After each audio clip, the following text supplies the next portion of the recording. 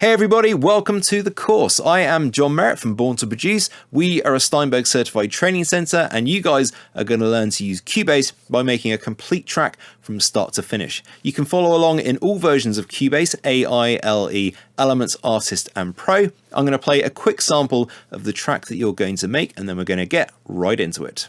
That is all because we forgot where we're from. We are the children of the stars.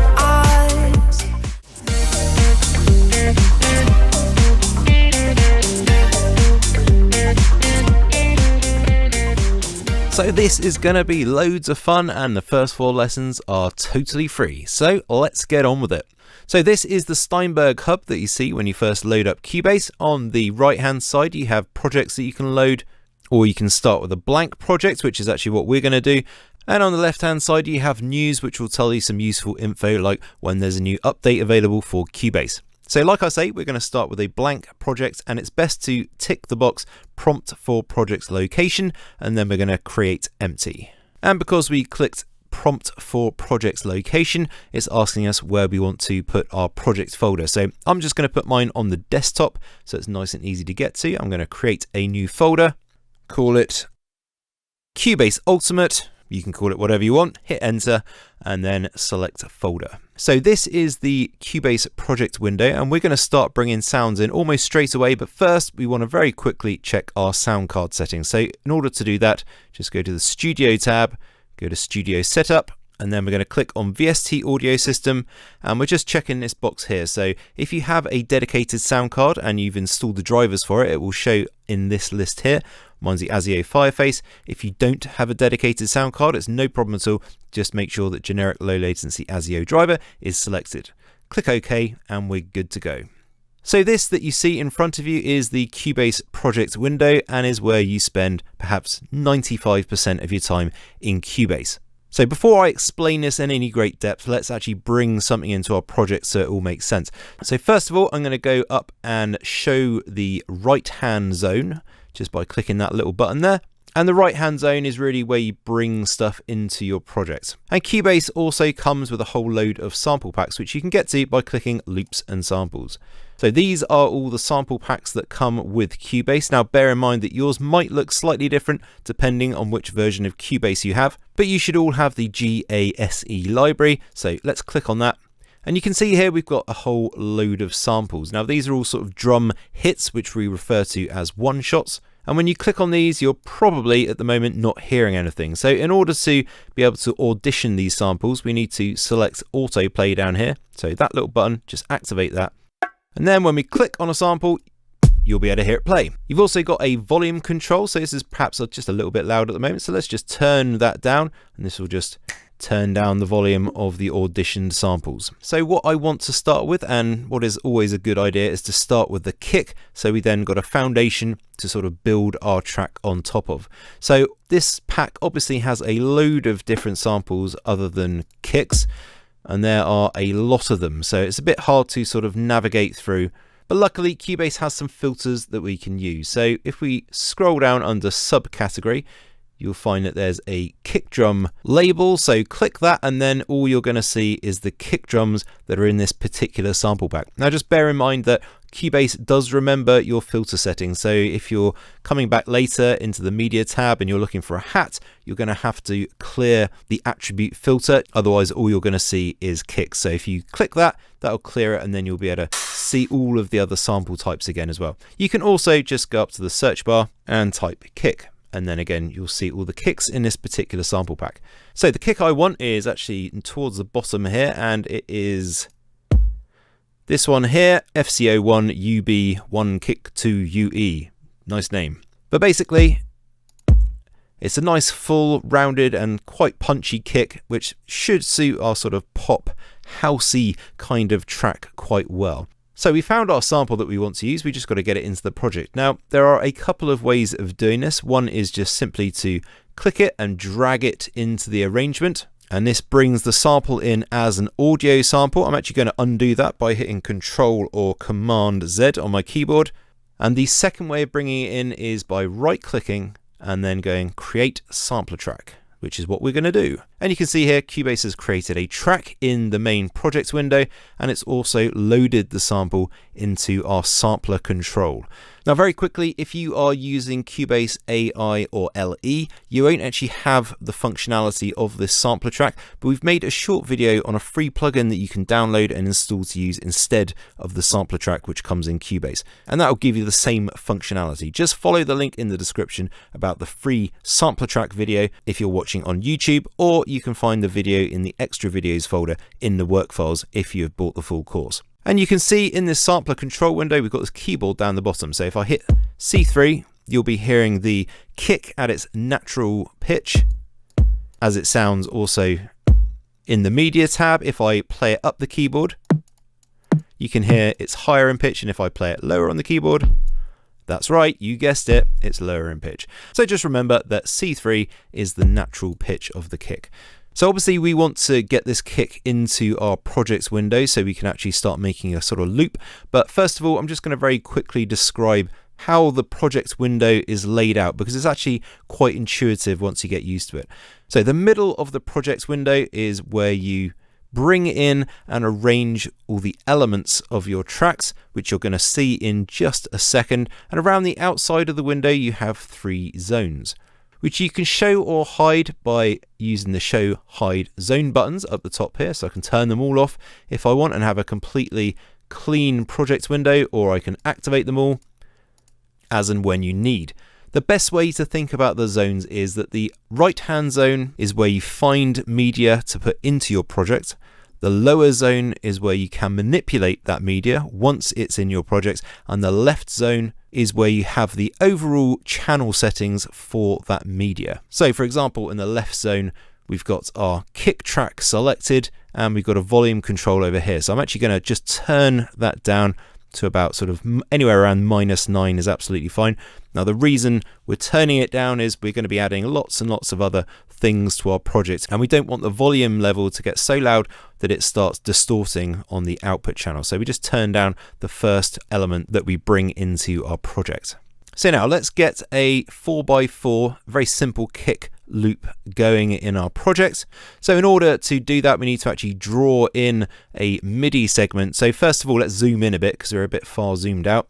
The numbers that you're seeing here are bar numbers, and then there's 4 beats to every single bar. So at the moment we're quite far zoomed out. So very simply, you can just click on the timeline when your cursor changes to that 4-way arrow. So you can click and then just drag down, and that will zoom in. As you can see, you can also, if you want, use the G and H keys to zoom in and out. You can use this slider over here, which you can either hover over with your mouse wheel and zoom in and out, or you can actually drag it, of course. And lastly, if you want to, you can hold the control or command key on your keyboard and then use your mouse wheel just to zoom in and out wherever you want. So we're a bit more zoomed in. We can see bars 9 and 10. That's great. So we're going to set up our kick in this bar here.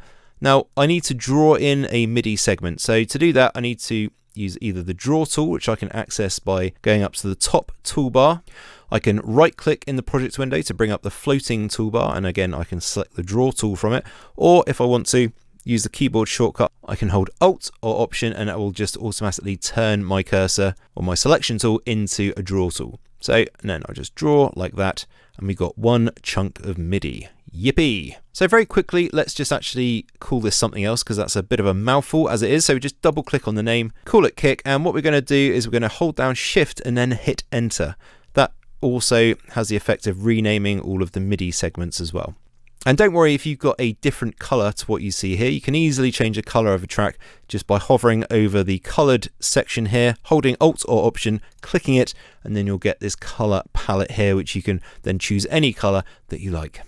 Okay, so we got our MIDI segment. Now, what do we do with that? Because at the moment, if I hit play, spacebar on the keyboard, just as a shortcut to play, you don't hear anything. That's because we need to actually add some notes to this MIDI segment. So I'm going to double click on it, and that's going to load this MIDI segment up into the lower zone. And I'm just going to make this a little bit bigger so we can see clearer what's going on. And at the moment, you might not see all of these different grid lines. So if you see something more akin to that, don't worry, that's absolutely fine. What we need to do is just change the quantize preset here to 1/8. That means that one bar is going to be divided into 8 equal segments. And again, we've got our keyboard on the side here. So we can play our kick. Remember, the natural pitch of the kick is on C3. So we want to draw in our notes on C3. Again, you can select the draw tool from up here, or you can hold Alt or Option to change your cursor into the draw tool. And we're going to draw a kick on each and every beat. So 9.1, 9.2, 9.3, and 9.4. Let's make this a little bit smaller. Now we've done that, and if I hit play, of course, you can hear the kick playing, and you can also see these notes are mirrored in that image up there, so you can sort of see what's going on. So that's great, but there are a couple of very important things that you need to know about how this project window works, and that is about the sort of quantize settings, which is almost like the snap settings, if you like. So when I move this chunk of MIDI, you can see that it's only snapping to the bar lines here, which doesn't give us much control. So what we're going to do is we're going to go up to the top of the projects window under this box here that says bar at the moment, click that, and then we're going to click adapt to zoom. So this is basically the only setting you need. And now you can see we've got these grid lines and our MIDI segment is snapping to the grid line. So what adapt to zoom means is the more you're zoomed in, the greater or the finer control you're going to have. So just leave it on adapt to zoom and you'll be golden. So we want to work on just this little segment here, but at the moment, obviously, when it gets to the end of it, it just kind of carries on playing. So I need to set up a loop region, which is very easy to do. All you need to do is get your cursor and bring it up to the timeline. And if you raise it up to the top, you'll see that it changes to a little draw tool automatically. So just draw in a loop over our MIDI segment, so just one bar. And still at the moment, if I play it, it doesn't loop round. That just means I need to activate this loop. So we come to the transport panel at the bottom of Cubase and we click activate cycle. There we go. We can see it go bluey purple color. And now when I play it, it just loops round and around. So whilst we're talking about the transport panel, just know that if you want to change the tempo of your track, you can do it here on the transport panel on the right hand side. And you can just click and type in a different tempo if you want, no problem, or you can just drag it up or down as you see fit. Now we actually want to leave it on 120 BPM, that is the chosen tempo for this track, so that's fine. Also, some of you may have noticed we've got this sort of secondary transport panel which is showing up here. This is actually a floating transport panel and you can activate it or deactivate it by pressing F2 on your keyboard. You can also come to the transport menu here and select transport panel to activate or deactivate it. So now we've got a very basic kick pattern. That's fantastic. That's going to act as the sort of foundation for the rest of our track. And in the next lesson, Jay's going to take you through how to use really awesome tools in Cubase to make melodies, even if you don't have any music theory knowledge. And in the lesson after that, we'll be adding to this drum beat, adding some extra drums and making it into a proper nice sort of house beat. But for now, this is absolutely fine. There's just a couple of little things I want to show you. So with the kick track selected, let's go to our lower zone. Remember, you can show or hide the zones up here with the zone controls. And we want to go to the sampler control. And very quickly, I'm going to show you a couple of very basic functions in here because they're pretty important to know about. So at the end here, we've got these controls, which is set sample start. So I could change the start of the sample if I want to. I actually don't want to, so I'm going to leave it right there, but I can also change the end as well, so I could tighten up this kick a bit and sort of take off some of the tail. Let's just play that. As you can hear, it gets much shorter, but we've also got that nasty click that's coming in. Can you hear that? Pretty obvious. So what you can do to get rid of that is add a fade out. So just above where it says set sample end, if you raise your cursor up, you'll see it say set fade out length. So we can just bring that in any amount and you can hear right away that it's got rid of that horrible little click. Now this is a bit too short. We don't want to take out all of that out of our kick because that will sort of ruin the beefiness of it. So let's just chop off the very end tail. And that's absolutely perfect. Got a nice punchy kick.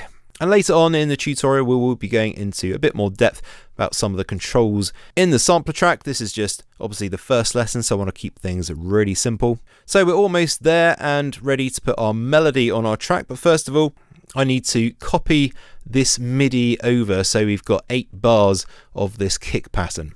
So I'm just going to zoom out a bit by holding Control or Command and using my mouse wheel. Obviously, you can do it however you like. And I need to get 8 bars of this kick pattern. So to copy something in Cubase is really easy.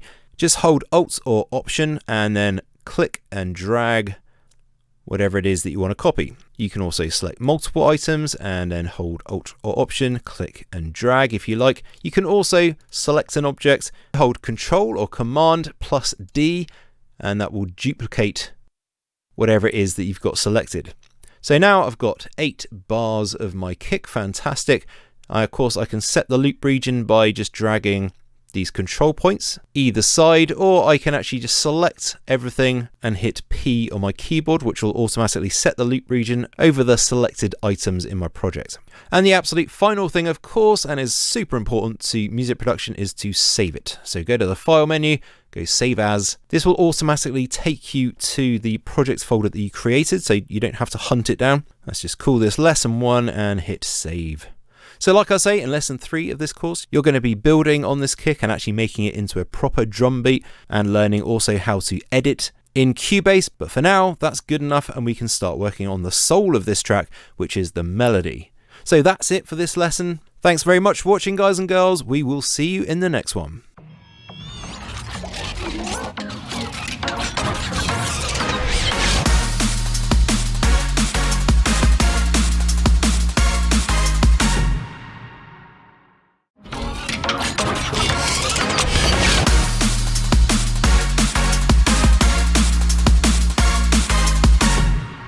Hi guys, Jay here from borntoproduce.com. So we're going to be recording guitar parts, a singer and all that jazz later on in the course, but now what we want to do is get a musical foundation for our track, and that means coming up with a basic chord structure. Lovely!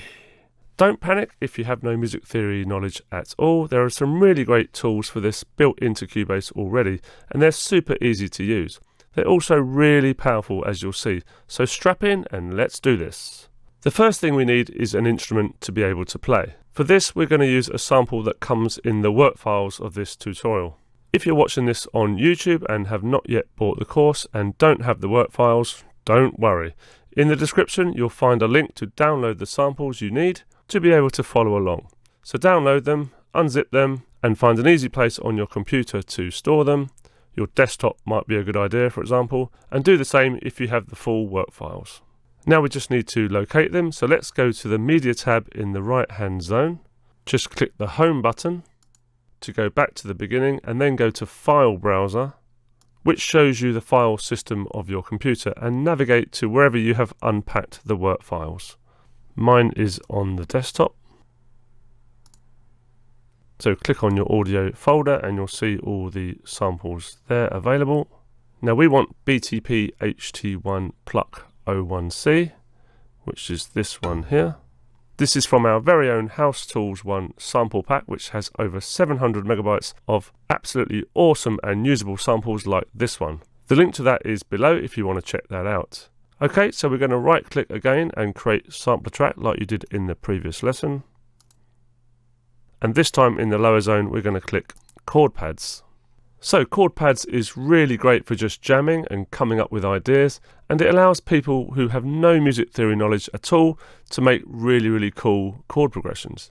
And as you'll see as this tutorial unfolds, once you have a basic chord progression, you'll be able to make loads of other musical content really easily just from that one chord progression. As you can see from the lower zone, there are several chords loaded into the pads already, and you can start playing around. Just make sure you have the track that you want to play selected. In this case, it's our sampler track. If it sounds a little bit too low in pitch, like it does in this case, what we'll do is we'll go back to sampler control and just increase the pitch by 12 semitones, which is a whole octave. Back to chord pads. Now it should sound a little bit better. And that's much better sounding now. It's just a little bit loud, so let's just turn that down. So Cubase has many chord presets that you can choose from. It's really helpful. Just click here and click Load Chord Pads Preset. And if you need chords from a particular scale, you can select them here. and play with all the relevant chords for that scale. We want the D sharp scale, so I'm going to double click that. The D sharp major scale is technically referred to as the E flat major scale, but you don't need to worry about that. That's just for this tutorial. When you're making your own music, after you've completed this course, you can use whichever scale you like. So we can start playing the pads and experimenting with the different chords and trying to find a good progression for our track. When you find something you like, you can simply click and drag the pad into your arrangement, onto your sampler or instrument track, and there you can see the chord.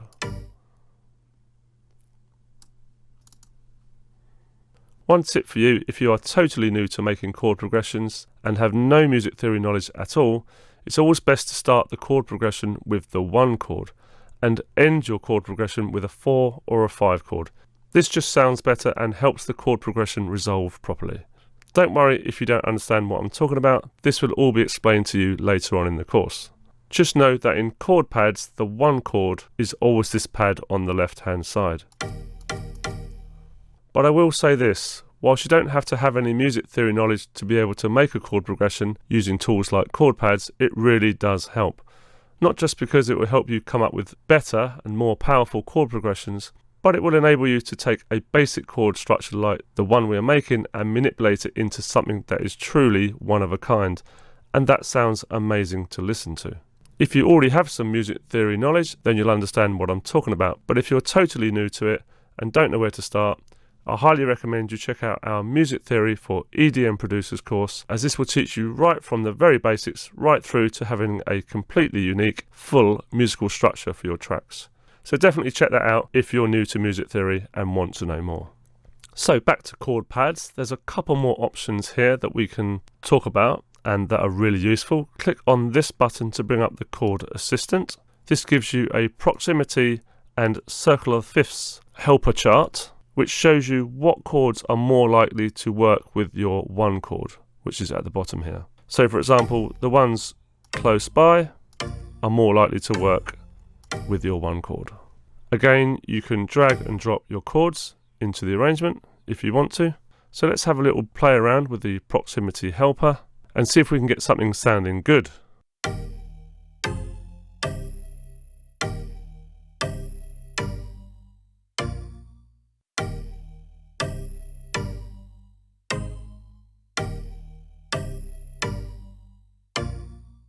Okay, so we're going to go E flat, C minor, drag that in, G minor, and B flat, and we can close down the helper for now. Now at the moment we've got 4 individual blocks. What I want to do is just glue them together, so I'll highlight them all, get my glue tool and just click anywhere in that space, and then right click to go back to the normal object selection tool. So now we just want to make this a little bit longer to coincide with our kick drum loop region, and we've now got space to put in some extra chords as well in the second half. So let's go into the MIDI part and have a look at the notes we've got. Just make this a little bit bigger, zoom out using G. So what I'm going to do is highlight them all. You can either drag a box around the whole lot or press Ctrl or Command A, and we're just going to shorten off all these chords to 1 beat. So they're much more snappier. So let's extend this chord progression a little bit more and make it a bit more interesting. So just going to copy the 1 chord across. So I've highlighted all 3 notes. Hold down Alt or Option on a Mac. So just to make this second half a bit different, I'm going to mess around with the chords we've got and just change the order and the timings a little bit.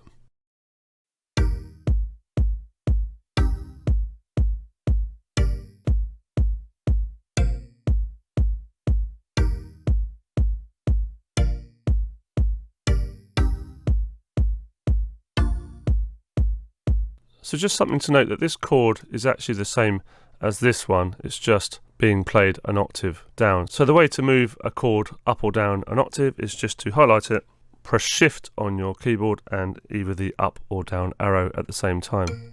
So there it is where it was before, and I've just moved it down. So just going to add one final touch to our very simple chord progression. So I'm just going to slightly alter this chord here, and I'm going to change it into what is called a sus2 chord. and all we do is drop down the middle note, one note in the scale. Now it sounds like this.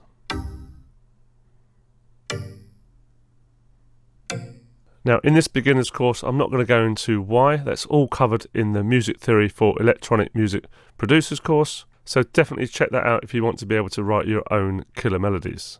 But by making this a sus2 chord, we've changed the feel slightly of the progression, and it takes it from being something that could be a little bit robotic or generic to something that sounds a little bit different with a bit more emotion. Rhythmically this is pretty simple, but let's make it a little bit more interesting. And how we're going to do that is just to change the timing a little bit. All these chords are on the bar and they're just a little bit boring. So what I'm going to do is highlight the second, the fourth by holding down Control or Command, the sixth chord and the last chord. And I'm just going to move them over half a beat. I'm just going to zoom in a little bit more and move them over. And let's just see how that has affected things. And I'm going to put the kick in for a timing reference.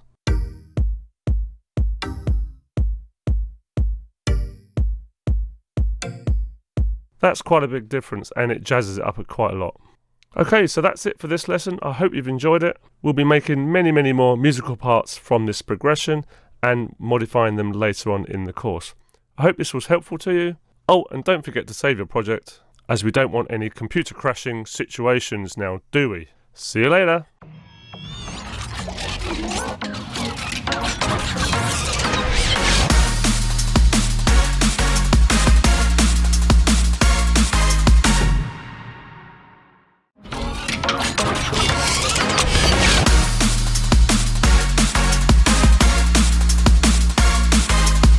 Hey everybody, welcome back. Alright, so in this lesson you're going to be creating a bit of rhythm for your track. So let's funk this thing up. So first off, let's add some more drum parts, and then we're going to get a bit creative and edit a couple of loops to sort of suit the track. So this is going to be a house beat, and one of the things that defines a house beat is the offbeat hat. So let's add that in. So again, navigate to the Media tab in the right hand zone. And in our work files in the audio folder, we're going to find Closed Hat 08. Right click it and click Create Sampler Track.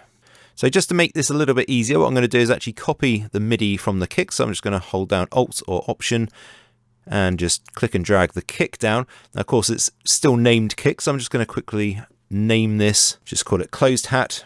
Hold Shift and Enter just to rename the MIDI segment as well. Now at the moment when I play it, it's going to be playing exactly the same pattern as the kick. And it's a little bit too loud as well, so let's just turn that down a bit. But we want the hat to be playing on the off beat, not on the beat. So we're going to double click the MIDI to go into it. Let's just expand this a bit and zoom in. And then highlight all of our hats. And all we're going to do is just click on them and drag them a half beat to the side. And then we'll have something that sounds like this, which is much more housey sounding. So all I need to do now is just copy this closed hat for the rest of the track. Now, of course, I can press Control D on the keyboard or Command D on a Mac, or I can actually just grab this control point, which is the center one, and see my cursor turns to a finger tool. If I click and drag that to the right, you'll see that we just get duplicates of the closed hat MIDI segment. Okay, so it's starting to sound a bit more housey, which is great, but we still need a few other bits to add to our track. So let's get in a clap sample. So again, in our work files, let's go down and find snare 12. Again, I'm going to right click and create sampler track. And once again as well, although let's start by turning this down a bit because we know that's what we're going to have to do a bit. We're going to copy the kick MIDI over again by holding Alt or Option on the Mac and dragging the kick over. I'm just going to rename this again. Let's just call it snare 1. Hold Shift and Enter, and we're going to edit this MIDI because basically in house music the snare always falls on the second and fourth beat. So let's just go into that. So we've got our bar here and we've got 1, 2, 3, 4 beats. So we don't want a snare on the first beat. We can delete that. We want one on the second one. We don't want one on the third, so we can delete that. And we do want one on the fourth, which will give us something like this. So again, I can just click the center control point on the right hand side and just drag that out. And there we go, we've got a full row of snares as well. So it's definitely starting to get there, but we just want to beef up this snare a little bit. It's not a bad snare, but it's not exactly perfect. And we could perhaps try a completely different snare sound, but what I want to do is actually layer this up with another snare or clap sound to get something that sounds a bit more unique and also a bit fuller as well. So we're going to do this in a slightly different way. As the snare is already set up nicely, we'll just right click the channel with the snare highlighted, right click it and go duplicate track. And right away, I'm just going to relabel this snare 2. Hold shift and hit enter. And now with the sampler control window open, what I can actually do is just simply drag in another snare. So let's just drag in Super Snare 06 and just drop it in there, and it's automatically replaced it. So now when I play the track, you'll hear that snare playing. Very cool and easy. So I'm just going to turn that down a little bit. It's just a little bit too loud. And if I don't like it, I can just swap that out with another snare instead. But I do like it, so I'm going to drop that back in. So we are starting to get there. It's definitely sounding a bit more housey, but we could do with really funking this up a little bit. So now we're going to get creative and chop up some loops. So in the work files, if I scroll down a bit, you'll see we've got a couple of top loops there, top loop 03 and top loop 20.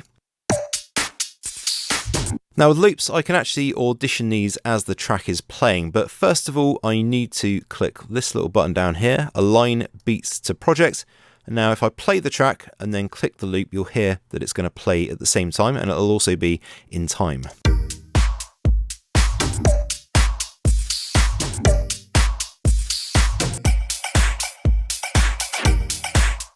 So it's a nice easy way of auditioning loops in your project. Just make sure you got that Align Beats to Project, otherwise it's going to be all out of time. So we got top loop 03, and I quite like a couple of sounds in there. I don't like all of it. I like sort of the beginning and perhaps the end. So let's just drag this into our project, just into a blank space, and it'll automatically create a sampler track once I click OK. And let's just zoom in a little bit. And you can also make the track bigger either by clicking and dragging at the bottom and expanding, or you can actually hit Z to make this full height. And you can hit Z again to reset that.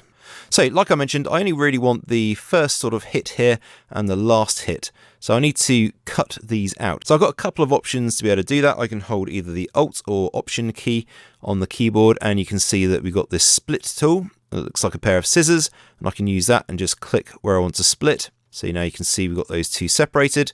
Or I can right click and select the split tool from the toolbar menu, or of course it's up here in the project window as well. And I want to just separate off this last half a beat of the loop. Now I don't want that middle bit, so I can just highlight it and delete it, and we're left with our two little bits here. Now one thing that we need to do when we're sort of editing loops, and this is very important, we need to actually use the envelope fades to make sure that we don't get any nasty sort of clicks or pops as this is playing back. So highlight both of them, and then we're going to zoom right into one of these. And I'm just going to drag in the top left corner here. This is the envelope, and you can see as I drag that in, it changes the volume fade in. And I want a really small fade to start off with, and then a really small fade at the end as well. And this is just going to stop any nasty clicks or pops from happening. And with both of those selected, it means I've affected both. And we've also got an envelope on the second bit of audio as well. So just note that you're going to be learning all about how to mix later in the tutorial and how to do it without messing up your track. But of course, we need to get all the content into our project first before we can actually start mixing it. So let's get in some more drums. Let's do this with another loop. So let's minimize this loop and let's bring in top loop 20. Just going to drag that in again to an empty space in the project. Click OK. And I'm just going to solo this so we can solo the track by hitting the S on the channel controls. And all I like about this loop really is that first hit. So again, I'm going to select my split tool and I'm just going to cut that off there and delete the rest of the loop. And I'm going to fade out the sample. Now all we've got to do is position these little chops that we've made. So I actually want this particular chop to stay exactly where it is. I quite like it there. But these two, I think, could really do with being sort of on the offbeat. So let's just drag these across. I'm also going to put them on one audio track because we don't really need to have them on two separate audio tracks. And let's just turn that down a bit. And that sounds quite cool, so we don't need this audio track anymore. So let's just select it and right click to remove selected tracks. And as you can hear, it just sort of funks up this sort of house beat a bit, which is quite nice. So let's zoom out because we need to copy it across the entire loop region. Now, if I copy it as it is, it's going to snap to the grid lines, which is not what we want because we can see that clearly this doesn't actually start on the grid line, it starts on the offbeat. So if I copy that across, you can see it actually snaps to the grid, which means that it's now in the wrong position. So if I undo that, what I can do is change this up here from grid to grid relative, which means that now when I copy it across or move it, it's going to keep it in the same relative position. So Alt or Option to copy, click and drag, and you can see there that it's kept it in the right place. And I can just do that again, highlight it all and drag it all across, keeping it all in the same position that we started off with.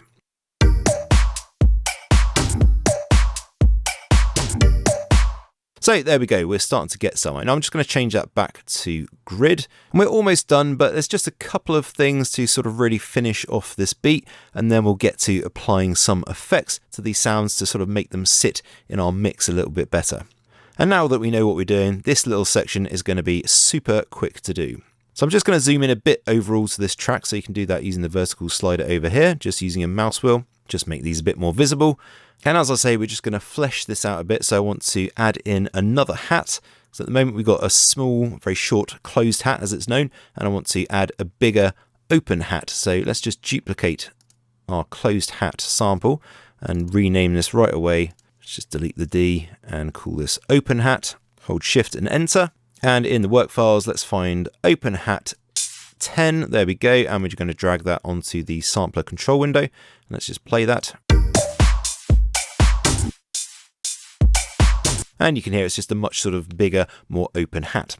So that was nice and easy. Now we're going to do the same thing with the snare as well. We're going to have one more snare.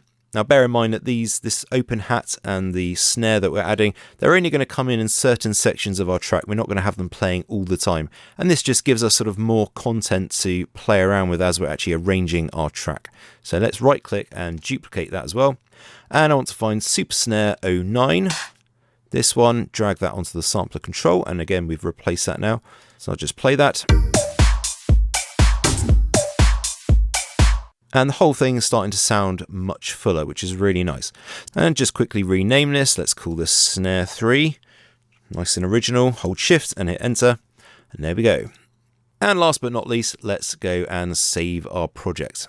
So that's it for this lesson. In the next lesson, we'll make this all sound a bit better and add some plugin effects like reverb, delay, and some other things. Thanks for watching, guys and girls. I'll see you in the next one.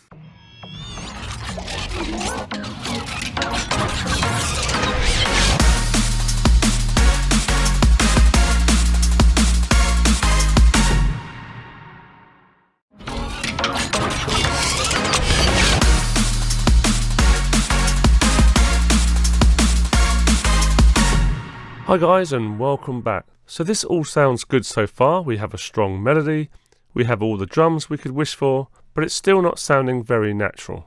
To help with this, we're going to start adding plug-in effects to these sounds to help them all sit better in the mix together. The first thing I want to do is add a delay effect to the melody, as it's a little bit boring sounding without any effects on it at the moment. Now, we can add plugins from many different places, but the easiest is just to click the little E button on the channel. So click on the track in question, the one you want to affect, and click the E button. Here we have the channel settings for the pluck melody. This gives us control over the frequency balance, send effects, which are on the right side, and on the left we can add insert effects. At the moment we're working on the pluck channel, as I said, but if I click on the kick, for example, it changes to kick, and we can now change the settings for the kick. If your window has just disappeared when you clicked off the screen, just make sure you have this option here. Right click in this little space here and choose always on top. You can also get from one channel to another by clicking the up and down arrows here. So now we're back on the pluck channel. Let's add a delay. Click on the inserts, click on delay, and we're going to be using stereo delay. Now, if you're using Cubase Elements, AI or LE, then you won't have the stereo delay plugin. But fear not, there's a really great free stereo delay plugin you can download and use. We've put a link in the description below if you're watching this on YouTube, or if you have the full course, you'll find the video on how to install it and use the delay plugin in the extra videos folder in the work files. It's very, very similar to the Cubase stereo delay plugin, so you can just copy the settings I'm going to show you now. So let's load up this stereo delay plugin, and it's pretty simple to use. This ring on the left side shows you how long you'll get between each repeat of the delay on the left audio channel, and yes, you've guessed it, the right ring controls the right delays. At the moment it's set to 1 bar, which means it's only going to repeat every bar, which is far too long. So let's set them both to a 1/4 bar, and let's have a listen.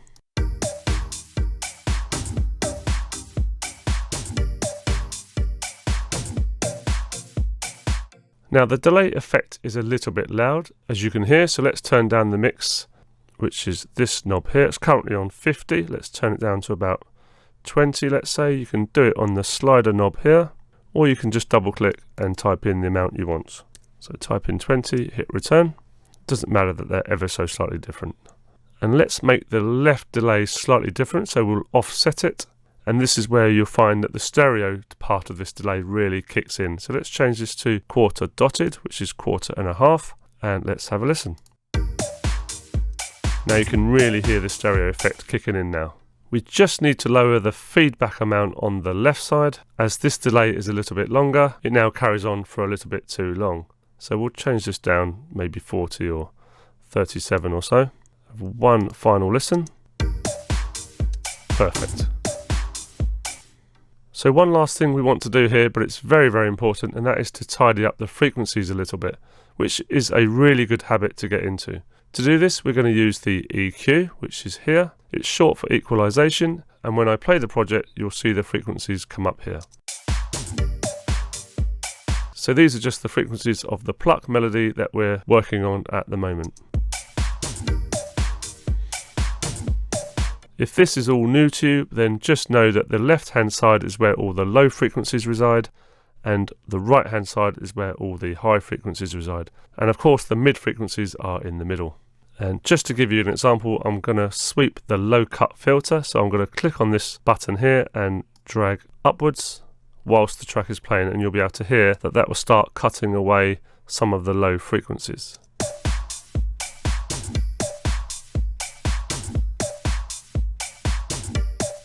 I'm just going to solo this so it's actually a bit more obvious.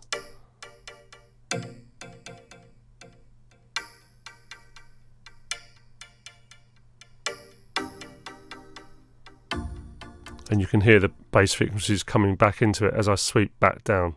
The opposite will happen if I sweep the high cuts.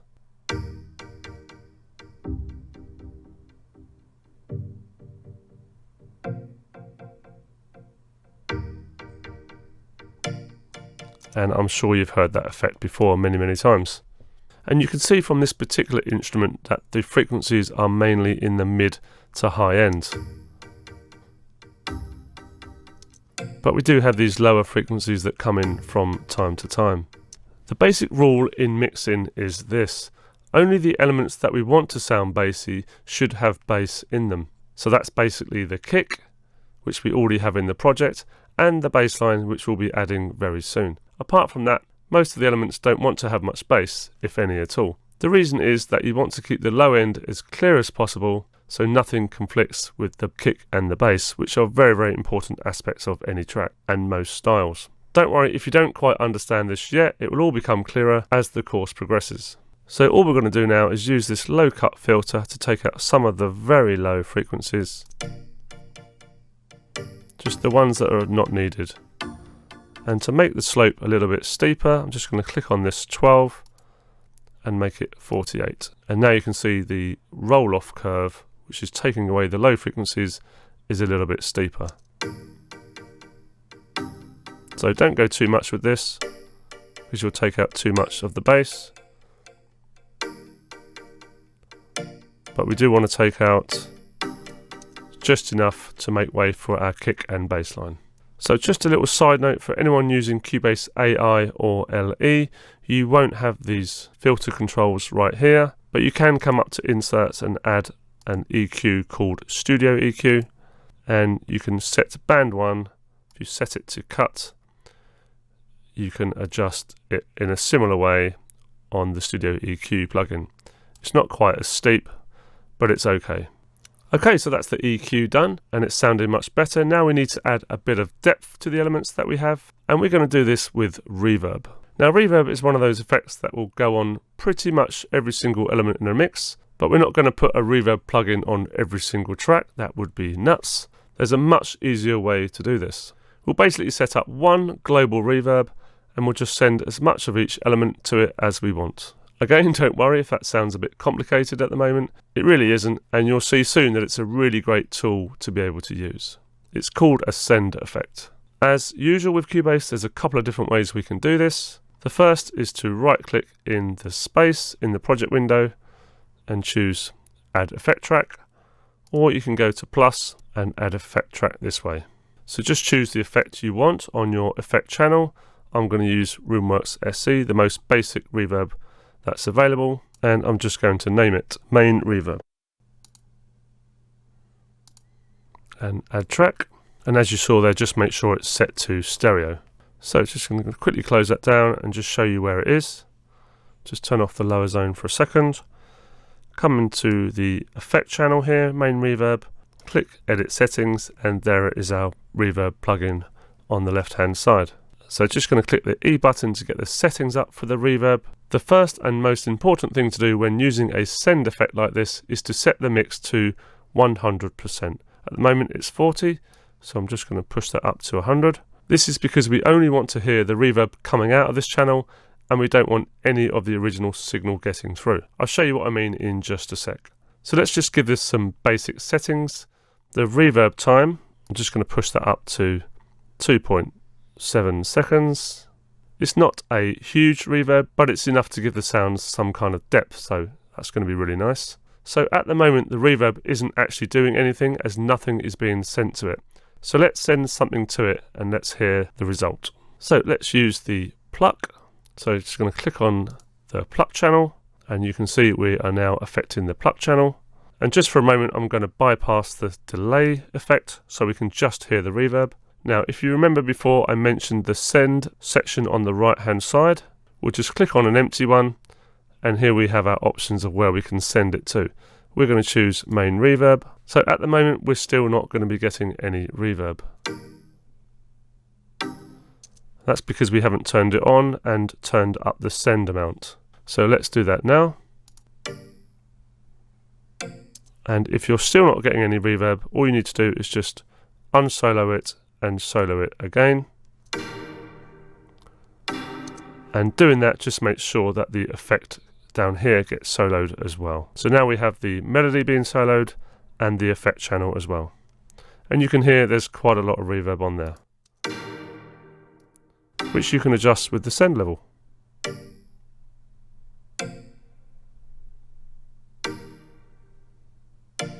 So just change the send level to suit your taste. So by using this send effect, we're not affecting the original signal, we're just simply adding the reverbed signal to it. And this allows us to have one global plugin, as I mentioned before, and we can send multiple elements to it, all with their own custom level of reverb. Pretty neat, huh? And there's an even simpler way of setting this up, which we'll get to when we start looking at adding sound effects later in the course. But I wanted to show you this now as it makes understanding how sends work a little bit easier. So let's send some more elements to our lovely shiny new reverb. Now I don't really want to go into every single channel and manually add a reverb send to every single one. There's a far easier way to do that. It's a little shortcut which I'm going to show you now. Just close down the settings for a second. We're going to select all the channels that I want reverb on just by holding down Control or Command. So let's say you wanted that one and that one and that one. Or you can, if you want to do a whole selection together, highlight the first one, hold Shift, highlight the bottom one, and you'll get them all selected in between as well. And as we've already done the pluck, I'm just going to hold down Control and click the pluck to deselect it. And I'm going to take the solo off, and I'm going to select the kick as well. So I'm going to reactivate my lower zone, go to the mix console. Now I know this is your first real look at the mixer in Cubase, and don't worry, we'll get to this all in good time. But right now I want you to click the 3 dots in the top left hand corner, which shows a few extra controls. Now we're going to hit the quick link button, and this will temporarily link any tracks that you have selected, so these ones here. So if I wanted to, I could change all the volumes together, like so. So I'm just going to bring up one of the channel settings with them all highlighted still, click on the send and add the main reverb. And I'm not going to activate it at the moment because they're all selected. We'll just adjust each one to taste. Okay, so now I'm just going to select the kick only. So we're only affecting the kick. And now I'm going to add just a tiny amount of reverb. You don't want much on a kick, just something to give it a little bit extra body.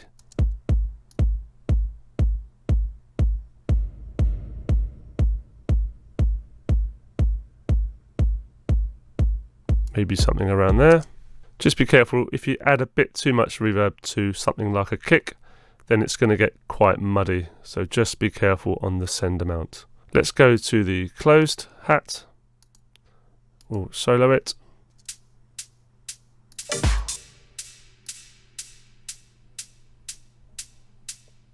And again, just add a little bit, just to give a bit of space around that hat. I'm going to go through the rest of the sounds and add a similar amount to each one.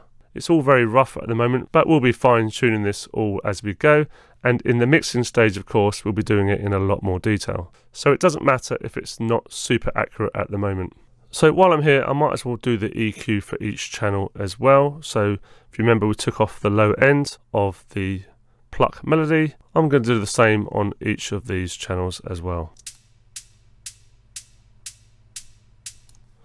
So that's all the EQ and reverb sends done.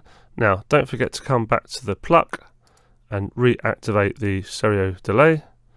Let's have a quick listen.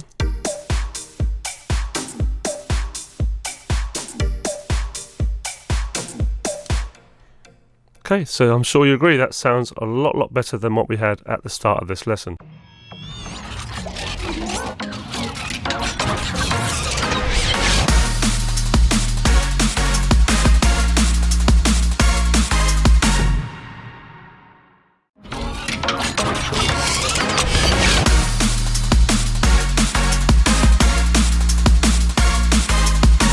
So welcome back everybody. Now I just want to show you one of the gems of an instrument that comes with Cubase, and that is Groove Agent SE5. Very quickly, before I do that, I just want to change the color of this pluck sound so our arrangement is slightly less confusing. So again, I'm going to hold the Alt or Option key, click on here and just select the pinky color.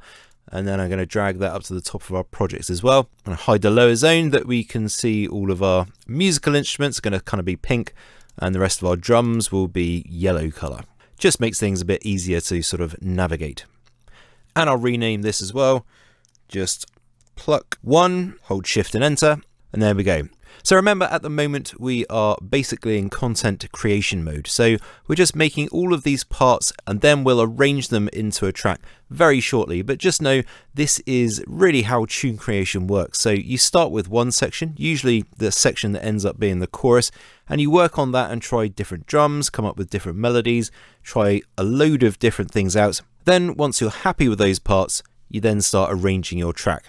So what I want to do here with the Groove Agent instrument is basically create a bit of contrast between the sections of our track. So obviously we've got this sort of house beat at the moment, so I'm going to use Groove Agent to make us a sort of different sounding beat that we can use in other sections of our track. So let's load up Groove Agent 5. So in the right hand zone, we're going to go to VSTI and we're going to click on the little plus button, add track instruments, and from here we're going to click on the drop down arrow and we want to go to drums, and then we're going to select Groove Agent SE and add track. We're going to be covering just the basic functions of Groove Agent, but it is super powerful and you can do amazing things with it. But as it's such a beast and there are so many possibilities, you can't really fit it all into one lesson. So we actually have a whole tutorial dedicated to the immensity of this instrument and making great sounding drums with it. So definitely check that out on borntoproduce.com if you want to be able to make everything from live drums to electronic beats. So the quick way to get started here is just to select a kit. So to do that, just click on Load Kit up here to bring up the Instrument Sets menu. We're actually going to just load one of these, the 8-bit kit.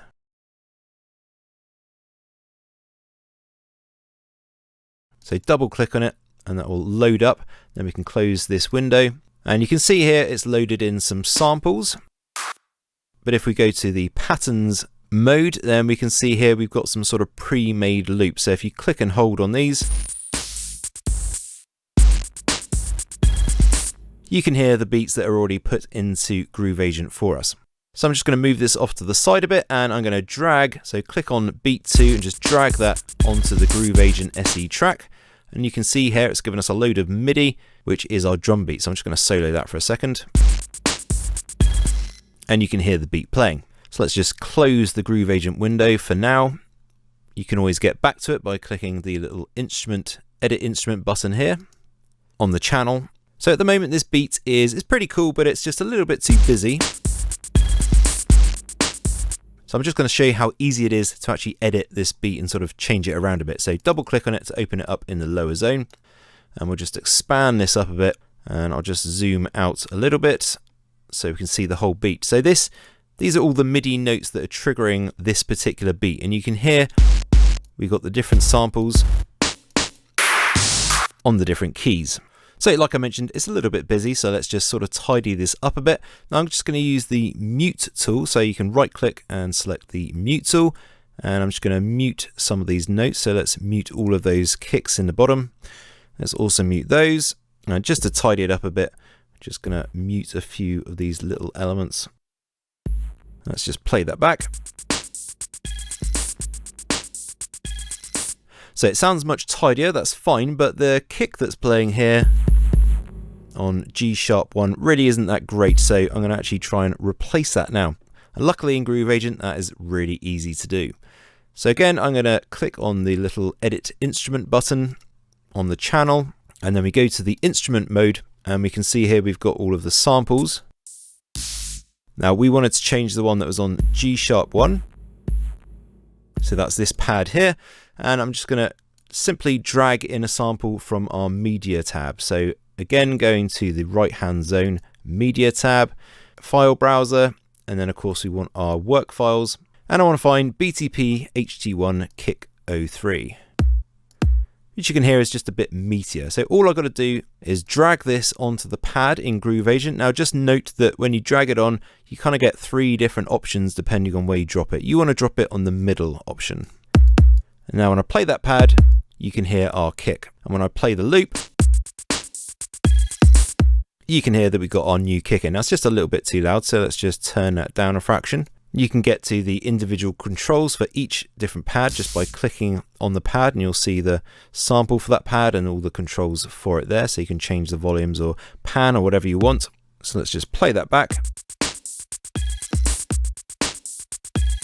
Maybe just a little bit louder, but that's absolutely perfect. So again, this is a super basic use of Groove Agent. There is a whole suite of built-in effects that we have not looked at. There's fill generators, live drum tools that you can use to make amazing organic sounding drums for your compositions, a full mixer, and loads more. So if you are interested, definitely go and check out that Groove Agent course that I mentioned. So last thing to do is just rename this.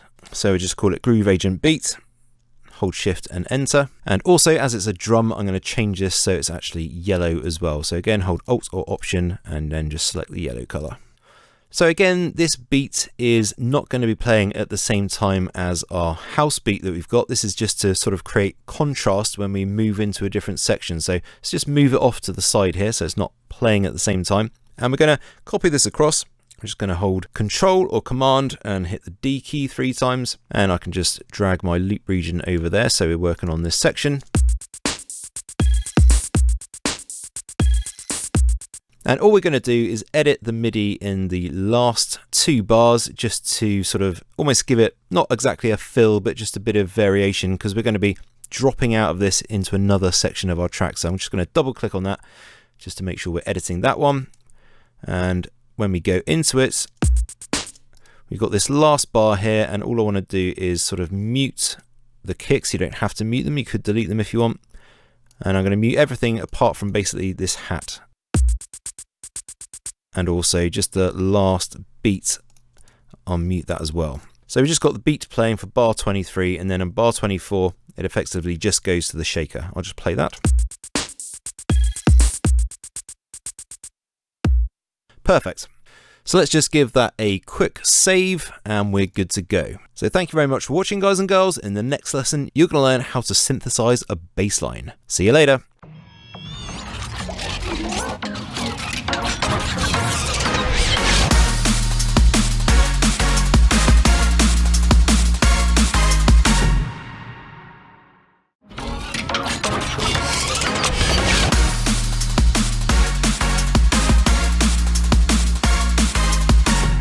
Okay, welcome back guys. Now it is bassline time. Oh yeah.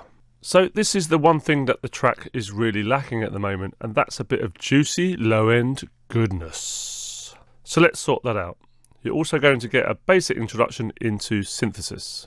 So in this lesson I'm going to be using the Retrolog synthesizer that comes with Cubase Artist and Pro, but don't worry if you're using Cubase Elements AI or LE, as there is a free synth which is very similar to Retrolog that you can use. So for you guys who don't have Retrolog, in the work files in the extra videos folder, go and watch lesson 5, which is called Retrolog Replacement. Once you follow the instructions and install the synth, we show you in that video how to make a bass sound, so just use that bass for this track. Just note that the only difference between the bass sound you make in that video at 11 minutes and 7 seconds into the video is that you'll just want to change the envelope to full decay and sustain, like shown here. But don't worry, just go and watch that video first and it will all make sense. Okay, so whether you're using that free synth or Retrolog, you'll want to add an instrument track. And you probably know by now you can either right click here, or plus here, or in the right hand zone go to VSTI and click this plus here. So I'm going to choose Retrolog. If you're using the free one, it will be under UHE, but Retrolog is under Synth, and click Add Track. Just going to close that down for a second. Now I'm not going to program MIDI in again manually, I'm just going to copy down the MIDI we used in the pluck melody. So we're going to hold down Alt or Option on a Mac, click and drag, and I'm going to rename this as we go, keep up with the housekeeping. Bassline sub, Shift and Enter to name the event as well as the track.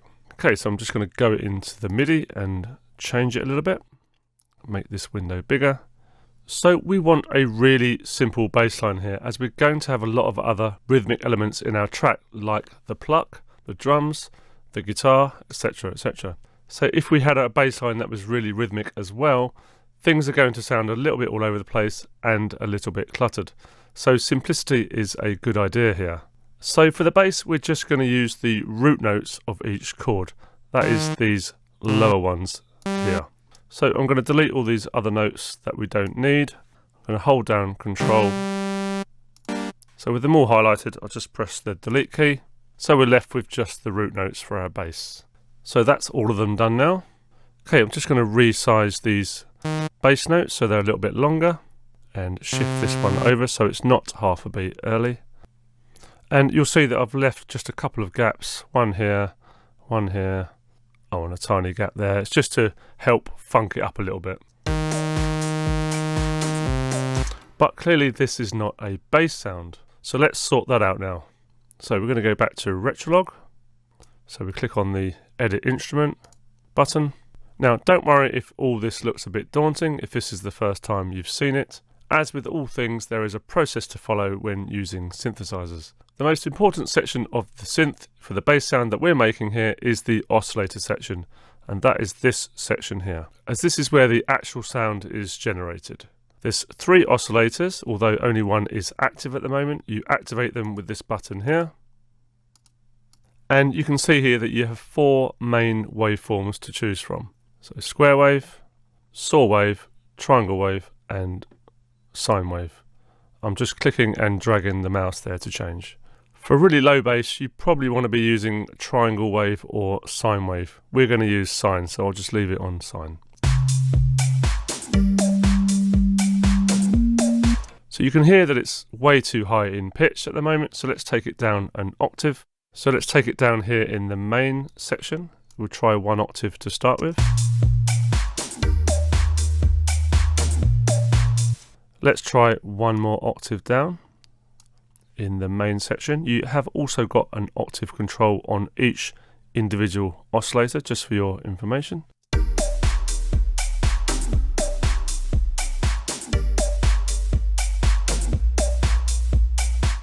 Okay, so that's fine for our sub of our bass line, so it's very, very low in frequency. We're now going to add a couple more layers, which are slightly higher. So let's do that now. So I'm going to activate oscillator 2 and change this to a sine, like we did above. But this time we're going to have this 1 octave above oscillator 1. So we need to change the octave on the individual octave setting rather than the main one, because this one does the whole lot. So you can now see that we're 1 octave above oscillator 1. We can adjust the volume of each oscillator here. Oscillator 1's volume is here, oscillator 2's volume is here.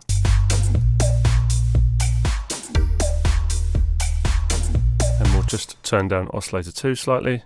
And that's added a nice bit of texture, so that's sounding a little bit nicer. Let's activate oscillator 3 and go one step further.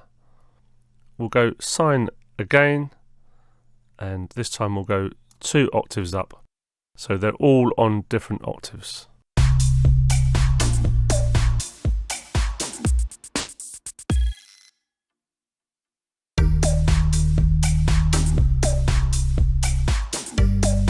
So I've adjusted the volume, as you saw, on oscillator 3, and now we have all 3 oscillators playing at different octaves. But it's still a little bit boring, so let's add a little bit of distortion.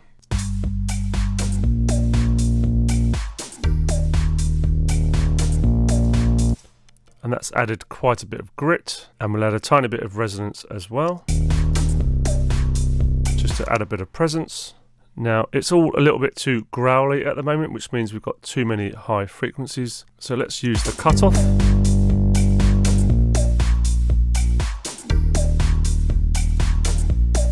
Where we can tame those high frequencies.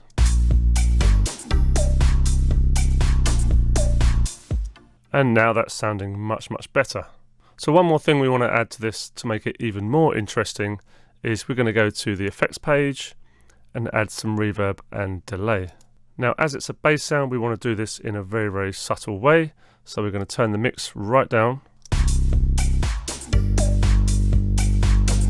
quite low, and we'll do the same with the delay. If you overdo this, it's just going to sound like a mess.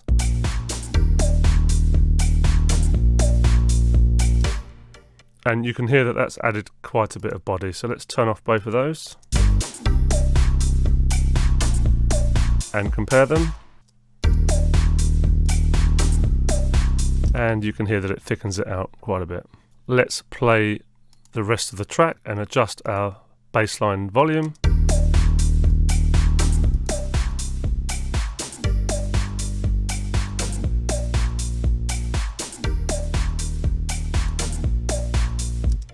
Okay, I think there's about right for now.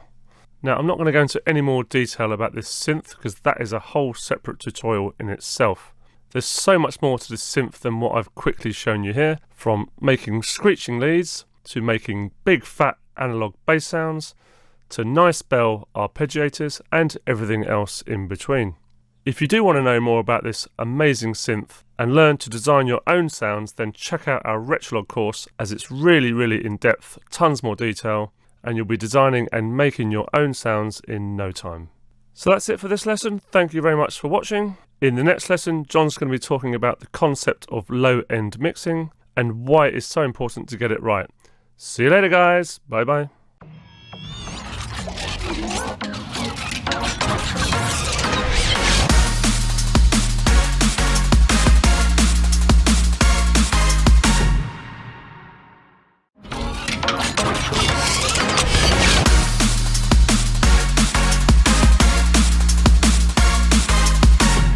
Hey everybody, welcome back. Alright, so we've got just 2 things left to do to make this bass line sound right when it's played with the rest of the track.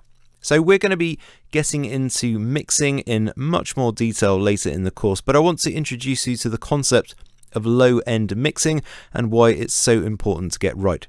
So the main principle is this: when working with sounds that have bass in them, like the kick and the bass line in this track, you need to make sure that they have their own space in the mix. Now in this track, as the bass line is playing a sort of constant note, it means that the kick and the bass are going to be playing at the same time as each other. And because they've both got a lot of sort of sub-bass energy in there, that will cause a big spike in low-end frequencies, which is going to sound pretty bad and cause the kick to lose definition. which will be particularly noticeable when played on a loud sound system.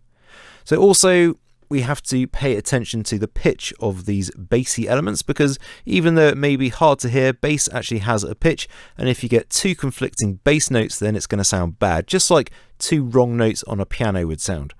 So we need to tune the kick to fit with the bass line.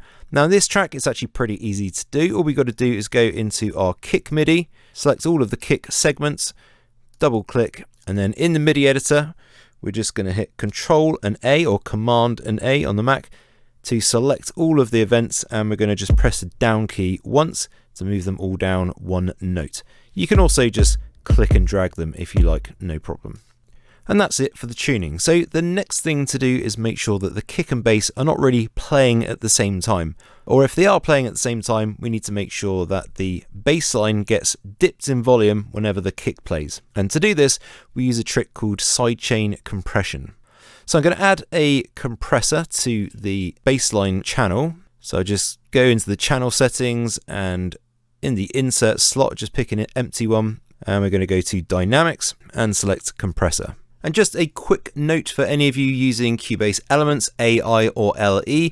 Now you will have the Cubase compressor, but you won't have the sidechain input button. So in order to get sidechain compression working, you have to do things a little bit differently, and you won't be using this compressor here. Again, in the work files in the extra videos folder, lesson 1 is all about a free replacement for basically the sidechain compressor, or a way to get the sidechain effect in Cubase LE, AI and Elements using a free plugin called Tal Filter. So just follow the instructions in that lesson. It'll show you how to install and set up Tal Filter, and once you've got it, we'll just go to the channel settings and we'll go to a new insert slot, and we'll insert from other, and you'll find it down here, Tal Filter 264. And obviously you won't want to have the compressor loaded as well, so you can get rid of that. But again, just follow the instructions in lesson 1 in the extra videos folder, and it will show you how to get the sidechain effect in your tracks. Okay, so I'm going to continue on using the Cubase compressor. I'm also just going to move our loop region over so we know that we're working on this section of the track, and solo the bass line just for now. So all a compressor is it's an automatic volume control. And once it's set up, all it does is literally turn the signal coming into it down whenever the volume reaches a set threshold level. Now this is the threshold over here. So if I have it fully up, then it's not going to be affecting the sound at all. And the more I bring it down, as you can sort of start to see by this graph, this is the threshold point. The more I bring it down, the more it's going to affect the audio signal as the audio signal goes over the threshold level. And you can see here as I play it, obviously we're not seeing any reduction in gain at the moment because we've got the threshold fully open. As I bring that down, you'll start to see that we're getting some action on the gain reduction meter. Now that means that the baseline is being turned down by that amount.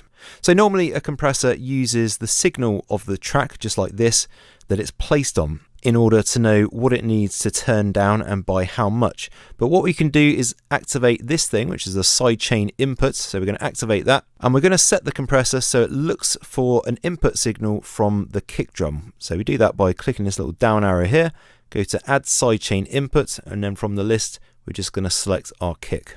Now if I solo the bass and the kick, what you'll see when the compressor plays is you'll see the gain reduction meter move, but it'll only move when the kick is playing.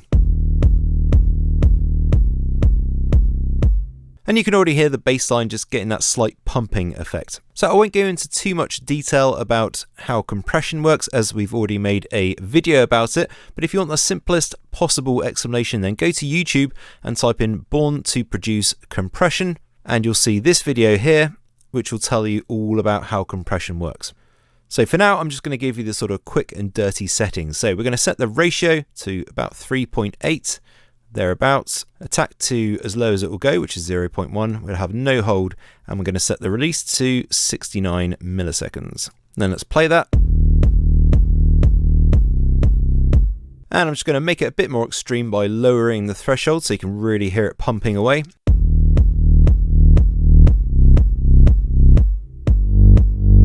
And without it. And with. Obviously that's way too extreme, but you get the idea. It's just dipping the volume of the bass line whenever the kick is playing. So we're just turning it back a bit now, so it's just turning it down a bit when the kick plays, but that's about right. You can just hear the sort of pumping effect still,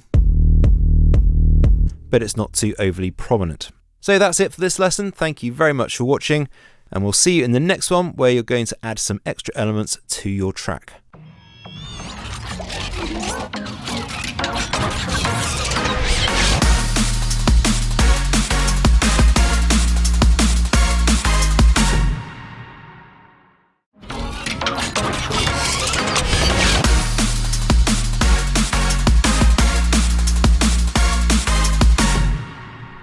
Okay guys, welcome back. So we're on to the last bit of content creation now before we get into arranging our track. First off, I want a pad playing the chords that we made gently in the background. I think this will mostly be for the quieter sections where we don't have the main beat playing, and this will probably help fill it out a little bit, but let's see how it goes. So I'm going to use Halion Sonic this time. Just get a bit more space on my screen by closing off the lower zone. Right click, instrument track. And under synth, we're going to go to Halion Sonic SE. Now you should have Halion Sonic SE no matter what version of Cubase you're using. So Halion is mainly full of playable samples, although in the fuller versions you have synthesis as well. So we can pick from all the available sounds here, and we can filter our results here.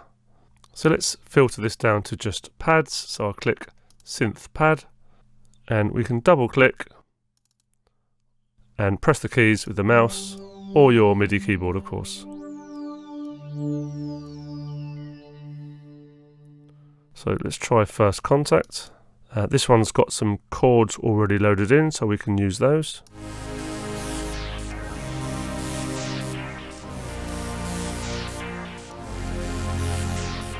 Sounds pretty good. Okay, again, I don't need to manually program in the MIDI again. We're just going to copy the main melody over to the new track. In fact, I'm going to rename this pad.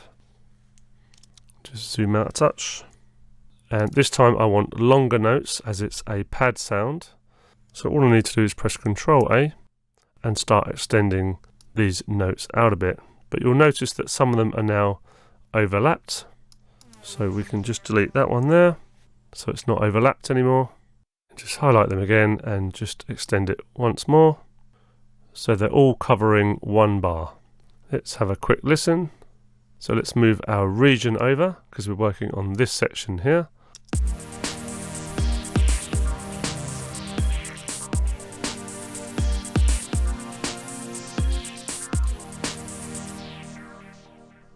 So I think what we'll do is we'll move these onto the bars.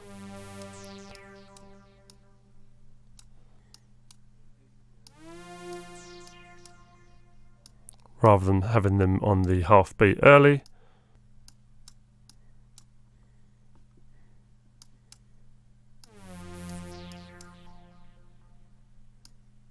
Okay, that's all done. Let's have another listen.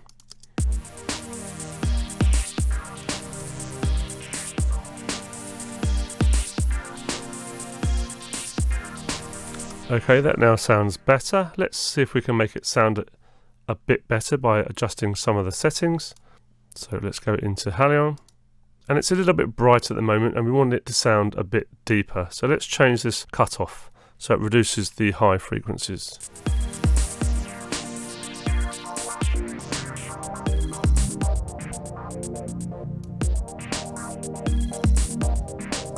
That's better, a little bit darker. So let's try something else. Let's have something a bit more organic sounding. So let's duplicate the track, open up Halion. This time we're going to choose a different sound. I'm going to choose electric piano. So I'm going to search for it up here. So you can do it via the filters here, or just type in piano, which is what I've already done. We're going to use electric piano 2. Let's have a little listen to it. Just put it on solo.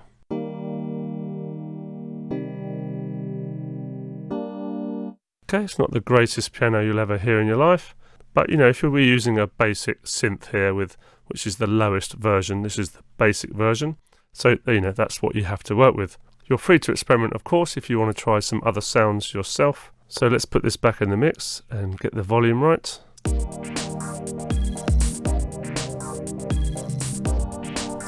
Okay, and it's okay at the moment. So next I want to layer this pluck sound to give it a bit more body, and also so we have some more different parts that we can bring in and out as we arrange our track. This is to keep the interest for the listener. So we're going to duplicate the pluck, right click, duplicate, and we're going to go to our work files and chuck a new sound into the sampler. So we go across to our right zone, press media, file browser, and go to your work files audio folder, and we're looking for pluck 50, which is taken from our Club Tools 1 sample pack. There it is. We're going to chuck it into the sampler on the duplicated track. Let's have a little listen to that. So on its own, with the layer, we'll just turn that down. Okay, it sounds okay, but it could probably do with being an octave higher. So what we can do is, rather than come down here and change the pitch, we can just go into the MIDI itself, select all with Control A, hold down Shift and press the up arrow, and it's shifted it all up 1 octave. Let's have another listen. So that's with 1 layer, this is with 2. Much nicer. Let's do a bit of housekeeping. Let's call this pluck 2, Shift and enter. And if I go into the channel settings, you can see that it already has the stereo delay and the reverb send, because when we duplicated the track over from pluck 1, it brings all the settings with it. So I don't need to do anything else. It's even got the EQ as well. So thank you, Cubase. So let's duplicate again. Again, we're going to find another sound to act as another layer for this pluck sound. In fact, let's rename this right now. No prizes for guessing, pluck 3. This time I'm going to go and find BTP HT1 pluck 10, this little baby down here, chuck it into the sampler, and we'll probably have to reduce the volume, but let's have a listen.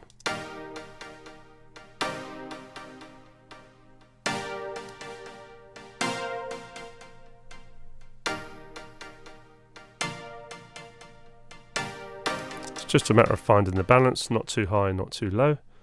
And one final thing I'm going to do is create our very own arpeggiator. So we'll duplicate yet again, call this ARP. Yep, you guessed it, we're going to go and find a sound in our work files, pluck 04, which comes from our other sample pack, House Tools 1. So we need to go in and adjust the MIDI on this one, as it's going to be an ARP section. And the best thing to do is change this to 16th notes. Make the notes a little bit smaller so they are fitting with the 16th grid. And then we're going to have it ascending upwards. So just going to copy these across. Oops, went one too far on that one. So you can actually press Control D. Let's move this one out of the way. Let's give us a bit of room to continue pressing Control D. I'll play this for you in just a second so you can hear what we're actually doing here. Highlight them all, Control D across, and I'll just demonstrate what we're actually doing here. So you get the idea, we're creating our own arpeggiator part. So I'm going to do the same pattern on all these other chords. So this is what it looks like once you have all that done. Let's have a quick listen.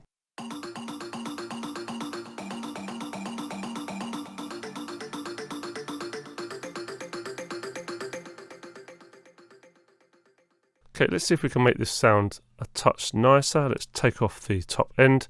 So if you remember, we have to go to Edit Channel Settings and go to the EQ section, and we're just going to use this high cut frequency filter.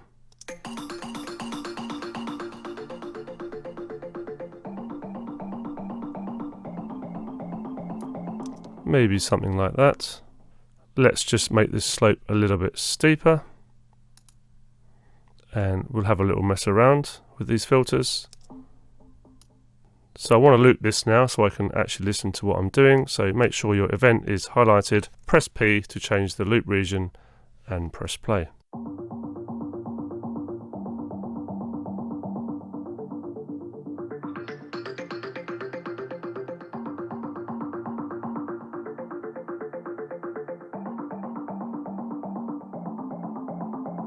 Okay, we'll leave it there for now. So let's just have one final listen.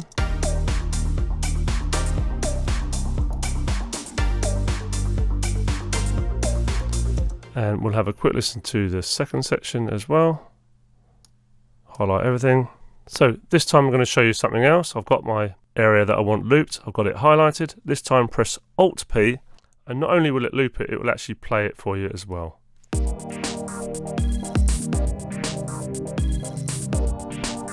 Okay, so we're gradually getting there.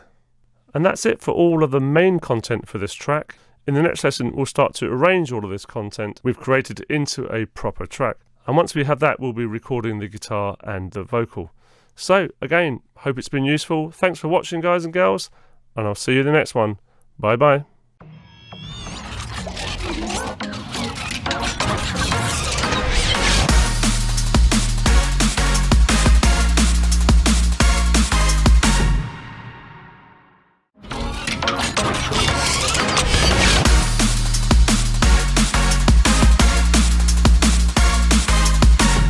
Hey everybody, welcome back. Alright, so now that we have all of this awesome content in our track, we're going to actually arrange it into a proper song.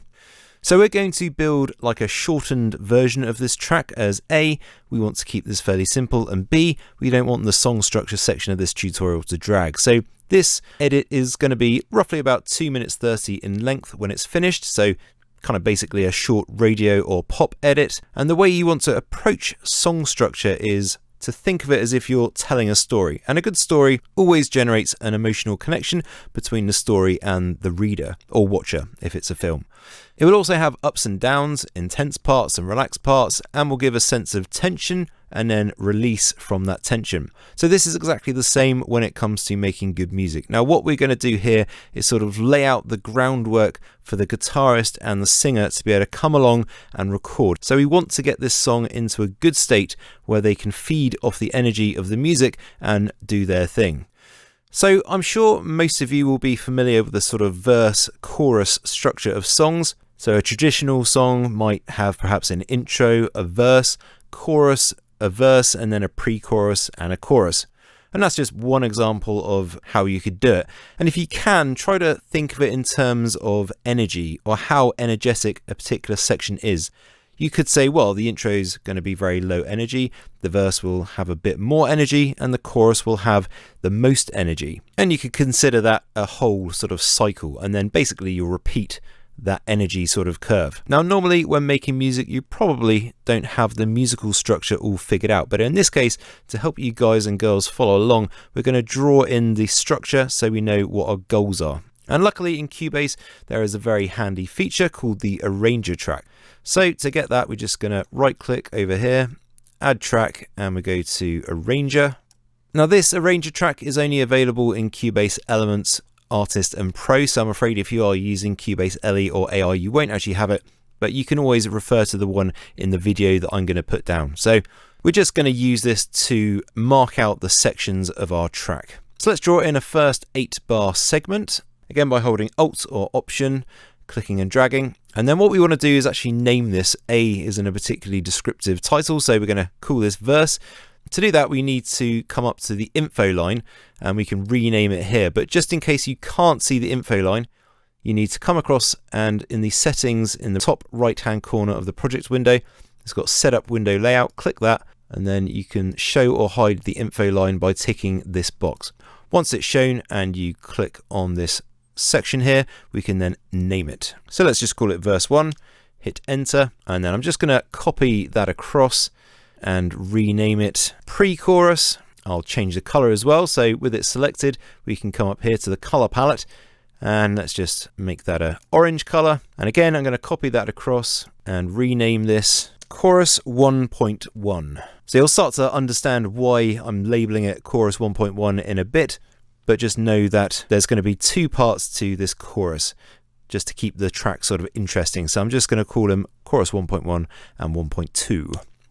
And let's just change the color of that to pinky red. And again, we'll duplicate that and just label this chorus 1.2. And I'm just going to quickly draw out the other sections of the track. So these are going to be the sections of our track. So we've got verse, pre-chorus. Chorus is the general structure, and that's sort of the first energy cycle there. Then it's going to drop down in energy.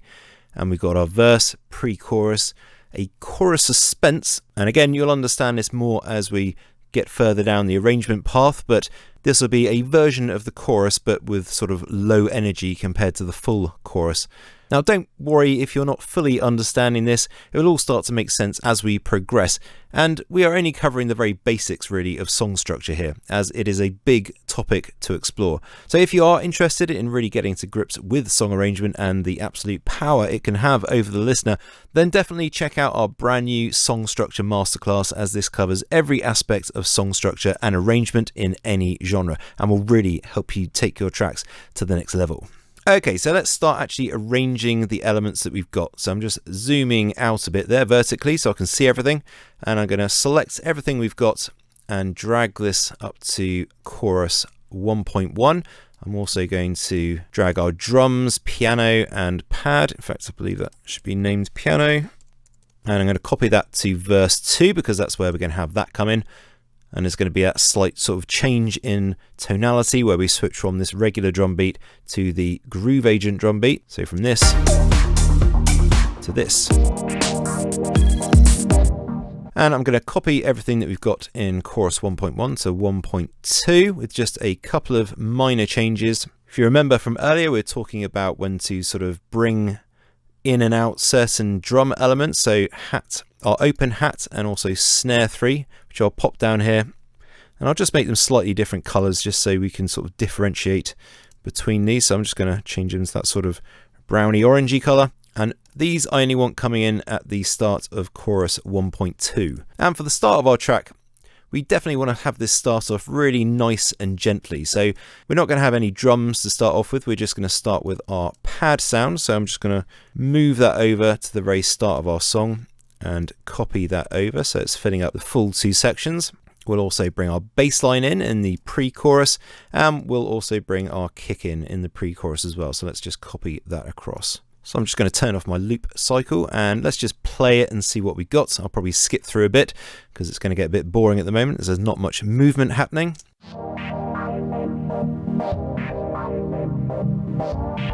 We've got our pad just in the first verse, then we're going to go into our chorus where we've got the bass line and the kick. But not the hat, sorry, that was my mistake, so let's delete that. And then let's copy over our pluck 1 just on its own. So as we mentioned earlier in the tutorial, we've got 3 different pluck sounds, and we sort of talked about how we can bring them in and out at different parts of the track. Well, this is one place where we're going to do that. So we're starting off with just pluck 1, and then when the chorus comes in fully, we're going to have pluck 2 and 3 joining it. So I'm just going to play a little bit of each section so you can hear sort of what's going on. So this is it from the start.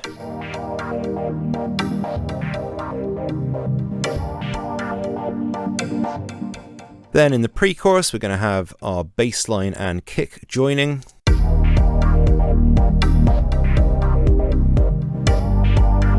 And then in the chorus, it's much more energetic and we've got everything coming in. Of course, it all needs balancing. It doesn't sound quite right at the moment, but we're going to get to that as we go. Just one more thing that I want to do. I just want to remove the kick from here, just so we've got a bit of a break going from the pre-chorus into the chorus.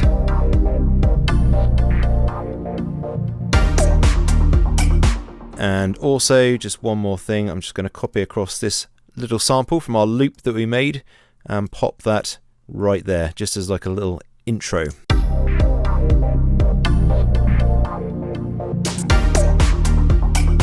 Lovely. And then as I discussed, when chorus 1.2 comes in, we've got our extra hat and snare. And then going into verse 2, we're going to drop right down in energy just to this groove agent beat and the piano. And then we're just left with what to do on the second half. So as I've discussed, we've got this sort of energy curve going on. It starts very gently, gets a bit more intense, and then in the chorus it gets even more intense and energetic, and we're going to repeat that for the second sort of half of the track. So instead of trying to select all of this with my mouse, which of course I can do, but there's an easy way to do that, and that's to set my loop region by hitting P on the keyboard, and then I'm going to go to Edit, Select, and then In Loop. And you can see it's selected everything within the loop region. Just one extra sound that I want to add to that, this is this one here. So I'm going to hold Control on my keyboard, or Command, and then click that. And keep holding Control and deselect our arranger track bits. Then holding Alt or Option, I'm just going to click and drag that over to our chorus 2.1 and 2.2 sections. And then fill out this section with our pads, our piano, and let's have pluck 1 and 2 playing as well in our chorus suspense section, and the bass line. And in this second chorus, I'm going to have the energy sort of coming in as fully as it can. So we're going to copy across our open hat and clap as well. So that's filling the full 2 sections of the chorus. And then we basically got our second energy cycle. So it starts off low energy in the verse, slightly more energy in the pre-chorus, although that won't be apparent until we add the vocals. Slightly more energy in the chorus suspense again, and then of course full on energy when it gets to chorus 2.1 and then 2.2. And this will all make a lot more sense when we've got the guitar and vocal in there. So at the moment, if I played this, it would sound pretty boring. You'd hear it going up in energy in the sections, but there's no real movement to it all. So that's what we're going to be adding in the next lesson. So thank you very much for watching, guys and girls. I'll see you in the next one.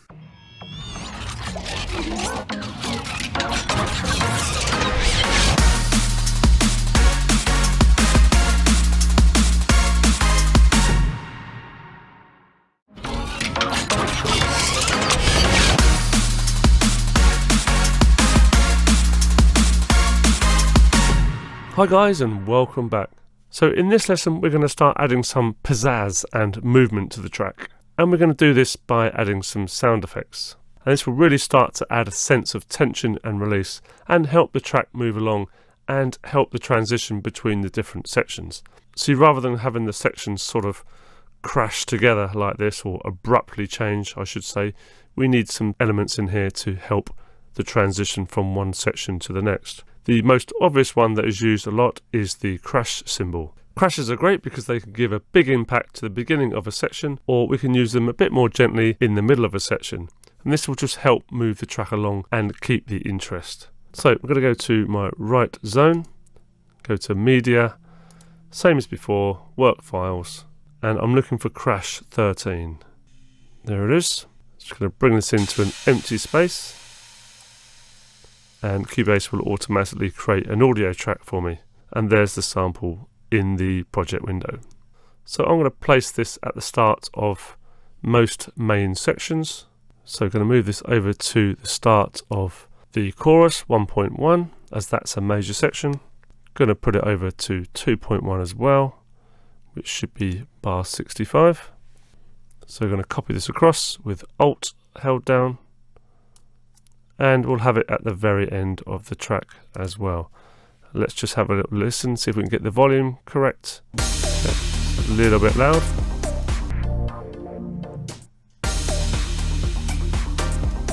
I'll try one more time. Okay, that's fine for now. So this is the major crash we were talking about, so that's why I put that at the start of main sections.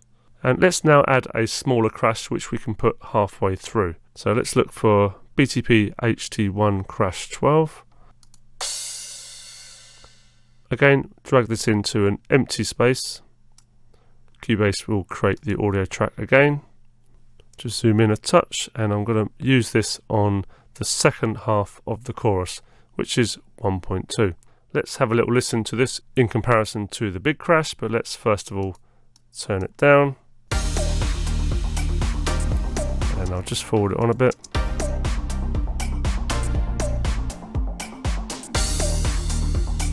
Okay, so it's a much smaller crash.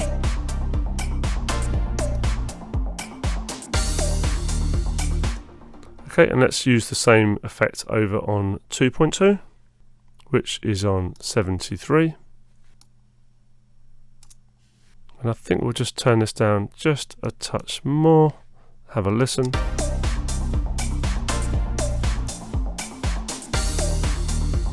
Yes, nice and gentle. So let's bring in a different crash. So we don't want to use the same crashes all the way through. Let's try something else. We want to keep the interest of this track going. So let's look for crash 9.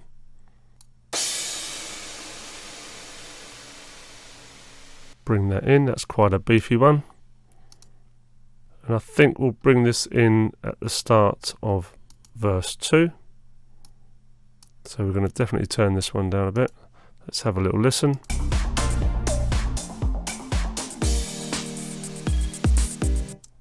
Maybe a little bit louder.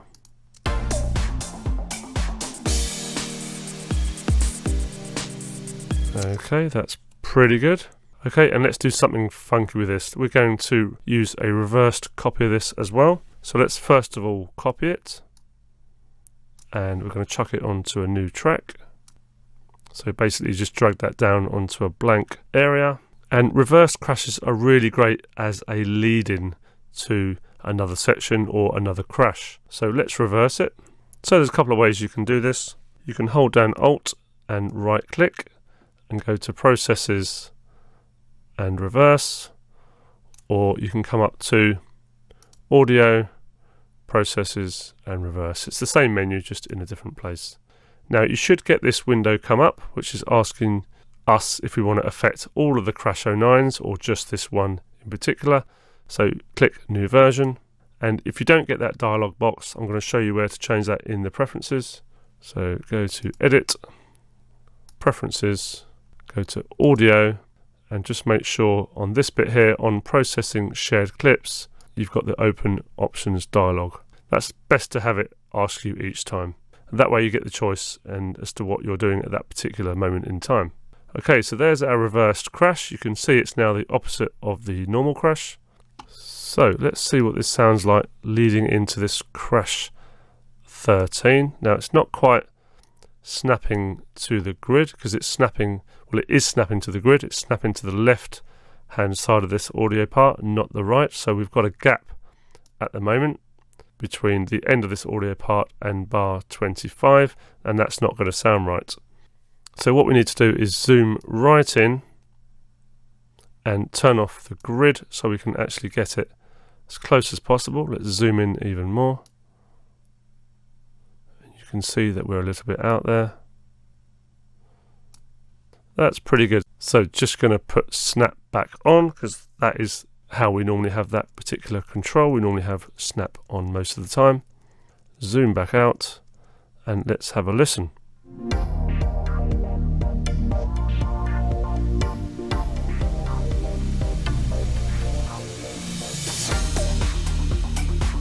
And that's pretty good. We can turn it down just a touch. Okay, so I like the sound of that.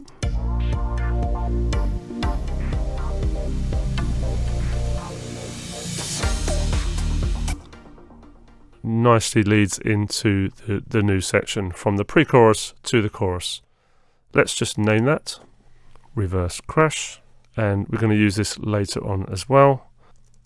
I think it will probably go well maybe about here, just to lead into the chorus suspense. Now because this audio part is not quite on the bar, again we're going to use grid relative as John showed you earlier, and it will keep it relative to where you're moving it from. Let's just check our placement, start of chorus suspense, and you can see it's tucked up nicely to that.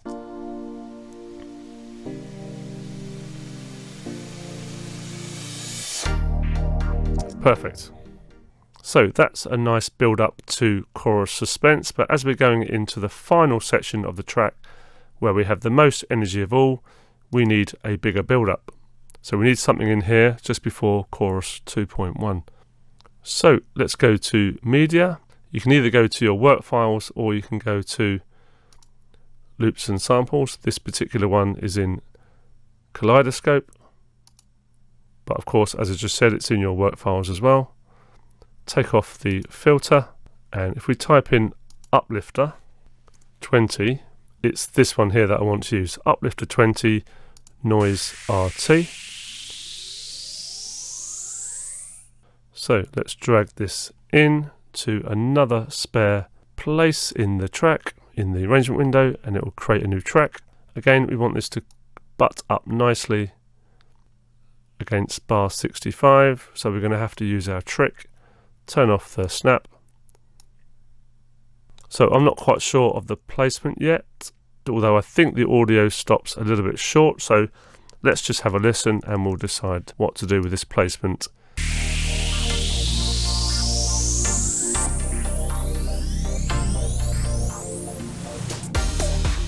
Okay, so the main kind of crux of this sound is probably around here.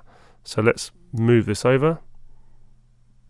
So that bit I was just speaking about is at the end or start of bar 65. Let's have a listen. There's only one way to find out. Let's have a listen.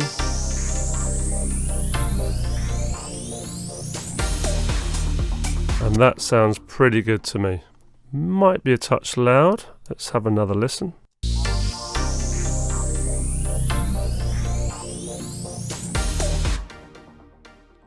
So I'm just going to copy this over to the end of the track to finish off the track nicely. So we've got grid relative selected, turn on my snap again, hold down Alt and copy this over. And that should be about right there. Let's have a quick listen.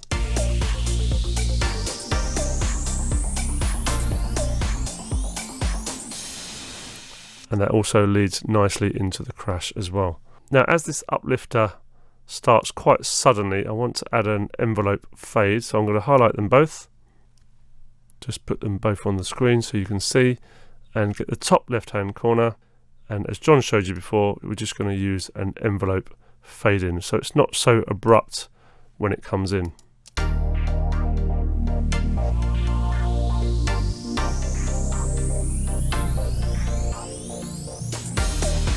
There you go, much gentler, much better. Okay, let's see what else we can do here. So let's also have something else going from 1.2 to verse 2. Maybe like a reverse crash 13, something like that. So I'm going to copy it over, reverse it, audio processes, reverse, new version, and let's have it so it finishes on 41. Zoom in. Just going to give myself a little bit more space. Let's get it in position. We can see that it's overlapping a touch. We could deal with that in just a second. Let's just turn off our snap.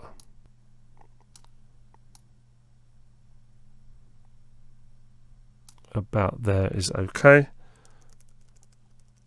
Let's have a look at the left hand side of this. So it is overlapping slightly with the other one. So let's grab the left hand control point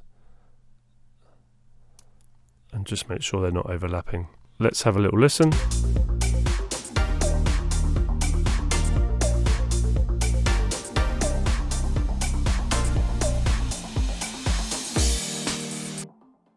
It was just a little bit loud, so rather than affect the volume for the whole track, I just want to affect the volume for this particular reversed crash.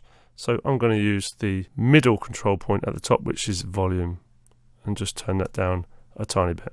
And because you can't see that very well, I'm just going to zoom in, highlight the track, press Z, and you can see much more clearly now the volume control. So let's have a listen.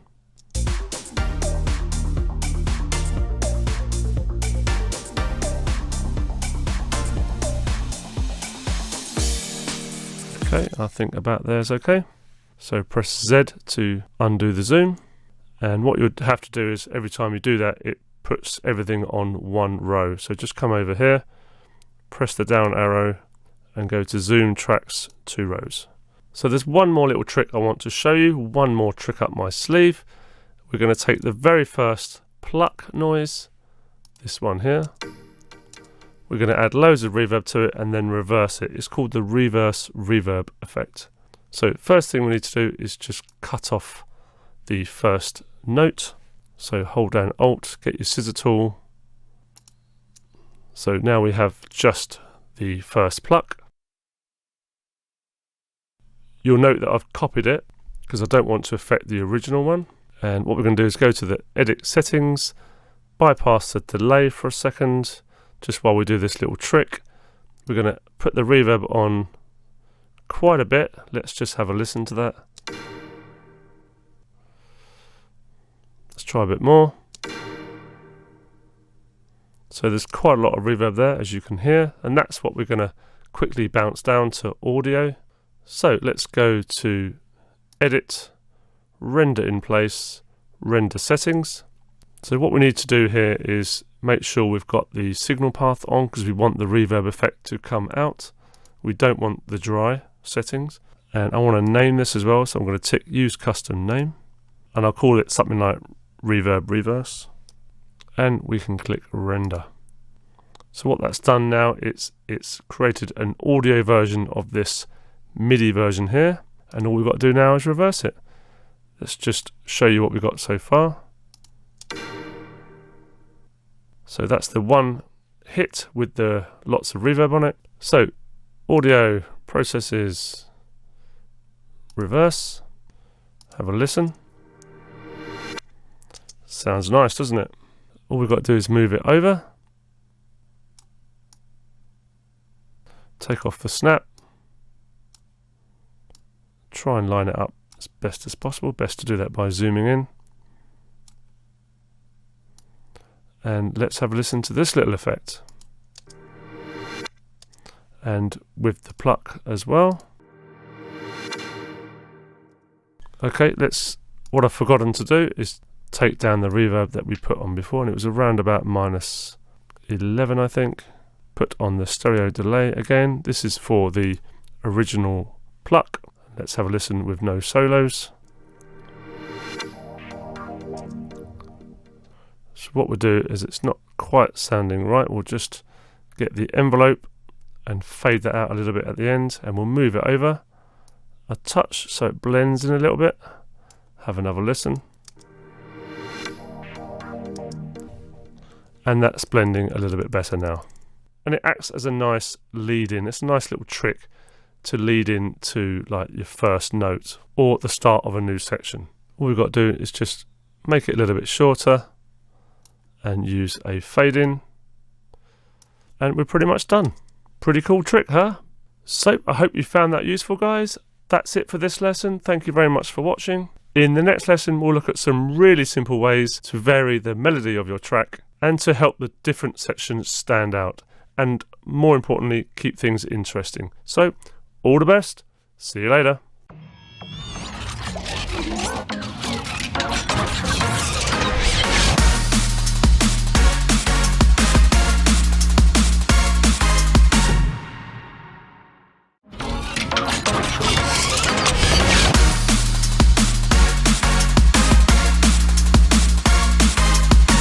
Hey everybody, welcome back. Alright, so in this lesson we're going to look at sort of contrasting the sections of your track just to sort of create a bit of variation and keep things interesting. Couple of things I need to do first.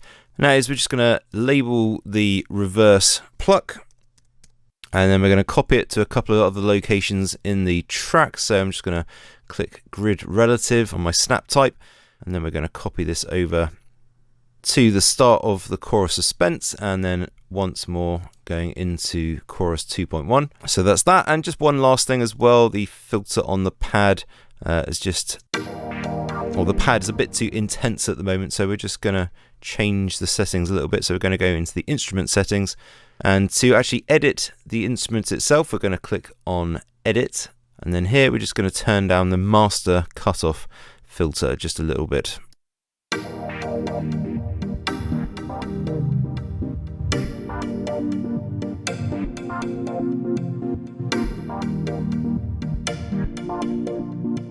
So that sounds much deeper, and it's just a little less intense. That's fine. So before we go any further, I did promise that I would show you how to understand the chord names, meaning why it's a 1 chord, why it's a 2 chord, why it's 3 chord.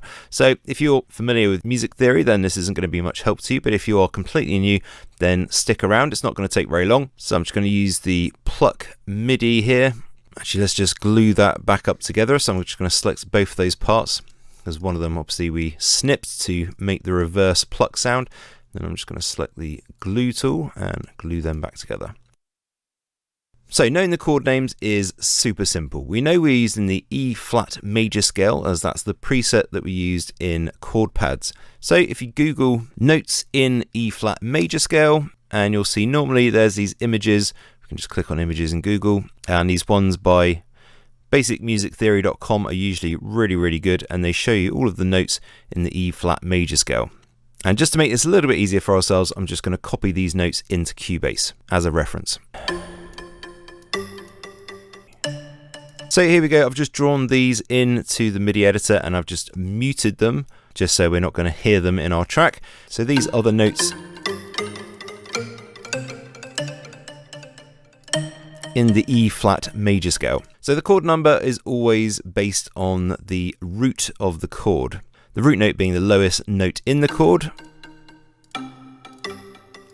As Jay mentioned in the bassline lesson. So this first chord is a 1 chord because the root note is the first note in the actual scale. And all you do is count up. So let's take the 3rd chord in the progression, which is a G. So we count up 1, 2, 3, and that's a 3 chord. Simple as that.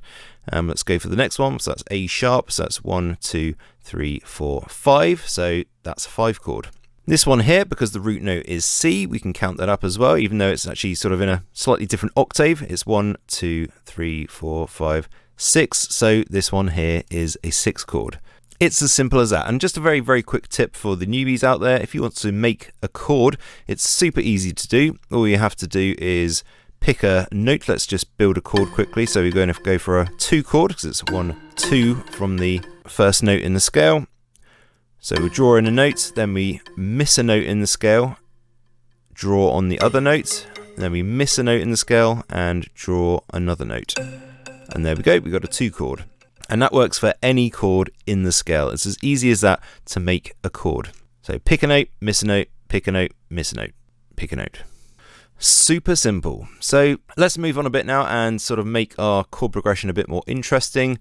So the first thing I want to do in this, at the very start of our track in the verse, is actually have these not falling on the offbeat there. That sort of sounds better when it comes in the actual chorus, and also when we got the beat in as well. So we're going to move these in line so they fit with the pad, which is starting on every bar. And this is the only time that this is going to fall straight on the bar line. The rest of the time in the track is all going to have that sort of slightly more funky feel to it. So there's a couple of things we're going to do to the pre-chorus to just make it sound a bit different. And bear in mind, the whole idea here is just to mix up each section just a little bit, just to give it a bit of a different feel to the last section that's played before it. And that's just going to really help the song remain interesting as we go through. So in this pre-chorus, let's go into the pad.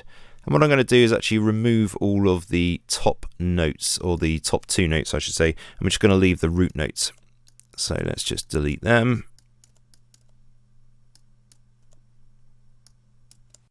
So all the root notes are left, and this is because when the bass line comes in, we want that to be one of the main sort of features. So we're taking some of the sort of energy, if you like, out of the pad. So I'll just play that transition as it is at the moment.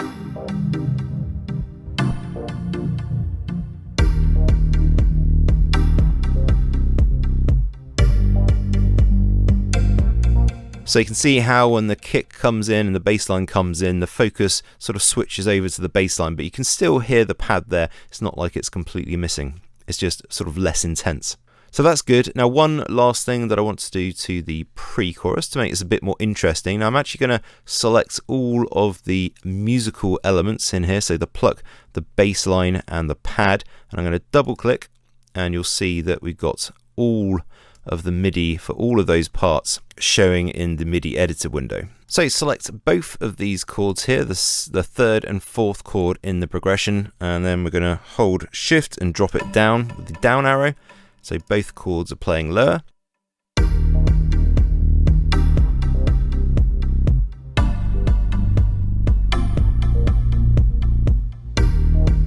And I'll just play the first verse so you can hear the difference that it makes.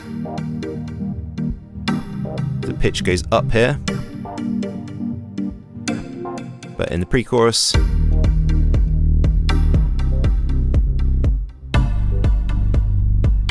just goes down. So it just gives a bit more variation to that part of the track. Just while we're here, I'm going to just modify that ARP very slightly. Let's just take a little bit more low end out of that.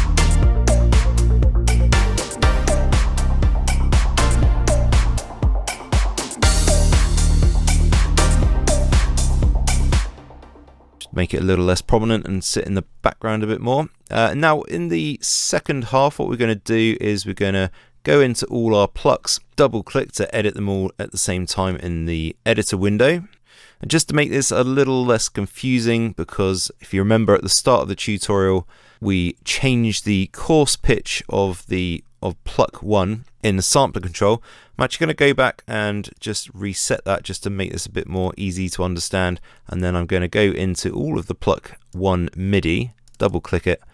I'm going to go Control A, Shift and up arrow just to move all of the MIDI up an octave. So now when we select all of the pluck MIDI together and go into it, it's all in the same place rather than being on 2 separate octaves. It's going to make this much easier to understand what I'm doing.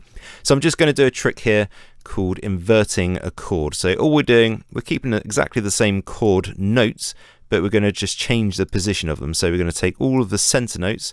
So I'm just holding Shift on the keyboard at the moment and selecting all of the middle notes of the chords, I should say. And then we're going to raise that up an octave. So hold Shift and up arrow, and you can see they've just jumped up. So these are exactly the same notes, just an octave higher. And I'll just play a couple of bars of the other, of chorus 1.1 going into chorus 1.2 so you can hear the difference.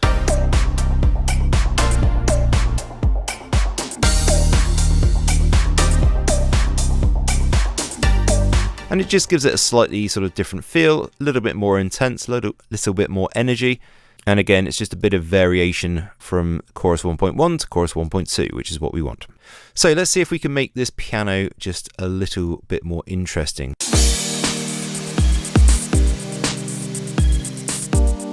So what we're going to do here is we're going to add a bass note. So let's select all of the lowest notes, the root notes of our chords. Again, holding Shift, and then I'm going to hold Alt or Option on the Mac and oops, too far, there we go. So down a whole octave.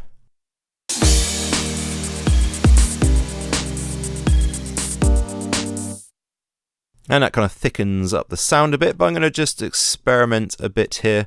In fact, I'll tell you what, let's have this full screen. So in order to see this in a separate window, we can just click this icon over here, open in separate window.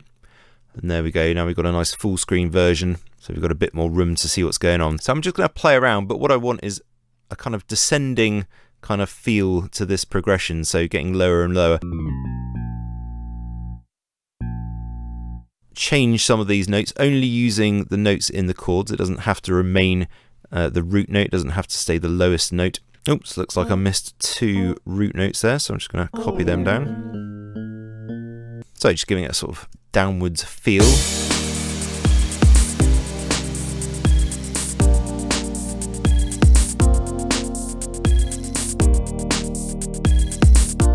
Again, just using only notes that are in these actual chords to do this. And then just to simplify things, let's actually just do that for the second repeat as well. Actually, I'll tell you what, let's just come out of here and we delete that second one and just copy this over. So Control D, and we've got a repeat of the same pattern. Okay, so in the second chorus, we're going to sort of add some extra chords. So let's just select all of our MIDI and double click it to go into it. So this is what we've got.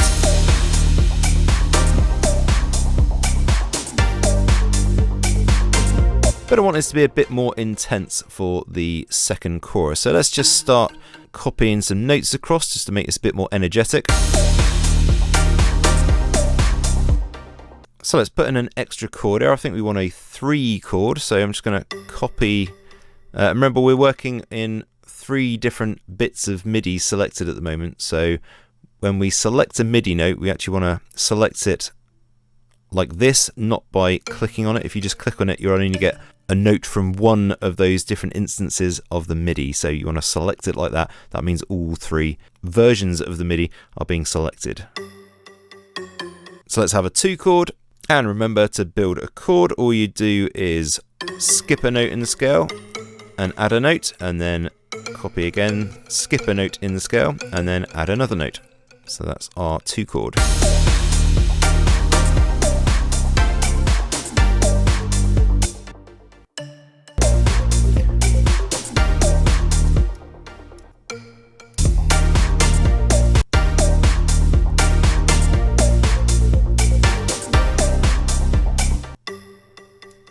So let's see what that sounds like, a bit more energetic.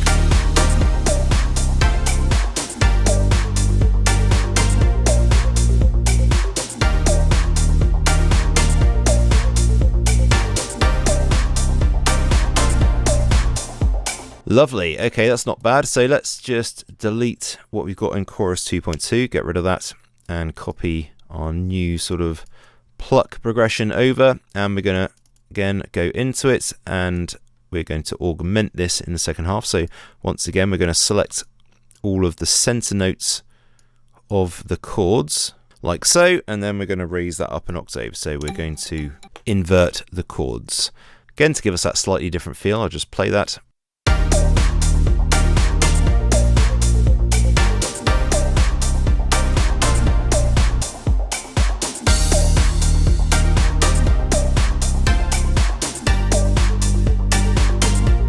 And again, it just sort of helps raise the energy up a bit, or at least change the energy in the sort of second repeat of the chorus.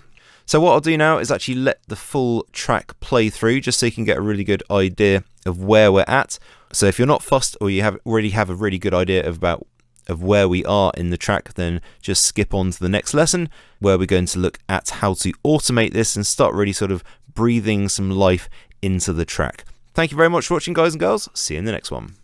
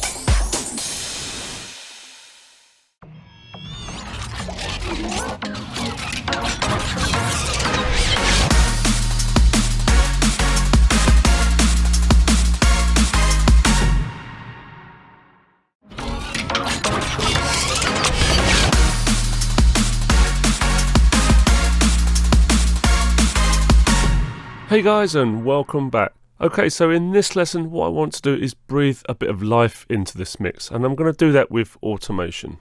And what we want to achieve here is that we want to give the track a sense that it is constantly evolving, like there is something always happening. And even if this effect is quite subtle, it's still really helpful in making your track sound more alive and not so stagnant. You probably don't even realise that the tracks you hear on the radio are constantly evolving. It's just that they're not boring, that's what you've noticed, not particularly all the little subtleties that are happening. So the first thing I want to do is give this pad a little bit of movement. So just going to hit solo on the pad. Next thing I'm going to do is go to the automation panel, because we're going to be recording in the automation, but there's just a setting I want to check first.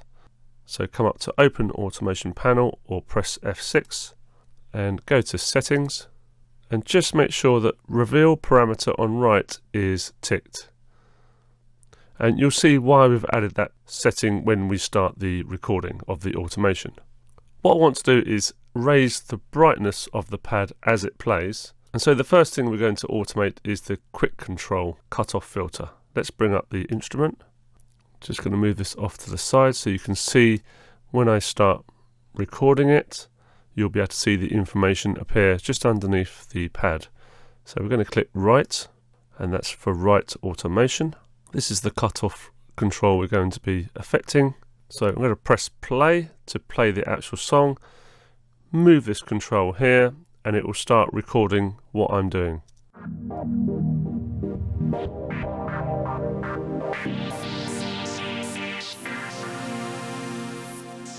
And you can see the information of moving this control here has been recorded here. And don't worry if you haven't got this quite right, we can always change it manually afterwards. Just going to take it off right so it doesn't record any more of our actions.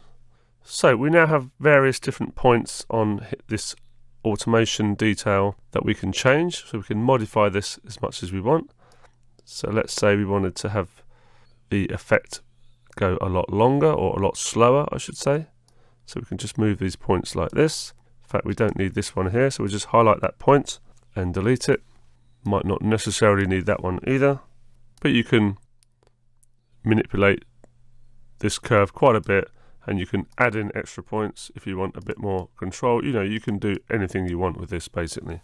Just going to undo that, get rid of all those points, and highlight two and delete them.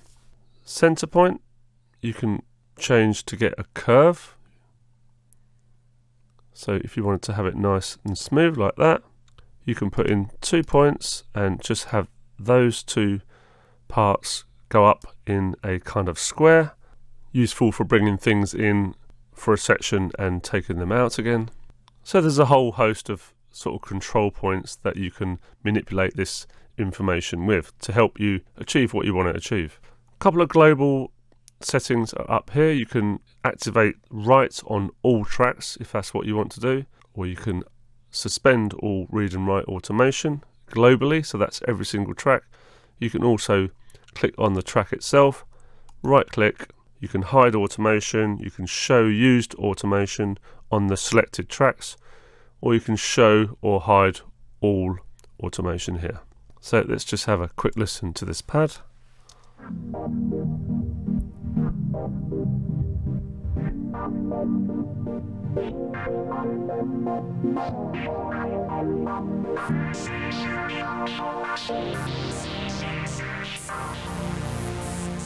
So you can hear that pad getting brighter.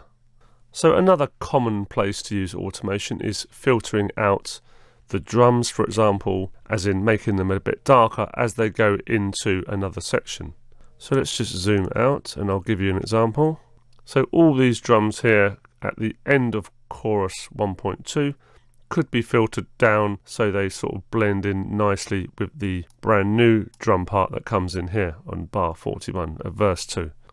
Now I don't want to set up automation for every single one of these drum tracks, that would take forever. So what I'm going to do is add all of these drum parts to a group channel, and then we can use just one filter on the group channel. So if I take the kick for example, just going to show you the routing, go to edit channel settings. So the kick is currently going to the stereo out. If I route it to a group first, it will go to the group and then the stereo out. The stereo out being another word for master out, the very final channel. I'll just show you that in the mixer. I'm going to press F3, bring up my mixer, and the stereo out is all the way to the right, and it is the very last channel. It's every single channel goes through this, and it's also referred to as the master out. Also, I can show you the routing in the mixer for the kick. Here's the kick, it's highlighted slightly, you can just see that. And if I go to routing, you can see that it goes to the stereo out at the moment. So you can right click and add a group track, but then you'd have to add every single drum track to it manually. So there's a much easier way to do this. What I'm going to do is select all of the drum tracks, but I don't want to include the kick in this filtering. So I'm going to choose closed hat, snare, snare 2, open hat, snare 3 and top loop. I'm going to hold down shift and click, and I'm going to right click, go to add track and then group channel to selected channels, and I'm going to call this drum group. And so what Cubase has done for us has added a group track for us, and all of these drums here are now routed through. And let me just demonstrate that. So for example, the closed hat is now routed to the drum group. Again, I'm just going to go to F3, the mixer, and you'll see all of the drums apart from the kick is now going to the drum group. And what we can do, we can solo the drum group, so we can hear exactly what's going through that drum group and nothing else. You can also mute it, of course, if you want to. And of course, as you probably noticed, when you solo the drum group, all the channels that are routed to that get soloed as well, as you could probably guess. So let's go to the channel settings for the group. You can also get to those settings by pressing this E here. It's the same as the one in the project window. Before I do that, let's just set up a group. So come over to the project window, and we've already got a loop region. What we need to do is just activate that. So click on loop region. Let's go back to the mixer, back to the settings, and we're going to mess around with this high cut filter. So that's the kind of thing we're going to go for, taking away the high frequencies as it comes to the end. So let's get our playhead in the right area. Probably only want the filtering effect over the last kind of 4 bars, I think. So just as it fades out into the next section. Just realised that we don't actually need the loop on, because we don't want it to loop when it gets to the end. So I'm going to take that off. So start recording from, in fact I'm going to start it from 5 bars from the end, so it gives me a little bit of a warning as to when to start using the filter. So I'm going to click Write Automation and get ready to do high cut filtering. And when I do that, you should see the automation being written in like we did in the last example. So let's have a go, and again, don't worry if we don't get this right, we can always manually change the automation later.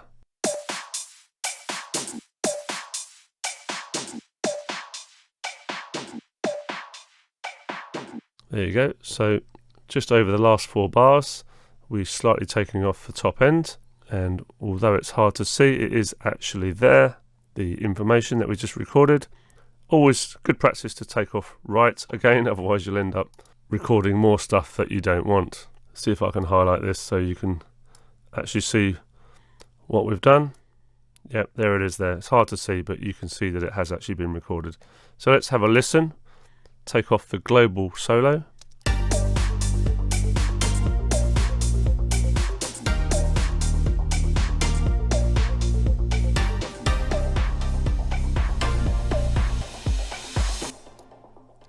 So maybe it's a little bit too much. So let's make this bigger.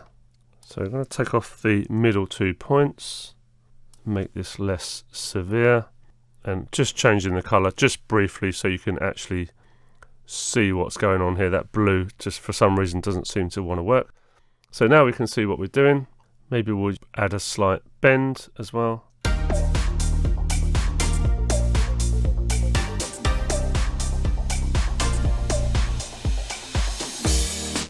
Maybe a touch more, but you get the idea. You can adjust it as much as you like.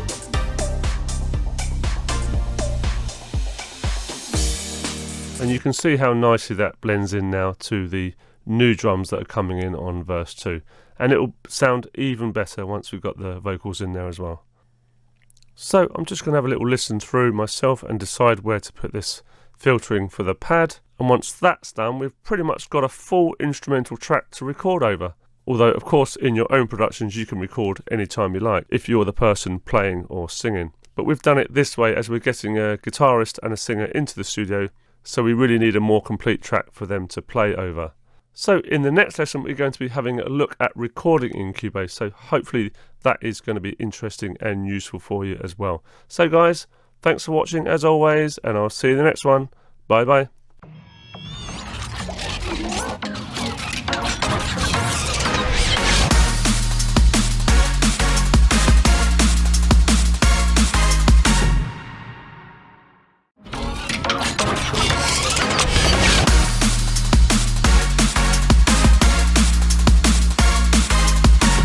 Hey everybody, welcome back. Alright, so in this lesson we're going to look at how to record in Cubase. Very quickly though, just got a couple of quick things that we need to tidy up here. So the automation that we added to the drum group, we actually need to raise this back up to fully open, because we don't want the drums to be slightly sort of muted in the second chorus, so this needs to be gone back up. And secondly, this is what we've done for the pad automation. We just lowered it down. We didn't really want it quite so open, because it just gets way too intense. It's going to crowd everything else is in the mix, so we're just turning that down a bit. And same for the second one as well. It's just a more gentle sort of progression. Okay, so let's look at recording. So there's a couple of obvious things to get out of the way first. So firstly, you don't really need to follow along in this lesson. So if you're not into recording, and even if you are into recording, it's not necessary to actually repeat every step if you don't want to, as we supply the recorded guitar and vocal in the work files. However, of course, you can follow the steps and record your own guitar or vocal if you want to. So the second obvious thing to say is that if you do want to record, you'll need an instrument that you can plug either directly into your computer, like a guitar. But if your instrument does not have a direct input option, like you're recording a vocal or another instrument, you'll need a microphone to be able to record it. And if you have a microphone, you'll need some way of getting it into your computer, like a sound card with XLR inputs. Or of course, you can use a USB microphone if you're just getting started. So we're going to record both a microphone for the vocal and a DI, which stands for direct input for the guitar. So the DI is super simple. Coming from the guitar, you should have a 1/4 inch jack, which you simply plug into one of the inputs on your sound card. So we're going to use the first jack input, which is input channel 3 on this particular sound card. It may well be different for you. The thing to note is which channel you've plugged it into, so you can choose the right channel in Cubase. And the microphone will be plugged into the first XLR input on the sound card, which is input channel 1.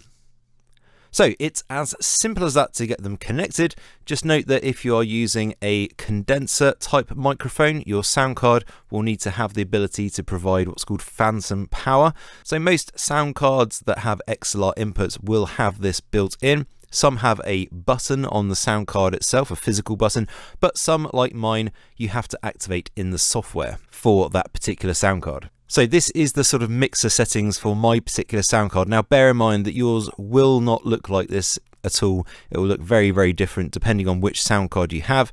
So don't be put off that yours looks different. I'm just showing you simply to show that mic 1, we have this 48 volt button, which is basically the phantom power for the microphone. So if your sound card has an XLR input, it should have either a button in the software like this, or it'll have a physical button next to the actual input on the sound card box itself. So when it comes to a mic setup for either a singer or anything that you're recording with a microphone, really it's very simple. You want to deaden the sound as much as possible to minimize the amount of reverb from your room. So that's the sound that sort of bounces off the walls and then comes back and goes into the microphone. So acoustic absorbers like these are the best, and if you want to know how to make these on the cheap, then just go to Born to Produce YouTube channel and find the playlist. It's called The Easy Guide to Treating Your Home Studio. And if you're into a bit of DIY, that'll show you how to make those. So for the singer, you're going to want them positioned about 10 to 15 centimeters away from the microphone. No further, no closer really. The best way to ensure this is to use a pop shield and place it 10 centimeters away from the mic. That means they can't get too close. And it also minimizes any clicks or pops that you might get from the sort of expletive sounds.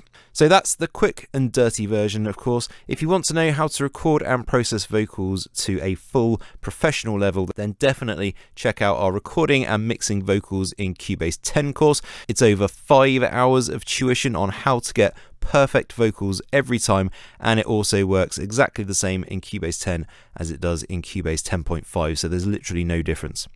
So now we've got all our instruments connected and we're back in Cubase. So we just want to add a new audio track. Let's just do this at the top.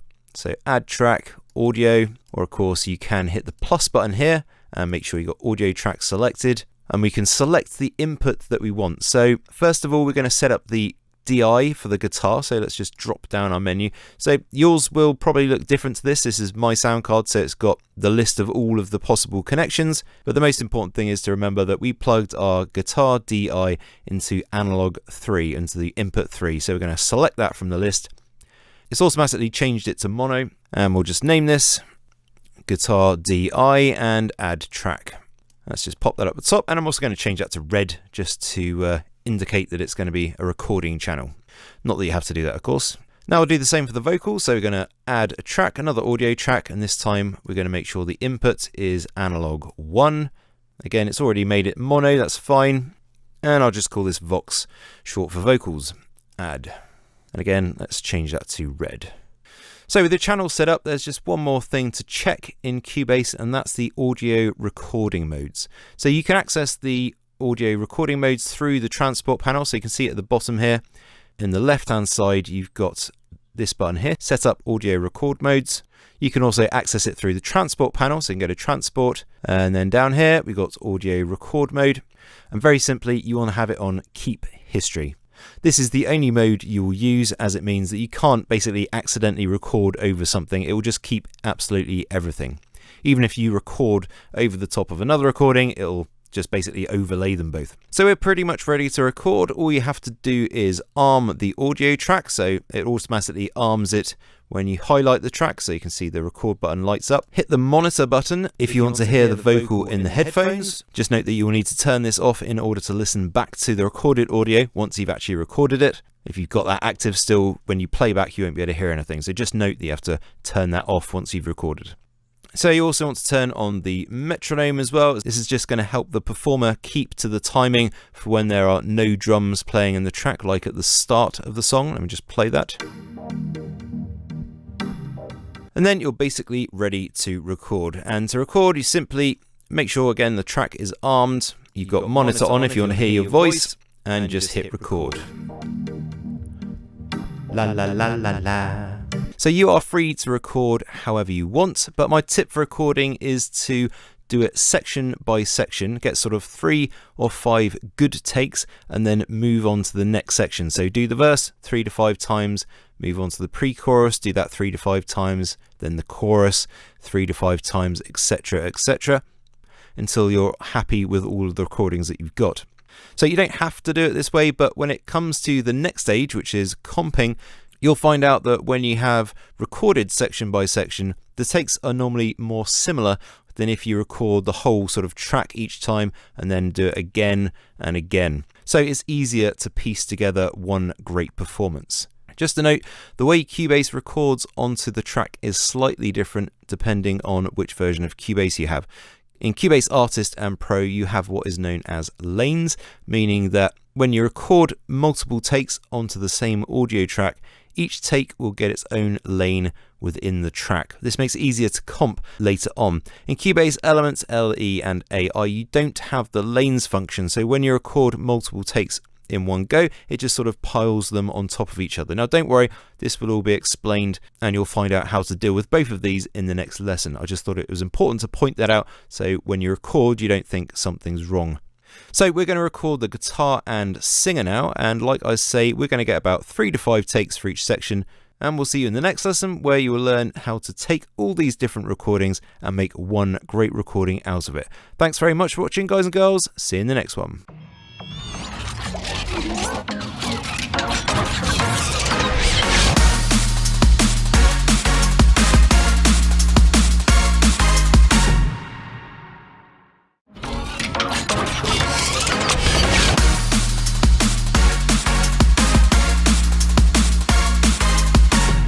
Hey guys, and welcome back. So you can see here we have our recorded audio in our tracks. We've got all our guitar takes, which we've made into 3 whole takes, just for making this easier to follow.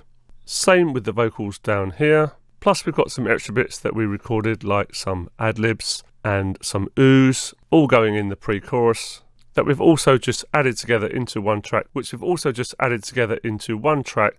we'll be bringing in later on. So if you want, you can either load up this lesson from the work files in the Cubase projects folder, or if you want, you can bring in the audio from the work files. All you need to do is just copy the position of the recorded parts that you see here, and don't forget you can use the arranger track above as a guide to line them up. So first of all, I'm going to show you how to comp if you're using Cubase Elements, LE or AI, because it's slightly different to if you have the Artist or Pro version, and we're going to use the guitar for that. Then I'll show you how to do it in Artist or Pro using lanes on the vocals over here. Now, one thing to note, if your recorded parts are all on top of each other, so if they look like this with the crossed lines, which means there's more than one audio part in the same place, all you need to do is just click the bottom arrow and you can listen to whichever take you want to listen to. But this is not really going to help us with comping, as you can only listen to one at a time. So what we need to do is actually put these onto their own separate audio tracks. If you don't have any audio tracks extra to spare like I have, then simply go to add audio track, make sure it's mono, and if you want to, add a couple of tracks and then click add track. Then you can move your recordings onto separate tracks. So the way you probably want to do this is if you mute all tracks to start with, and then unmute one of them and have a listen through. Now I'm just going to zoom in a bit to make this easier, and vertically as well. So let's say we like this first couple of bars but not the second couple of bars. What we can do is just highlight all of the takes and right click and get our split tool, take off the snap, and let's say we want to cut all sections here and cut all sections here. What this is going to enable us to do is to mute various sections to try them out. So let's just have another listen. So let's just try muting different ones. So this time we're going to listen to the third take as opposed to the first one. Don't forget to solo your tracks. So I definitely prefer the first one. Let's go with the second bar but the third recording as opposed to the first. So that is slightly different, as you can hear. Let's try number 2. Unmute number 2 and mute number 3. So we're only listening to number 2.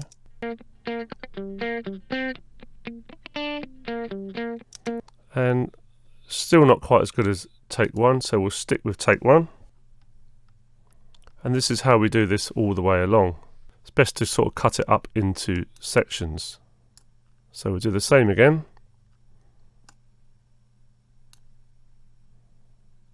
Split where you have a gap in the audio, and we'll carry on listening.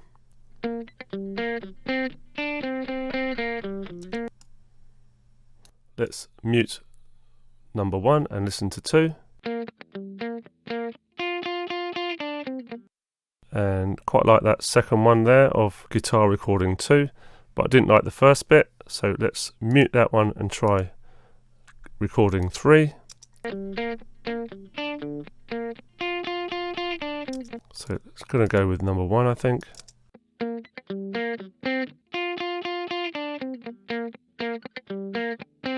So you get the idea. This is how comping is done. You divide it into sections and you pick out the best bits and stitch together basically the best performance that you possibly can from the 3 different takes that you have. So as you can see, this process is very, very simple but incredibly powerful. So I'm not going to bore you by going through the entire load of guitar recordings. I'm going to do all this off camera, and all I'll be doing is following the exact technique and procedure as I've already shown you. So the guitar is all done now, and I've just shown you how to comp if you're using the more basic versions of Cubase by using the mute and the split tool. And that's if they're on audio tracks. If you're using Cubase Artist or Pro, then there's quite a convenient tool you can use, and that is lanes and the comping tool. So click this button to show or hide lanes, and I can now see all my different takes on lanes as opposed to audio tracks, and this makes comping a lot easier. Now you'll notice that they are slightly different in shading. The one that is highlighted and therefore active is a little bit darker than these two, which are slightly more greyed out. So this is the one we would hear if we were to play it now. We're going down, it's a fight for survival. So obviously if you are using Elements LE or AI, then you'll have to comp the vocals in the same way that we just did in the guitar. If you're using Artist or Pro, then you can follow this lanes example. So we still need to slice this up in a similar way, slice it into sections. And you can do this in 2 different ways. You can select all the takes, and again right click and get the split tool. Just zoom in. So this is very similar to the last procedure. Just going to undo that. Or you can right click and get the comping tool, which is this little hand, and with the comping tool selected you click and drag, let's say a whole vocal section. You can have the shorter section if you want, of course. Just zoom in a little bit more if you want to take out 1 word, for example. And you can see once I selected a section, it's cut both sides of the section. And now you're free to select whichever take you want, and the comping tool does the muting and unmuting for you. So if you click on this one, for example, it will mute 1 and 3. So it's a little bit quicker. So what you might do again is just cut out this little section here, and again choose which take is best. So it's similar in principle, of course, to the last technique I showed you. It's just a little bit quicker. So let's have a little listen. We're going down, it's a fight for survival. We're going down, it's a fight for survival. So survival wasn't quite as good as this take. Fight for survival. So we won't be using number 2. Let's just try number 3. We're going down, it's a fight for survival. Okay, so I still like number 1. Let's go to the next section. We're too headstrong, never wanna be wrong. So when you're thinking about which ones to select, obviously you want to take the best performance, so there might be mistakes in there, but also have a listen to the emotion of the track and choose which one captures exactly what you're going for in your style of track. We're too headstrong, never wanna be wrong. We're too headstrong, never wanna be wrong. So never wanna was slightly different timing. I didn't like it as much. We're too headstrong, never wanna be wrong. So 1 and 3 are pretty good there. They're quite similar, so this makes this choice, quite difficult. We're too headstrong, never wanna be wrong. So let's move on to the next section. Now we're going down a road that we can't come back from. Now we're going down a road that we can't come back from. Now we're going down a road that we can't come back from. I really like recording 3 on this one. It's got more emotion in it. Going down a road that we can't come back from. So again, I'm going to go off and do the rest, which is clearly going to take some time, but I promise you it really is super worth it. So thanks for watching, guys and girls. I hope that's been useful for you. We'll see you in the next lesson where we process the vocal, and in the lesson after that we're going to process the guitar. All the best, guys. Bye bye.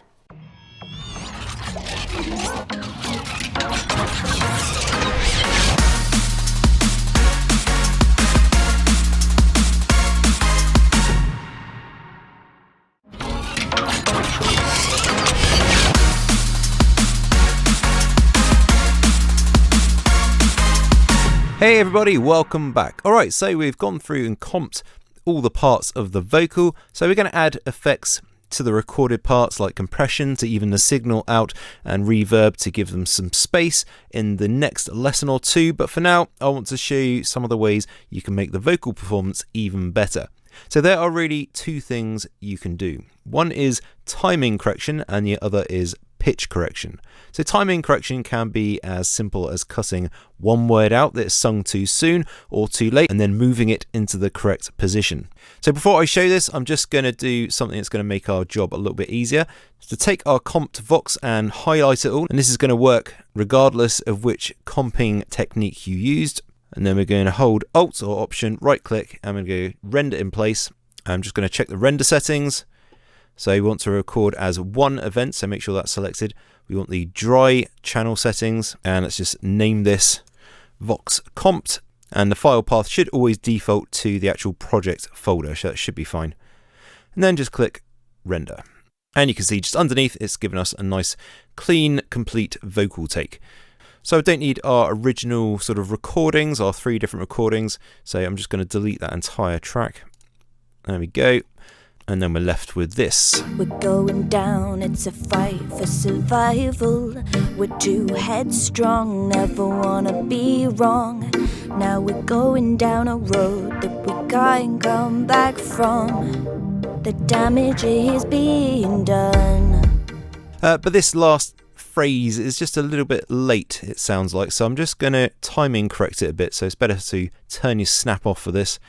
And then we're just going to make a cut, give ourselves a bit of space, and add a volume fade just to make sure we're not messing anything up. And let's just have a listen and figure out where this is supposed to be. Back from the damage is being done. So it sounds to me like this just comes in a little bit early. And if we zoom in, you can see that the word there, I think it's The damage, is just coming in a bit too early. In fact, the whole phrase is just a little bit early if we zoom in. So let's just move this along so these words line up with the actual beats. And as you can see, really from here to sort of here, this is all a bit too early. So we're going to make a cut here, just take out a little bit of audio and delete that. And let's just realign this a bit better so it's more in line with the beat lines. And now have another listen. come back from the damage is being done. So that's great, but what if you don't just want to move the word, but you actually need to sort of make something a little bit longer? So if I undo what we've got there, and let's say we just need to make this word here just a little bit longer. Damage is being. So what we can do is we can use time stretch in Cubase. So again, I'm going to snip out that bit of audio there, and I'll put a cut right there at the lowest sort of audio volume point.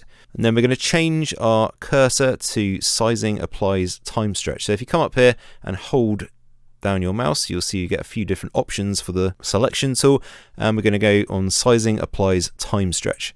Now when we grab the bottom corner of our audio waveform and then release, you can see that it actually stretches the audio out. And then you can just hit 1 on your keyboard to cycle through the different cursor types. Damage is being done. So that's one way that you can also time stretch words, which is really handy. So that's the way that Cubase, AILE and Elements users have to do it. And it's also fine if that's how you want to do it in Artist and Pro. But in Artist and Pro, you also have the option to use Audio Up. So very quickly, I'm just going to show you how that works.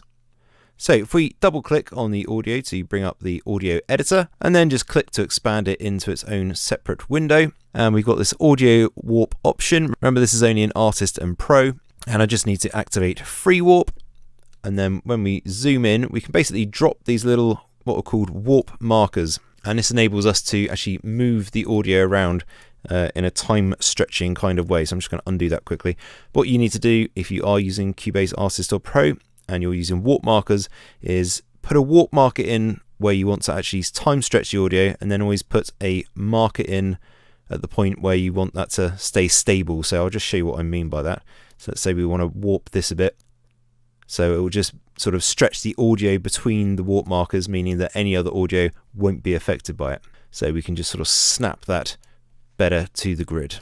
From the damage is being done. So it's not quite right, but it's not too far off. From the damage is being done. We could even move that a little bit as well, just to get that more on the beat. From the damage is being done. And to delete any of these warp markers, all you got to do is hold down the Alt or Option key on your keyboard, and you can just delete that, just to reset it back to how it was. Now again, as shown with sort of comping and everything else, this is really something you want to do throughout the whole vocal, just to make sure it's absolutely perfect with timing wise. Sometimes you won't have to if the vocalist is really good, but if you're working on your own vocal and you're just sort of starting out, you'll find that getting the timing right takes a bit of time, but obviously you can tweak it in Cubase quite easily. So you'll have to spend a bit more time just going through and doing that. Or of course, if you're using Elements, AI or LE, then just doing it sort of manually with the split tool and just moving the chunks of audio into time. Okay, so let's look at pitch correction. So unfortunately, Cubase Pro is the only version of Cubase that comes with Vary Audio, which allows you to change the pitch of individual notes. I'm still going to show you this briefly, but if you don't have Cubase Pro, you can at least use a free pitch shifting plugin called M Auto Pitch. I'll just show you what that looks like. So just be aware that this plugin is not really comparable to Vary Audio. Vary Audio is far superior, but at least you can still pitch correct if you really need to. So my advice is to only use it if you really have like vocals that are far out in pitch. If you want to know more about this plugin and how to install and use it, see lesson 4 in the extra videos folder in the work files called Vocal Pitch Correction. So let's have a look at what Vary Audio can do.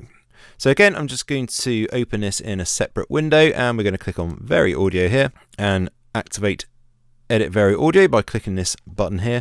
And you can see all these sort of what looks like MIDI notes on your screen. So this is the pitch of the vocal all mapped out. I'm just going to zoom in a bit vertically. So the blocks represent the overall pitch and the line represents the absolute pitch of the vocal. We're going down, it's a fight for survival. So this is a super basic look at Vary Audio. Obviously some of you guys don't have it, so I'm just going to cover the absolute basics for those people who do have Cubase Pro.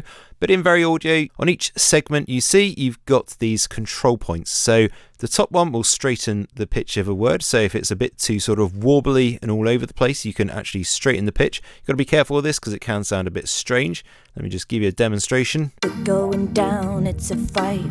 So if I take all of that and straighten the pitch, you'll notice that it sounds a bit like Cher. We're going down, it's a fight for... It's got that kind of weird auto-tuned flavour to it. The bottom control quantizes the pitch. So as I move that up, it'll quantize everything to exactly the sort of middle of the note. And you can also see over here, we've got the same controls as well. So you've got straighten pitch and quantize pitch as well. And we've also got this formant control, so I'll just show you what that sounds like. Again, this is the original. Going down, it's a fight. So if you have higher formant, it will sort of almost sound higher pitch. Going down, it's a fight. Or lower. Going down, it's a fight. So you can use that as quite an effective sort of tool to tweak the vocal and make it a bit more interesting in places. So let's just go through using the basic controls and just quantize some of this pitch. I'll just do the first few phrases so you can see sort of how it works. Going down, it's a fight for survival. So up here, it sounds just a little bit sort of sharp. So I'm going to just change these notes. So at the moment, you've got a couple of different pitch snapping options. You've got absolute, relative, or off. It's actually kind of better to have it on off most of the time. So you're free to put it wherever you want. So I'm just tightening up the pitch, just making sure it's all exactly in the middle of the note. Down, it's a fight for survival. We're too headstrong. So there, it's a little bit out, I think. We're too headstrong. We're too headstrong. Never wanna be wrong. Just tweak that slightly. Never wanna be wrong. Now we're going down a road that we can't come back from. And we can move that up a bit as well. That we can't come back from. And we're just going to go through, basically just do this throughout the whole vocal, just checking, making sure everything's really at a decent pitch. Now, as you can hear, this vocal really isn't too bad anyway. She's a really good singer, Laura.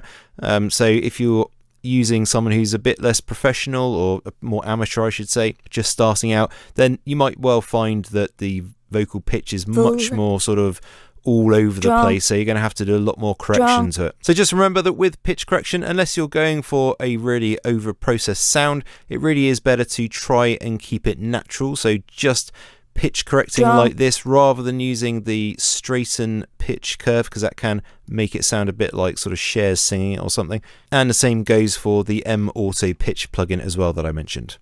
Okay, so now I'm going to go through and I'm going to sort of pitch correct all of the vocals that we've got, and we'll also bring in the final guitar takes that we've got as well. Alright, so I spent ages going through all of the vocals, pitch correcting, and just getting them all in the right place and everything, like we've shown you how to do, and I'm just bringing in the final takes. So if you want to copy this exactly, then in your work files you're going to find these 3 files for the vocals, and also for the guitar you'll find one that says guitar comped, which is this track, and these are the 3 vocal tracks all together. So you've got some vocal ad-libs. Just play a little example. It ain't so far. We've got the main Vox take, so this is absolutely all the main stuff, all the verses and choruses together. We're going down, it's a fight. As you've seen, and then we've got some oohs as well, which were just many different recordings of the same ooh, and we just sort of layered them up and brought them in as one track. And that's all that is. So just copy the positions of the audio so you've got exactly the same positioning in your track. So that's it for this lesson. In the next lesson we're going to look at how you actually process recorded audio to make sure it's all the same level and to help it fit in the mix. Thank you very much for watching, guys and girls. See you in the next one.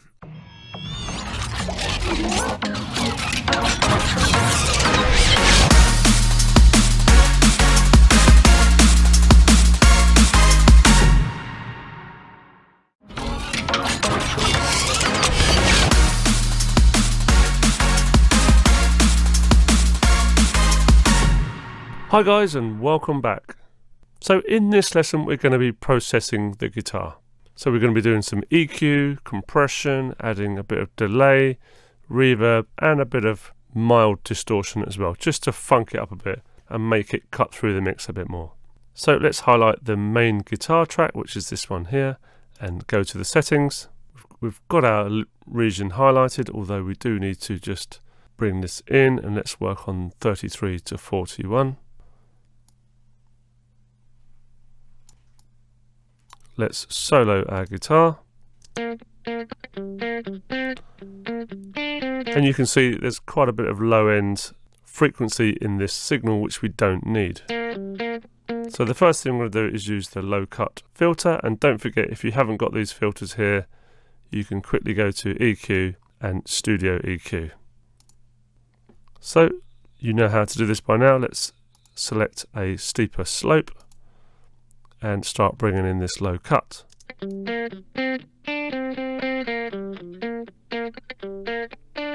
Just make sure you don't go too far like that, so you take away the actual body of the guitar. All we're getting rid of here is completely unwanted and unrequired frequencies. And the reason we're doing this is so we don't mess up our low end, i.e. the kick and the bass, later on in the mix, as we explained earlier.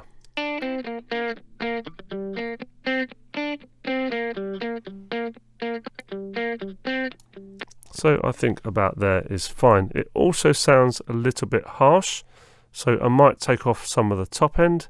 Let's have a listen.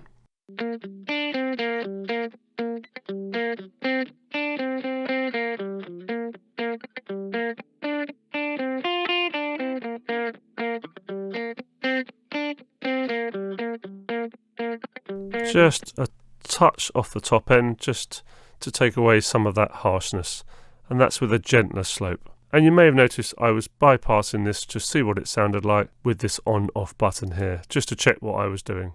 Just have another listen.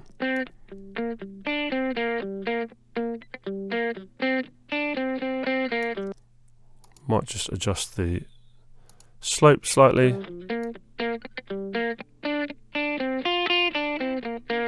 And I might just give this a little body. Let's just click here around about 3K and give it a slight boost.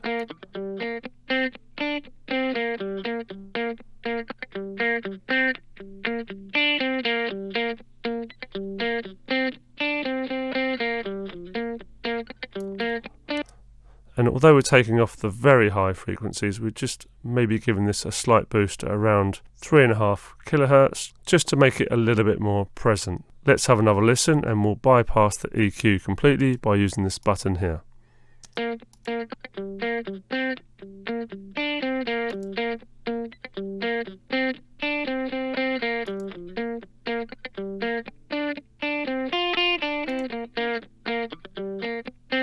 Subtle changes, but they all add up to a really great mix in the end. Okay, the next thing I want to do is bring in a compressor. Now, if you remember from John's explanation in an earlier lesson, a compressor is an automatic volume control. It turns things down once the signal goes above the threshold, which is this point here, adjustable by this knob here. And basically what this is going to do is flatten out the signal. So if some of your guitar or vocals, for example, is the odd word or phrase is a lot louder than all the other ones, then this will automatically turn down the volume of that particular word or phrase. And the amount that it turns it down by is determined by this control here, the ratio. So obviously the higher the ratio, 4:1, 5:1, etc., the more it's going to reduce the volume, as you can see by this graph. So 1.5:1 is very light compression, for example. 5:1 is quite strong compression, as you can see. So we need to play around with this.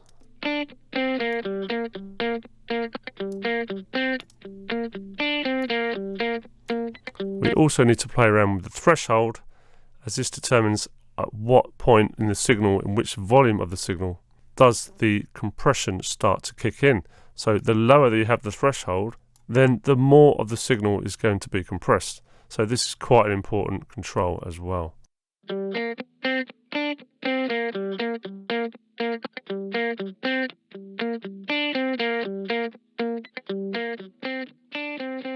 So as you can see, the more I reduce the threshold, the more gain reduction you see here.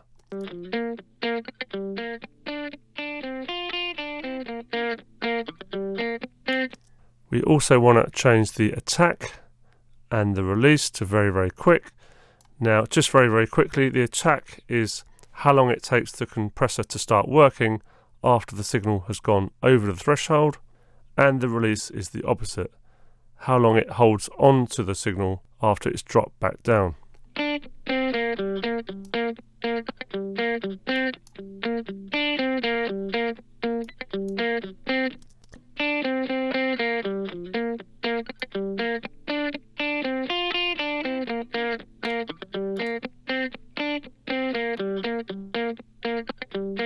So I think the settings about there are evening out this guitar volume performance, just what I'm looking for.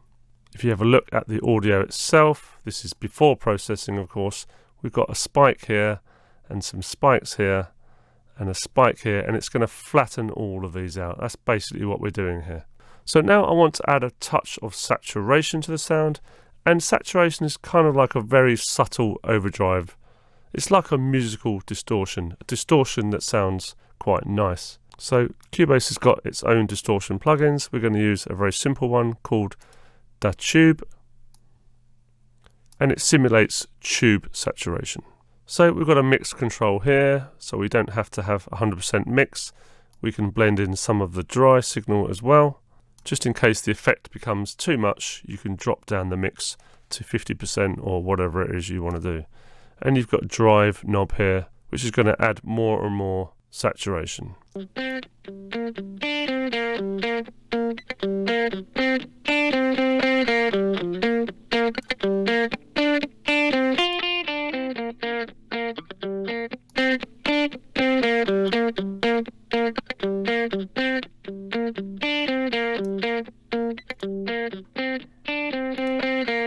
So you may be able to hear that there's just a little bit more bite on this guitar now. And that's going to help it cut through the mix later on when we come to the mixing lessons. But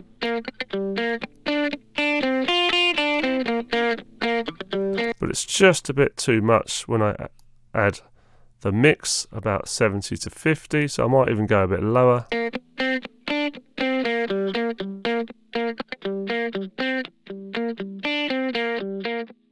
Don't forget to do your bypass so you can hear what you're actually doing. Just check bypass on and off quite often to hear what you're actually doing to the signal. Now I like it on those settings there. Let's add a bit of delay. We've done this before. Let's do it on the guitar, stereo delay. Again, we don't want to go overboard here, but let's try our quarter and quarter dotted settings again. Let's see what happens. Okay, as you can hear, that's way too much of a mix, so let's go right down to about 10 to start with.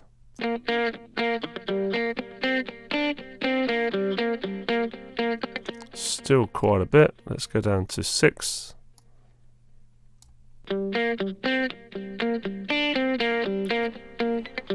And let's just have a little go at 8th notes and 8 dotted, see what happens.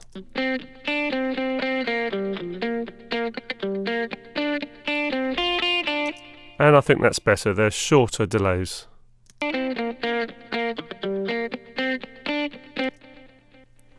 Just going to reduce the feedback like we did the last time we used this plugin on the slightly longer delay.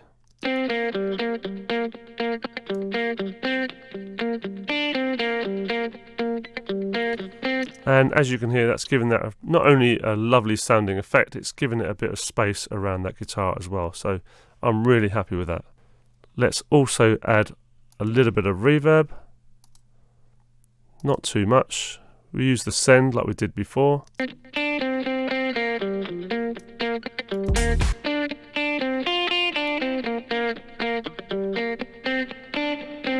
Obviously that's way too much.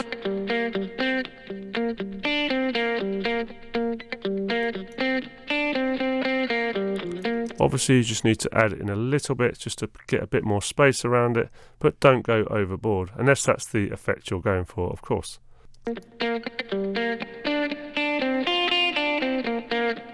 It depends how far back in the mix you want it to sit. Basically, the more reverb, the more further back it's going to be. So let's just give you a quick before and after the processing that we've done. So bypass everything. Let's have a listen.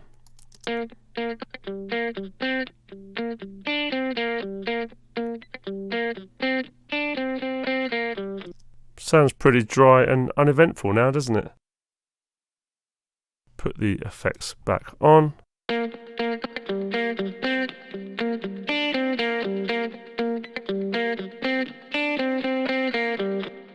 So there you go. I'm sure you'll agree we've absolutely transformed that guitar, and we've leveled out the volume as well, so we have a much more consistent performance.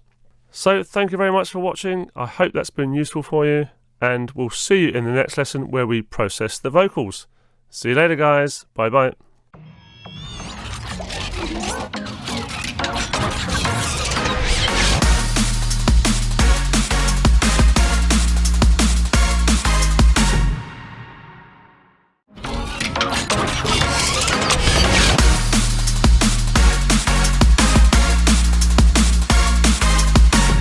Hey everybody, welcome back. Alright, so in this lesson we're going to look at processing the vocal. So much like Jay showed you with the guitar, we've just got some sort of processing tasks that we need to do to get this sort of all in line and help it sit in the mix correctly. Now we will do the sort of ooze and the ad-lib bits in a bit, we'll do that separately. For now I'm just going to grab them and actually just turn them up a wee bit using the control point, so you just got a bit more of a visible waveform. We're going down, it's a fight for survival. And then let's go into the channel settings of our vocal track, and first of all I just want to EQ this a little bit. We're too headstrong, never wanna be wrong. Now we're going. So this is just going to be to tidy up the vocal a little bit, so let's add in a low cut. Again, if you don't have the cut, you'll have to do this with the Studio EQ. Going down a road that we can't come back from. The damage is being done. Just turn these ad-libs down and the ooze a bit as well, so we can concentrate on our main vocal take. We're going down, it's a fight for survival. So that's just to make sure we've got no sort of low end coming through. So we're just going to find, using a filter sweep, a sort of couple of frequencies where we may want to dip or boost. Now we're going down a road that we can't come back from. The damage. It's actually around that sort of 200 mark. There's a slightly sort of muddy sounding frequency, so I'm just going to give it a little bit of a dip. Not much at all, just a couple of dB. Damage is being done. Just going to help clean up that vocal. We are the And let's give it a bit of a high boost as well, just to bring out the sort of air of the vocal. children of the stars.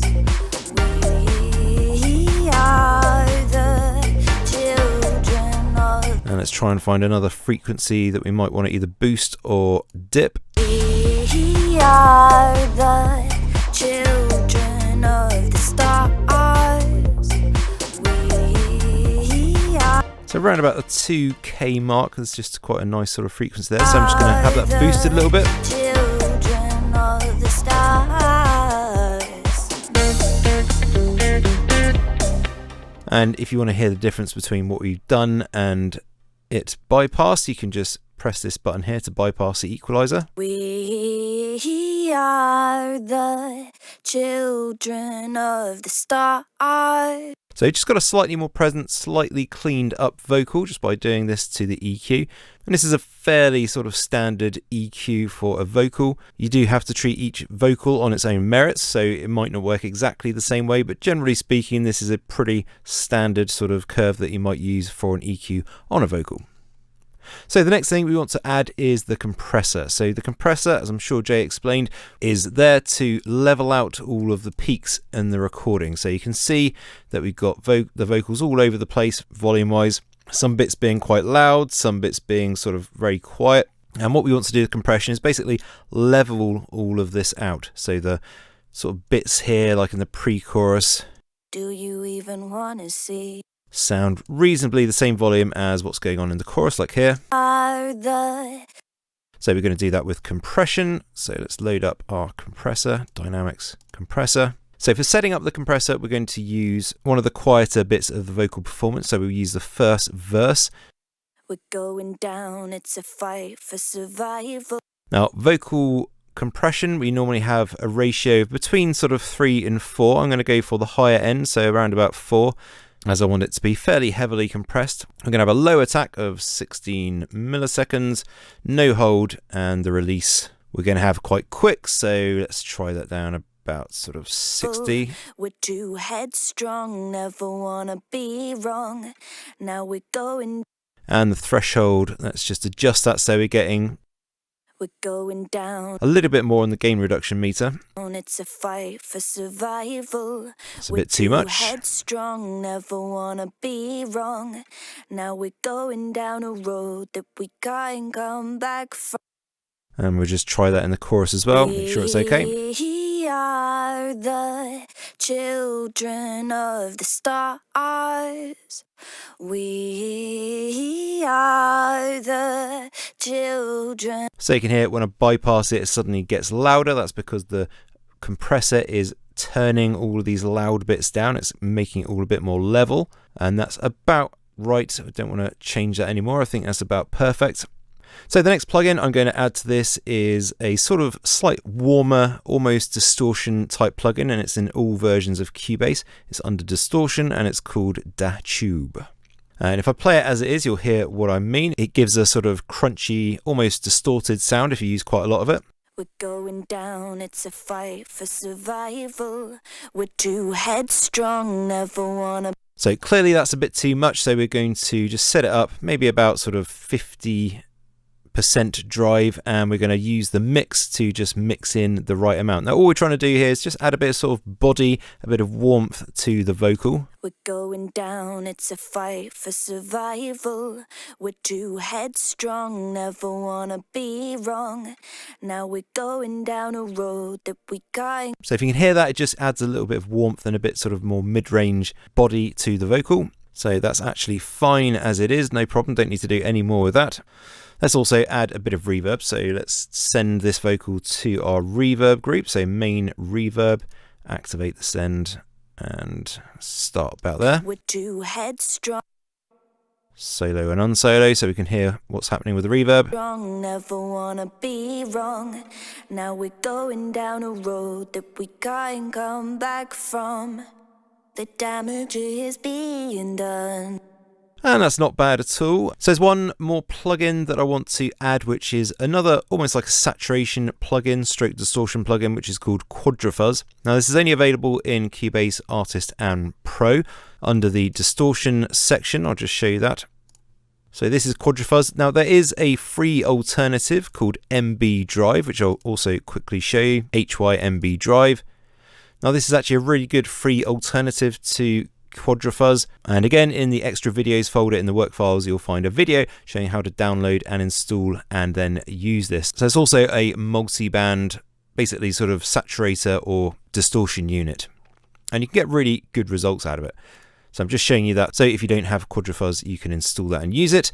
I'm just going to carry on and use Quadrafuzz. So as with MB Drive, this is also a multi-band saturator or distortion unit, and you've got 4 different bands at the top here, and these are the controls for each of those bands. So we don't want to affect the low end on this very much. We're going to try boosting the high end a bit, and just using tape saturation is absolutely fine.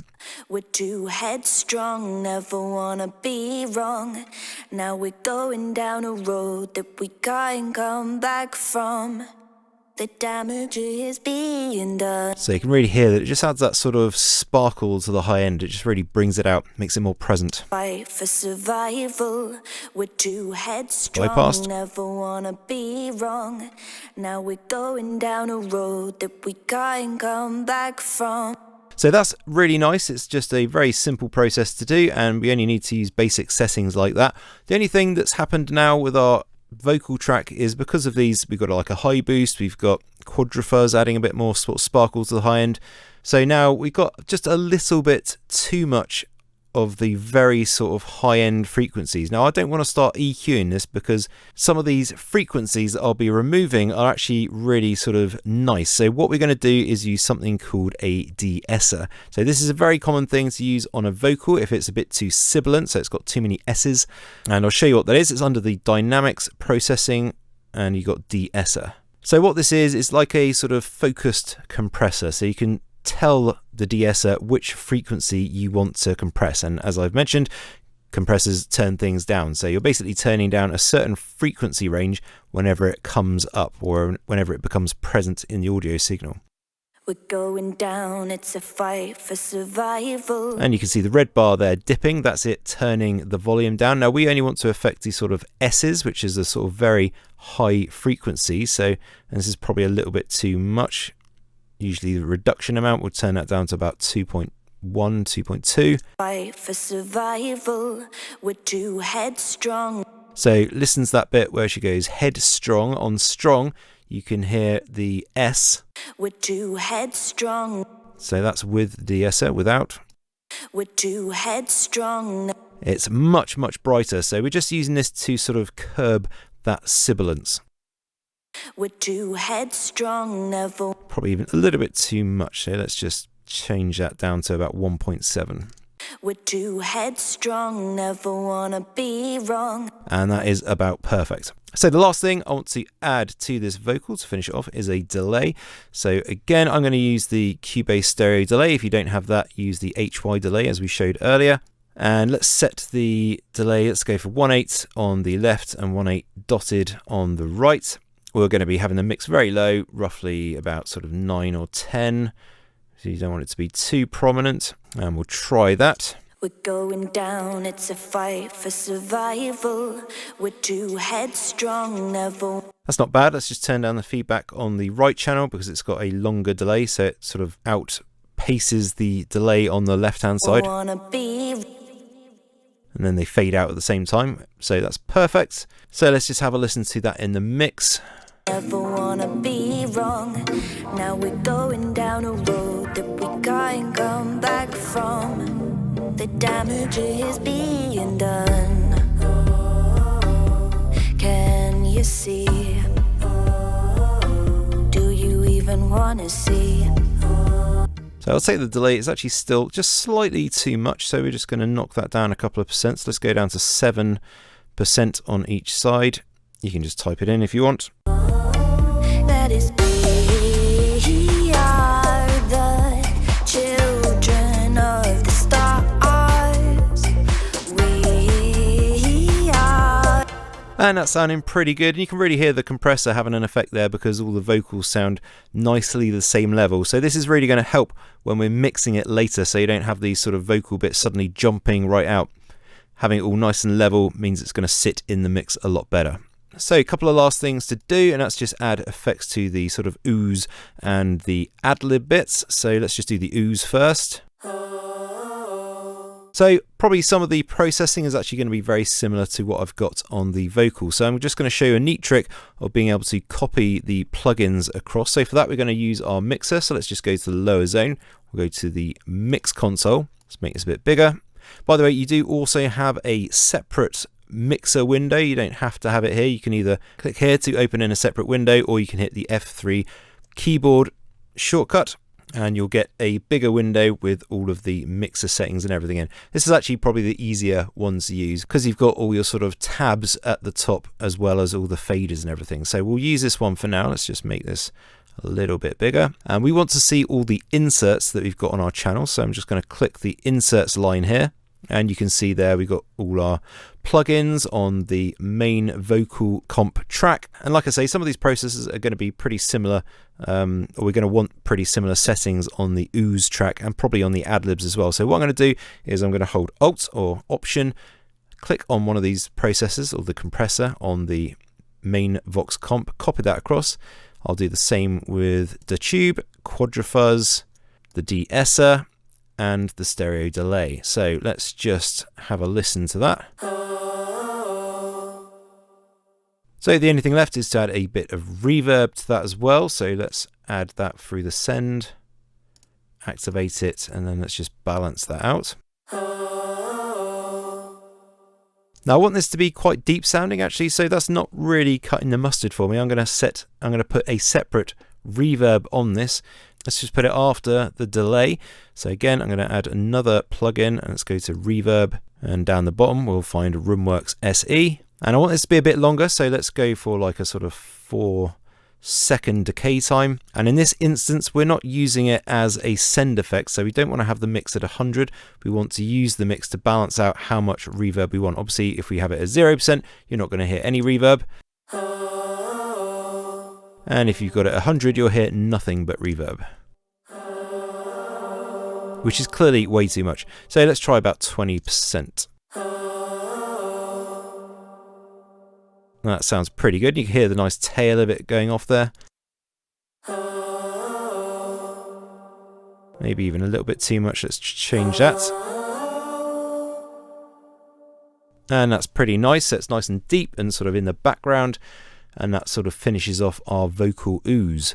So now let's do the ad-libs, and this should be a straight copy of the processes that we've got on our main vocal track. So again, let's go to our mixer, F3 if it's not already showing, and again we've got our main vocal take and we've got our ad-libs as well, our Vox ad-libs take. So we're going to copy across the processes again from our main vocal take, including the stereo delay. And let's just have a little listen to that. So we've got our little ad-lib chops in here. So you can hear the that's this ad-lib take. I'm just turning the whole thing up a bit so you can see it a bit better.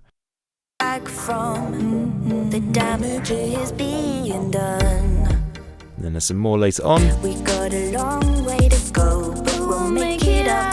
We'll never stop to. So it's not bad, but I think we could do with a bit of reverb on there as well. So let's add main reverb.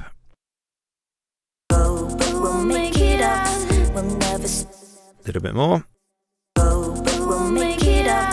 We'll never stop. Not bad. And let's have a listen to these bits later on as well. Children of the stars, we are the children, and in our hearts that distance ain't so far. It ain't so far.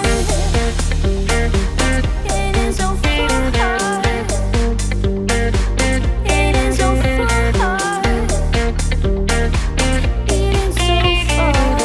Okay, so sounding pretty good. From the damage is being done.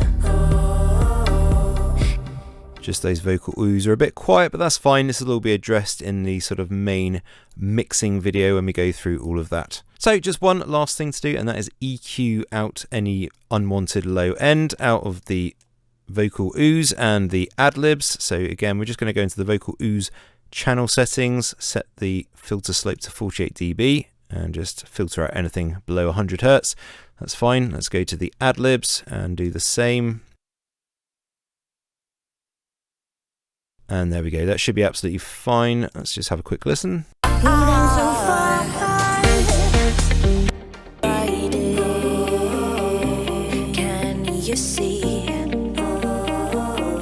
Okay, that's sounding pretty good so far. Just turn that guitar down a little bit. Children of the stars. Lovely stuff. Okay, so that's it for this lesson. Thank you very much for watching. In the next lesson, you're going to learn how to actually mix. See you later.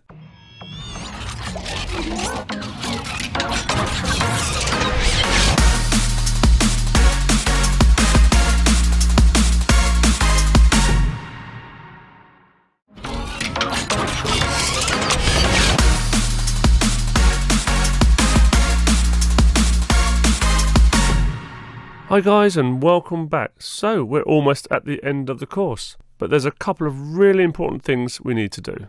One of those, and probably the most important thing, is we need to mix our track.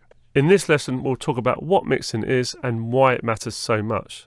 And I'm going to show you how you can line yourself up for an easy mixing experience.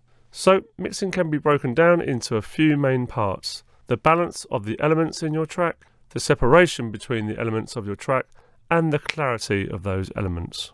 First and foremost, mixing is about balance. For example, you could have the best clarity and separation in your mix, but if the balance is off, then it will never sound right. This is why we generally start with a volume mix of all the elements in your track first. The key to success in doing this is understanding what the most important elements are in your track and making sure that they take center stage. In this track that we're building together, the vocal is clearly the main element, but it's closely followed by the guitar, the plucks, and then the drums and the bass.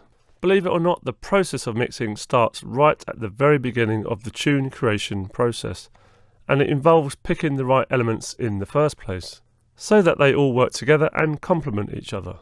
If you cast your mind right back to one of the early lessons where we did the bass line, we explained that as we already have quite a few rhythmic and plucky elements in the track, we wanted to make a very simple bass line that was basically just made of continuous notes, rather than something that had a strong rhythm to it. You can imagine now that if we had that bass line that was quite rhythmic and chopped up, then we'd have too many elements all doing something rhythmic, and it would start to sound a bit messy or cluttered. So that is one simple example, but hopefully it illustrates my point. So it's not just about picking some elements with a strong rhythmic pattern and some without. We also need elements that will work together on a frequency level and a timbral level as well. What I mean by frequency is picking elements that are not too close in frequency ranges. So for example, if you have a singer with a really high-pitched voice, then you might want a lead sound that is not too bright and high-pitched, otherwise the two are going to try and shout over each other.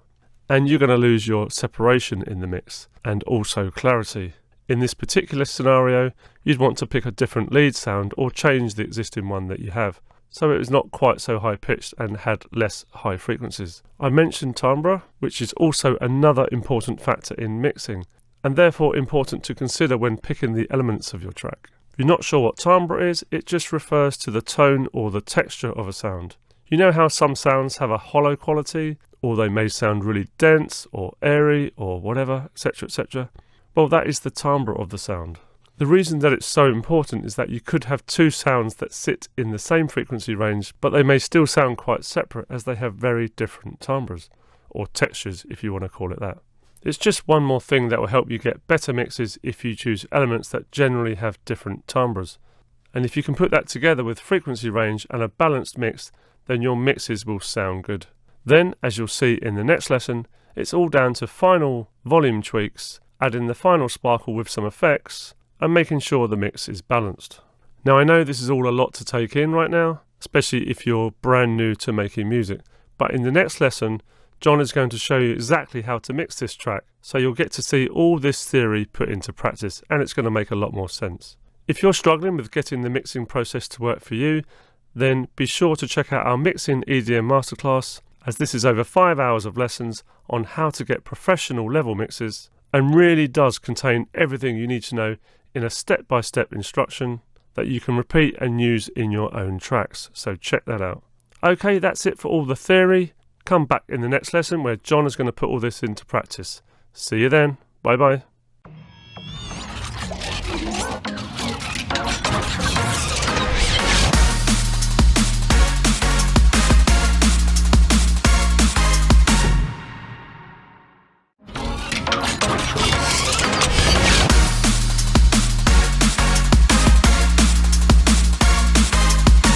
Hey everybody, welcome back. Alright, so in this lesson, as Jay said, we're going to actually go through and mix the entire track. So there's a couple of things I just want to tidy up first, and that is just one, we're going to add a crash cymbal in here just to help this transition flow a bit better. So we're just going to redo this pluck here. It's just a bit too low in pitch, so we're going to go into our pluck MIDI here. And let's just raise that up an octave, so we'll select all of that. Shift in the up arrow, close our lower zone, and then we should have, that's better. And then we're going to go into the channel settings, just take off the stereo delay just for a second. That's absolutely fine, so we're going to do what we did before. We're going to render in place. Render with current settings is fine. And then we're going to reactivate the stereo delay on this channel and also on the original pluck channel. So we've got that, but we're going to reverse this. So again, hold down Alt or Option, right click, and then go to Process, Reverse, and let's just shorten that a bit so it's only a couple of beats long. We don't need it to be a whole bar, and we should have something like this.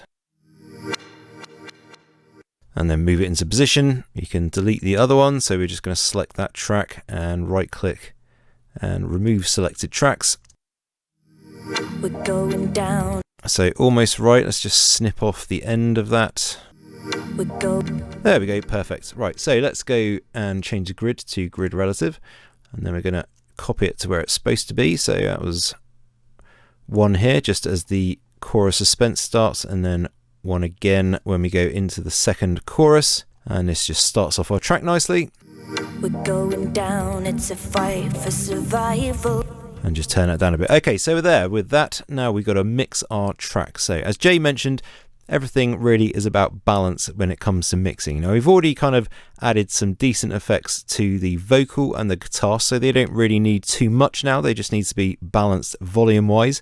Some of the other things that we've got, like the plucks and everything, we're probably going to want to add some effects to. But really the absolute first thing is to get the volume levels right. So we're going to go to the chorus section. Let's just go to chorus 1 for now. And straight away that vocal is just a little bit too loud, so let's turn that down a bit.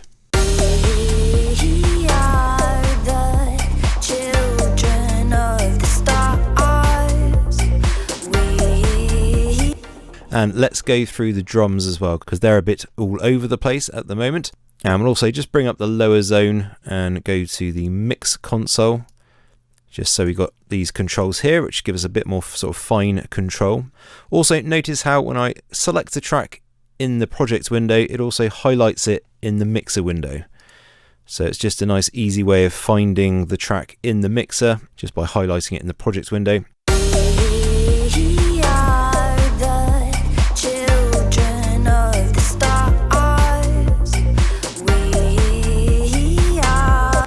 So just turning up the kick a little bit.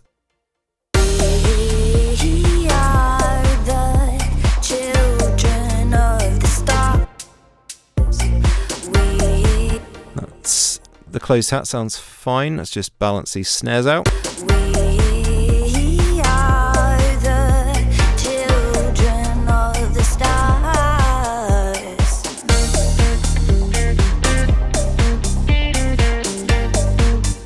So not sounding too bad, just those little chops that we got aren't quite right, and this open hat is just a little bit on the loud side.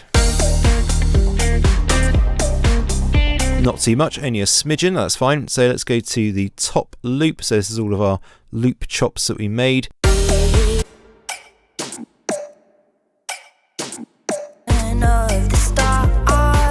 So it's a little bit too, some of the sounds are too loud, some are almost a bit quiet sounding. So we're going to add a compressor to this. So let's go into the channel settings for this.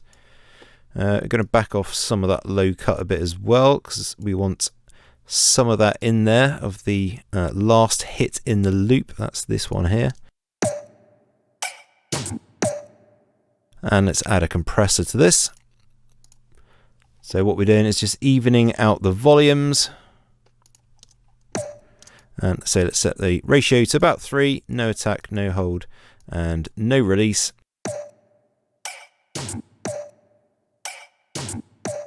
And you can see on the gain reduction meter that everything's getting reduced quite a bit. So this is really just squeezing everything into the same sort of dynamic range. And that should be absolutely fine as it is. Maybe we want a little bit more reverb.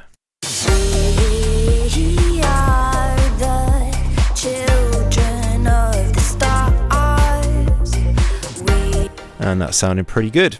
So I just want to show you in the mixer, there's a couple of handy things we can do. So if we hit F3 to bring up our separate mixer, and if I just scroll to the right hand side, you can see actually we've got these grey tracks here. Now these are input channels which have been created when we made our audio recording tracks. So we don't actually need these, but the way to get rid of them is to come up to the Studio tab, go to Audio Connections, and then in the Inputs tab, you can see here we've got these different, well, they call them buses, they're just input channels. So stereo in, that's kind of the standard one. And all of these ones have been created when we've made those audio tracks that we recorded onto earlier in the course. So we're just going to delete these just to tidy things up a bit. So just right click and go remove bus, and we'll do it for all the others as well. And that's fine, we can leave our stereo bus in there. It's not going to cause any problems or anything. And one other thing that I like to do with the mixer when we get to this point in the track and you're doing all important mixing tasks, and that is the stereo out channel, which you can see here. At the moment when I scroll to the right, it sort of disappears off the screen. So you can actually change that in the mixer settings. So if I bring up the left hand zone in the mixer, we get this panel here which shows us all of the different tracks that we've got. Now if I click on zones, and then scroll down to the bottom, we've got our input and output channels. So I'm going to expand that, scroll down again, and then it shows us our stereo out. Now these 3 dots refer to the position in the mixer. So if I click the left hand dot, the stereo out will be sort of stuck to the left hand side of the screen. So I can scroll along, but my stereo out channel will always stay visible. And if I click the right hand dot, it'll stay on the right hand side of the screen no matter where I'm scrolling, and that just helps us a little bit keep an eye on the overall level of our track as we're going through it. So it's just a handy little thing to know. And after that I can just close my left hand zone. Now don't worry about this bit on the side. This is obviously the right hand zone in the mixer. Normally if you have the right hand zone showing, you'll see the meter. If you have Cubase Pro as well, you can see the control room, but that's not important here at all, so we're just going to ignore that. But if you want a big meter, then you can have that. And this just shows you the actual overall volume of the master out, but it's exactly the same as what's showing on this meter here as well. So you don't have to have that showing if you don't want. So one thing that you can do as well in 10.5 only, and that is actually have these tracks in the mixer correspond in color to the tracks that you have in your projects window. So where we've got like the plucks, they're all obviously pink. And we got our vocals there in green. We can have that mirrored in the mixer as well. You just got to go to Edit, Preferences, and under User Interface, then you've got Track and Mix Console Channel Colors. And if we just tick these, I'll just click Apply, and you can see there that we've got the plucks have turned pink, Groove Agent is yellow, etc., just as it is in the actual main Arrange window. I actually prefer to not have those colors, so I'm actually going to untick those. But just so you know, if you get sort of lost in the mixer, you can actually have that. It makes it a bit easier for you. I'm just going to turn that off though.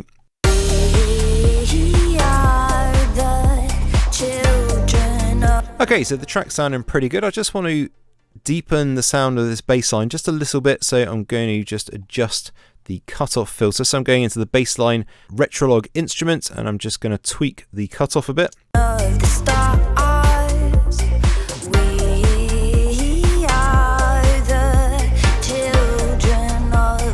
So just fractionally down. You can hear it's quite dramatic actually when you get that low. Don't want to take off too much. So the next thing I want to do is affect these plucks. So I want to add a bit of brightness, a bit of saturation to these. So I'm going to put them all in one group. Firstly, I'll just move this pluck up here and call this pluck reverse. Also just change the color so we don't get confused about it as well. And I'm going to highlight the top pluck, hold shift and select the all plucks there. Right click, add track, and go to group channel to selected channels. So it's going to create a group track with all of these plucks routed into it. We need this to be stereo, and let's just call it pluck group, add track. And then it's deposited the new track down the bottom of our arrangement. So I'm just going to pull that up so it's under our plucks for nice easy reference.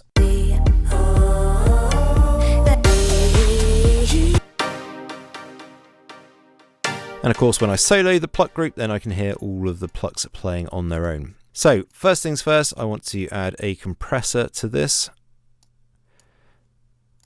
And this is to really help level out the volume, because at one point we've got just the pluck 1 playing. And then later on we've got all of the plucks playing, but I want them to stay sort of the same relative volume. So when all these extra plucks come in, I want the compressor to sort of turn the volume down a bit more. So let's set the ratio to around about 3. We'll have an attack of around about 17. That's absolutely fine. No hold and a fairly quick release. So we're going sub 100, probably about 55 should be about perfect. And we'll turn down the threshold a bit.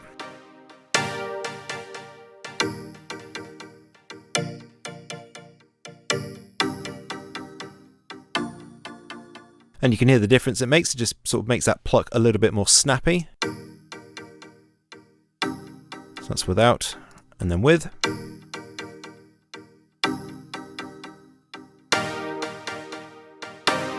That's sounding pretty good. So the next thing I want to do is add a bit of brightness to this. So again, I'm going to use Quadrafuzz. To do this, you can use that MB Drive plugin that I showed you before.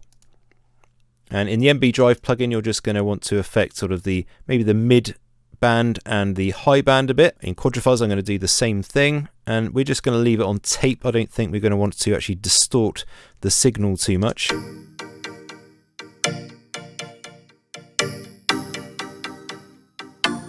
And you can hear it there, really bringing out the sort of presence of the sound. So I'll start with it bypassed, and then we'll unbypass it so you can hear the difference.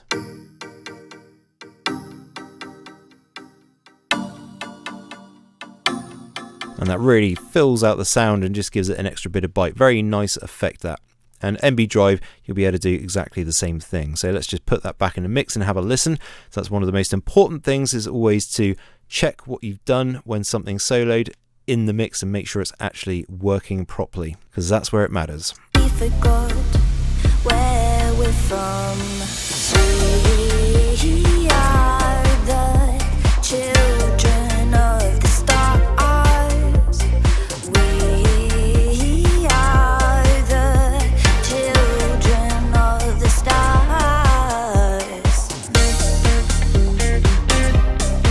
And one more thing that I actually want to do, which I probably should have done earlier as we started mixing, but I forgot, so I'm going to do it now. That's in the main mixer window, pressing F3 to bring it up, and on the master out, or the stereo out as it's called in Cubase, we're going to add a limiter plugin to it. So we're going to expand this and go to Dynamics, and we want to use the Maximizer plugin. So what this does is very similar to a compressor. So it turns things down, but only when they get to a certain level, and then it turns it completely down. There's no sort of ratio where it turns it down a little bit. Once it goes past the threshold, it basically stops it at the threshold level. So this is to make sure that we don't get any nasty sort of distortion on our master out channel.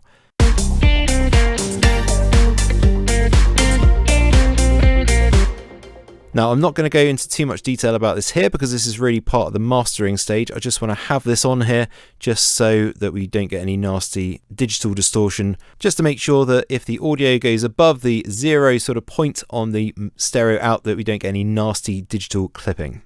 Do you even want to see that it... And just something I've noticed as we're playing around with this, really this second repeat of the pluck needs to have the same pattern as in the first one. So if I just bring them both up at the same time, if you remember, we changed the timing of this one so we didn't have it on the offbeat like that. So we need to also change this second one as well because it doesn't quite work as it is. So I'm just going to select all of those ones that are half a beat off and move them onto the beat. That should help that section work a bit better. Can you see? Do you even want to see that it's all because we forgot where we're from? And I'm just going to shorten as well that pad because we don't want that going on. We want it to everything sort of stop dead. Let's get that so it's at the same time as the bass line. We forgot where we're from. That's better. Now just a couple of things here. The risers and everything are just a little bit too loud, so we're going to go and balance them. So let's just turn down the whole track here. We forgot where we're from.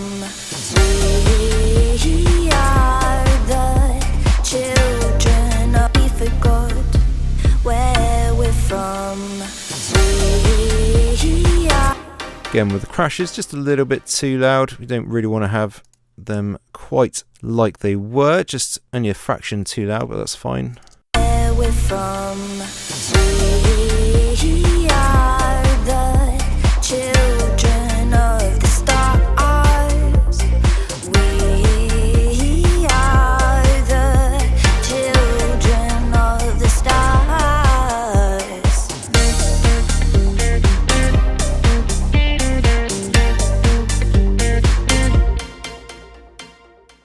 Just going to bring up my extra transport panel as well, just because this is sometimes preferable to use. Just want to turn down this crash a little bit as well, just a fraction too loud. It's really just to help the track sort of move along a little bit as we're progressing. So one important thing here is in the chorus, we go from the vocal in chorus 1.1 and into the chorus 1.2, where we have just the guitar and no vocal. So we want to make sure that the sort of vocal and the guitar are at a very similar level when the guitar comes in. Children of the stars.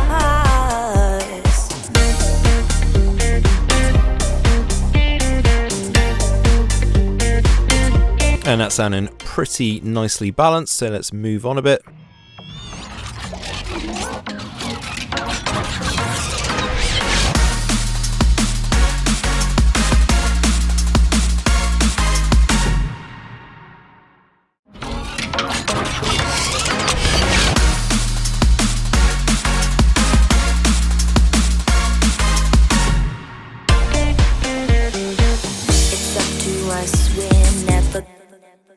So the Groove Angel drums are obviously way too loud. They suddenly come in quite overpowering, so we're just going to turn them down a bit. It's up to us, we're never gonna get. For some reason the kick is much too loud, so let's go into Groove Agent itself and modify that. And remember, we replaced the kick on the G sharp 1 note, so let's turn that down a bit. It's up to us, we're never gonna give up. So I think what's happening is in the actual MIDI itself, if we just double click on that and bring it up for the drum pattern. So we've got sort of different velocity notes for the kick, and we need this to be a bit more consistent. So what we're going to do is we're just going to expand this lower region here just a little bit. And it may say pitch bend here, it may not, it may say velocity, but either way you can click on the drop down arrow and we're going to select velocity.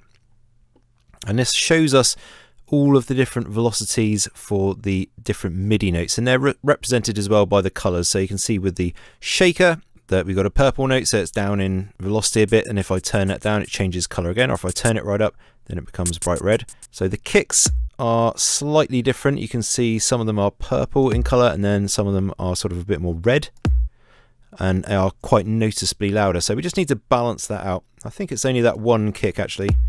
So I'm just going to select it and then use my draw tool and then just turn it down so it's about the same color, or in fact, to be fair, probably the best way is to select that, delete it, and copy across one of the other notes because there is the correct velocity. Let's just play that and see if it fixes the problem. It's up to us, we're never gonna give up. And that's much better. So I'm going to copy across this one that we've corrected to these two blocks of MIDI, or replace them. And then in that last one, if you remember, we've modified it slightly, so I'm just going to go into this one separately and actually change the kick manually in this. So that's the one we want to replace. And there we go, that one's sorted as well. Now we can go in and effectively change the level of the kick and it won't be all over the place. So let's now rebalance this.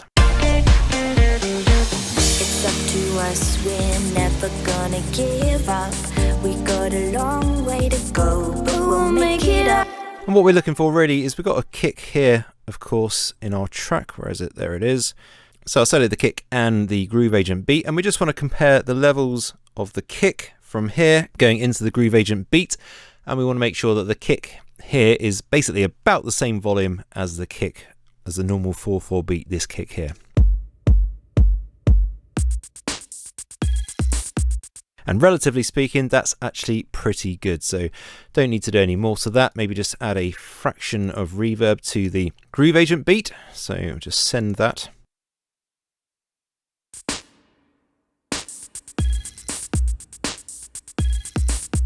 And that's just a little bit low. Really don't want much on this. It's sounding pretty good. It's up to us, we're never gonna give up. We got a long way to go, but we'll make it up. We'll never stop till the wrongs are. So I think the piano's not too bad. Let's just go in and see if we can change this a little bit. So we're going to filter out some of the low frequency. So we're going to use a low cut and just take out anything below about 100 hertz. So that's fine. And let's brighten it up a bit as well. So and I'll tell you what, instead of using number 3, let's use number 4, which is a high shelf, or set to a high shelf.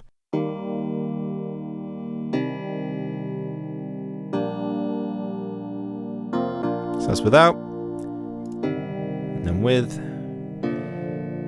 Definitely a little bit better, a bit more presence being heard, so that's fine. Checking the mix, of course. It's up to us, we're never gonna give up. We got a long way to go, but we'll make. Still a little bit boring, that piano, so let's try and grit it up a little bit, and let's use the Tube plugin, which you should all have in all versions of Cubase, under distortion. Just solo it as well. Let's turn down the mix to around about 20, but we're going to whack up the drive.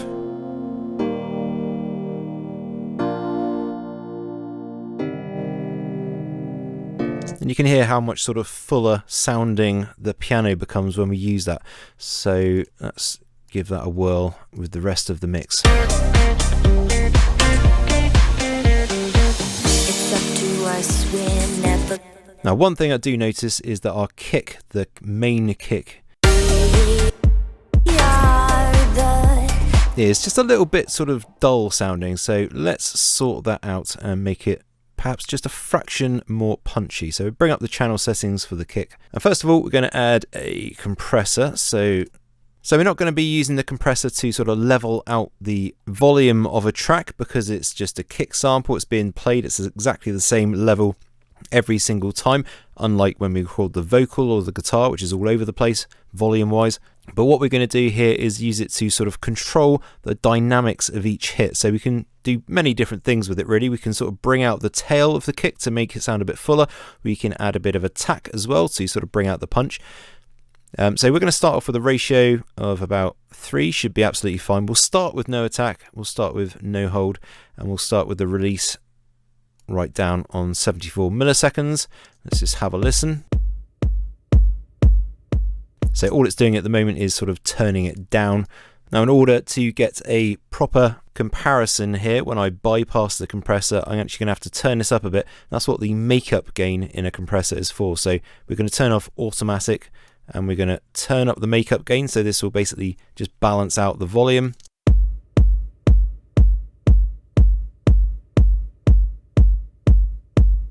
And if you listen very closely, you'll be able to hear that the kick just sounds a little bit fuller with that compression on it. So I'm going to leave it active and then I'm just going to mess with the attack, and you'll hear that it sort of makes the kick a bit more snappy as I do.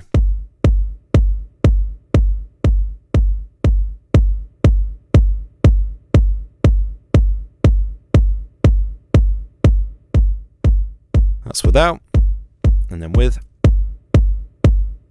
So you can hear there, it really makes a big difference. It just fills out the kick a bit, and we're just adding a little bit of snap as well to the kick. So it's another use for compression. So the other thing that I want to do with this kick is brighten it up a bit. So let's have a listen. And we're going to use our high shelf here. So we're going to just pull in and use equalizer 4 here. We're really just going to ramp up the high end of the kick. Not that much.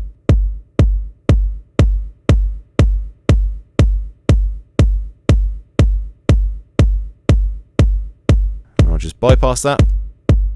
So you can hear it sounds quite dead without that. And then it just gives a bit of high-end sort of presence, not much at all, but just enough to make it sound less sort of dead sounding. We are the children of the stars. The only thing I've done though is by sort of adding all these processes and cranking up the high end of the EQ has turned it up a bit, so we're just going to have to rebalance that by turning the overall volume down. We are the children of the stars. And maybe tame this compressor just a bit. It's just giving a little bit too much punch. We are the children. Okay, so that's sounding pretty good. So we're very almost there, just a couple of tiny little things that we need to do.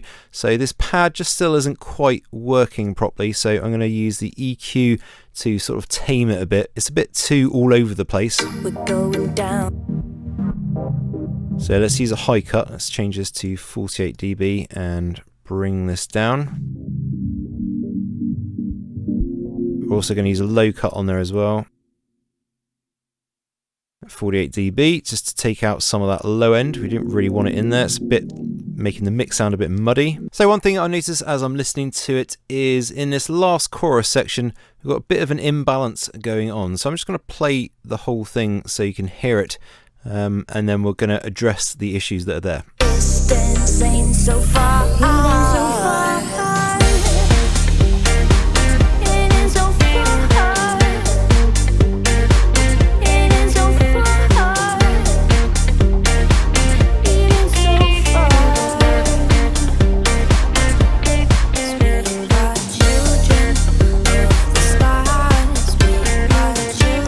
So the problem here is that this vocal is a little bit too quiet, so we can address that very quickly by snipping the end here. I don't want to affect the actual main channel volume because obviously everything else sounds pretty good in the rest of the track, so I'm just going to snip off this section and turn it up so it's a bit more in line with the rest. But also we've got the guitar playing as well, and this is like the main chorus vocal together with the guitar. It's all a bit too much.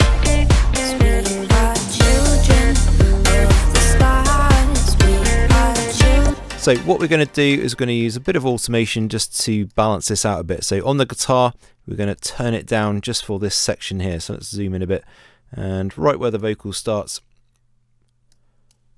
we're just going to have that turned down just a little bit. Hopefully it's not too noticeable.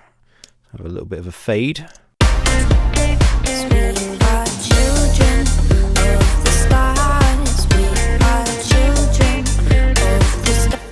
Play it from a bit further back so we can check that the volume dip in the guitar isn't too noticeable.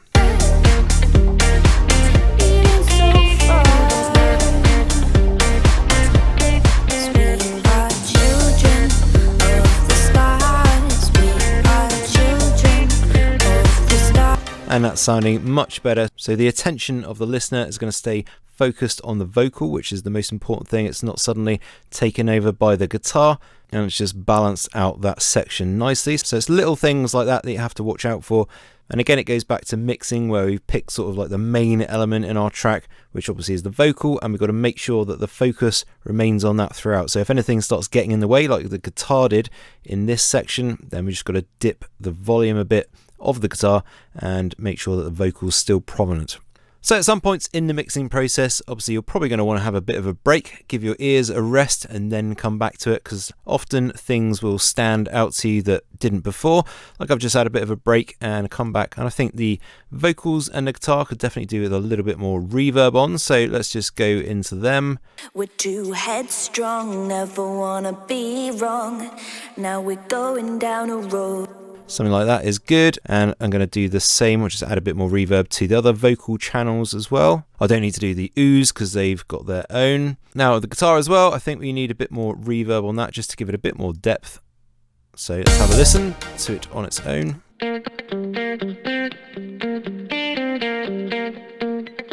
That sounds nice, so we should be about there.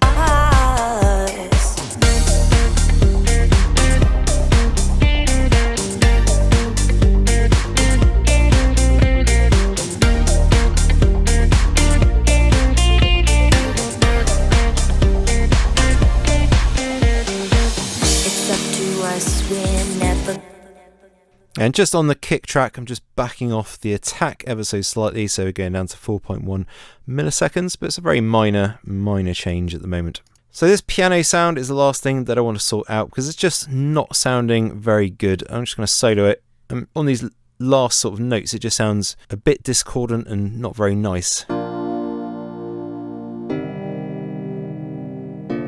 Sounds horrible. So we're going to try a different piano sound. Let's try the acoustic grand piano.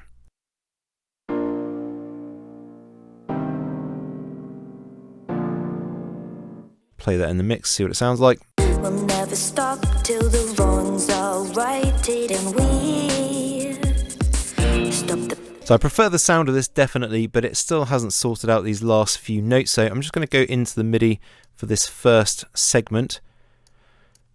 And I'm going to delete all of those extra notes that we put in because they're just not working. And now let's have a listen. Stop the blaming. And let's definitely tidied up those last couple of chords. Wrongs are righted and we stop the... But I still want the bass notes, so we're just going to copy those bass notes down again. So selecting all of the root notes of our chords and then copying them down. Let's just check this works. You can also solo the MIDI part as well in the editor, just so you know.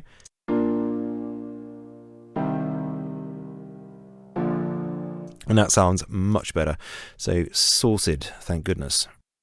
Wrongs are righted and we stop the... So of course we only changed this MIDI segment, so we're going to delete this one and then just copy that one across. And there we go. So that was a very basic look at mixing, of course. There is a lot more to it, and it can be very different depending on what track it is that you're making. So I know we've already mentioned this, but if you do want to know more about mixing, check out our Mixing EDM Masterclass, because it will help you no matter what track you're making in any genre, in any style. Thank you very much for watching, guys and girls. We'll see you in the next one, which is the last lesson, and Jay's going to show you how to master your track and export it out so you can play it to everybody.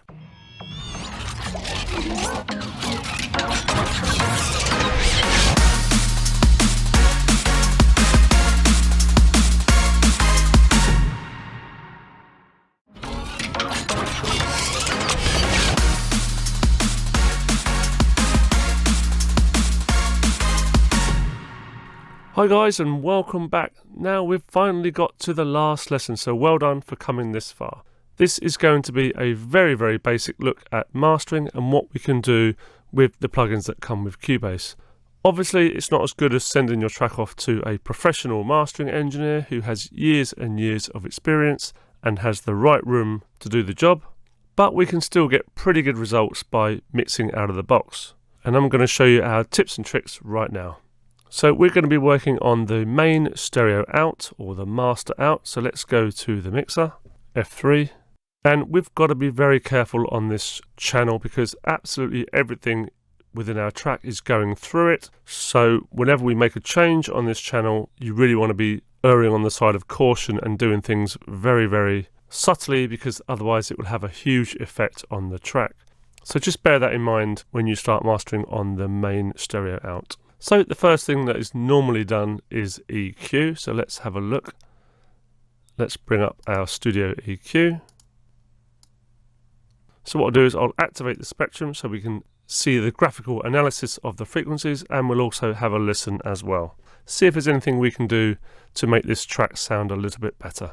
Now before we get into actually tweaking the EQ, I'm going to go and have a listen to some similar tracks, some commercially released tracks, so I can get a feel for how they've been mixed and get a feel for the frequency balance in those, and then I'm going to come back, compare this track to those, and we can perhaps start adjusting things. So I've had a listen to the other tracks as I mentioned, and we need a little bit more top end on this. So I'm going to get band 4, make sure that it's on shelf, and just move number 3 out of the way a little bit. Just make sure 3 is on 0 by control clicking the gain on that. And I'm going to get band 4 and just give a slight boost to the top end, maybe 5k and above, just a couple of dB. And you can see down here, you can adjust the gain here. Really, really subtle, as I said, a couple of dB. Let's have a listen.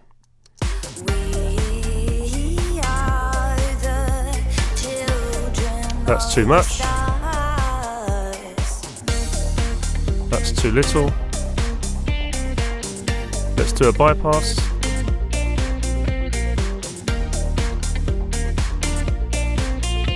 So that is really brightening up the top end there, but in just such a small way. But it will make a big difference. Let's continue, see what else we can do.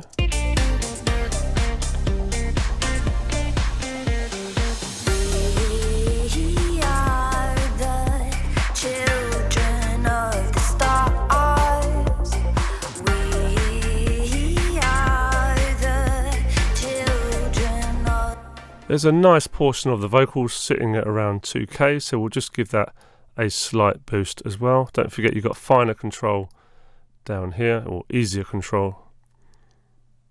We'll do a before and after of that as well.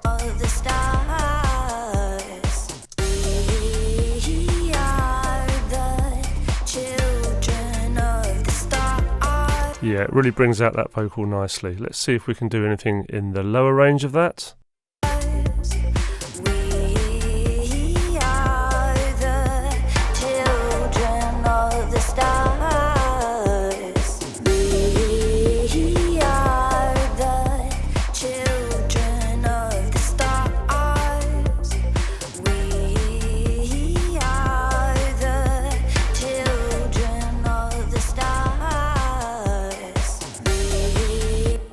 Okay, so obviously we're not just affecting the vocal here because this is on the main channel, but the EQ that we've applied so far is very subtle, but it is making quite a nice difference if you listen to the brightness of the track and also the brightness of the vocal. So this is without.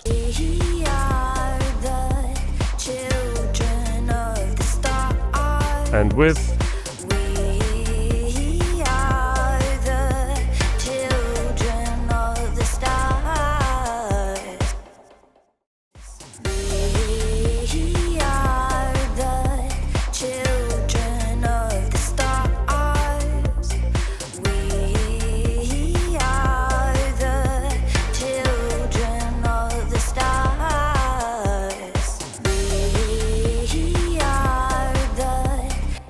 And as you can see, I've been adjusting what is known as the Q, which is how wide the frequency band is that you're affecting, just to give it a little bit more width and affect a few more frequencies. Okay, I'm pleased with that EQ. I'm going to move on to compression. Now you might be wondering why we're adding more compression, as a lot of our tracks already have compression on them. This is what is known as glue compression, and as I keep saying, this is going to be very subtle, and we're going to give a very low ratio, just 1.5, as every single track is going through this. Remember, we want to be a little bit cautious. This is just to make sure everything gels together, or as they like to say in the trade, glues together. So 1.5 to 1, very light compression, and we'll have a listen and we'll adjust the other controls as we go. Children of the stars, we are the children of the stars. We are the children of the stars. We are the children of the stars. We are the children of the stars. Okay, so what I've done here is I've set a gentle attack and gentle release and set the threshold so we're getting around about 2.5 dBs, which is not very much. Sometimes it goes up to 2.9 just to catch a couple more light transients, and this is just again evening out the track, but not by very much. It's really just to make sure things glue together. The children of the stars. We are the children of the stars.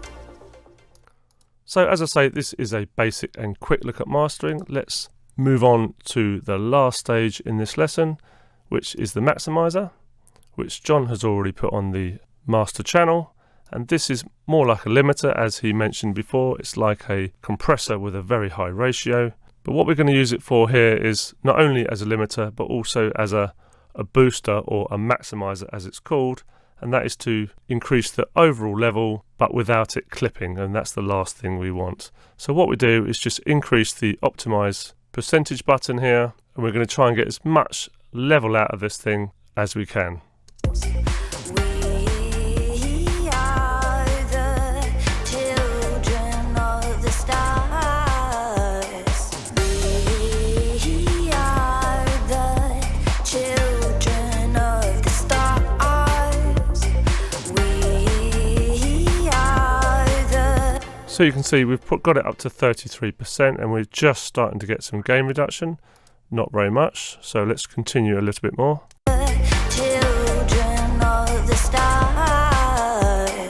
We are the children of the stars. So let's have a listen at what this plugin is doing. What we need to do is match the volume outputs, because if you bypass it at the moment, you will hear quite a big difference in volume. And all that's going to do is fool your ears into thinking the louder it is, the better. The children of the stars. We are the children of the stars. So you can now hear when I bypass this plugin, we're getting the same volume, but we're still getting the actual process of the plugin. So let's have a listen.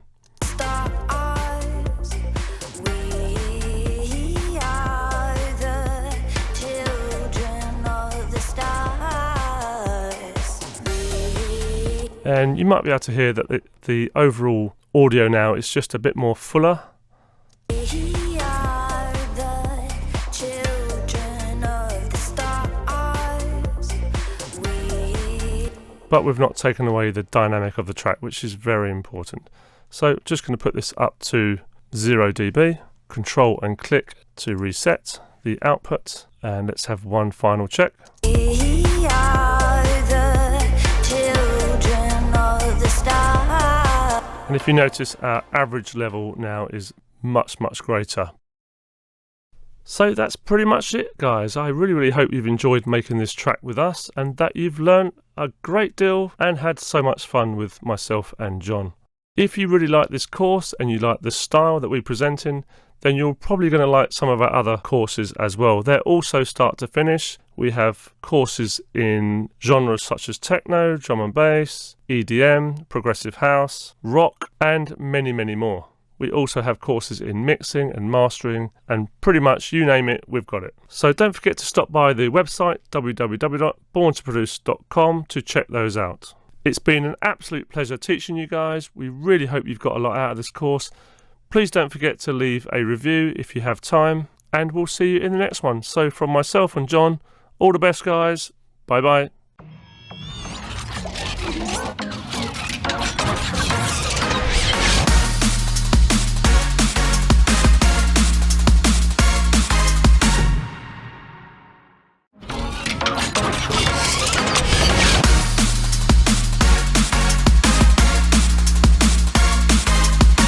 Hey everybody, welcome back. So I know we said the last lesson was the last lesson, but what normally happens in music production when you spend like an intense 2-day session making something, which is what Jay and I spent just making that track and recording all the videos, unfortunately your ears get a little bit tired after doing 2 days of solid sort of music production. So on the following 2 days after that session, we've had a listen to the track and we just thought that we could definitely improve it a little bit more.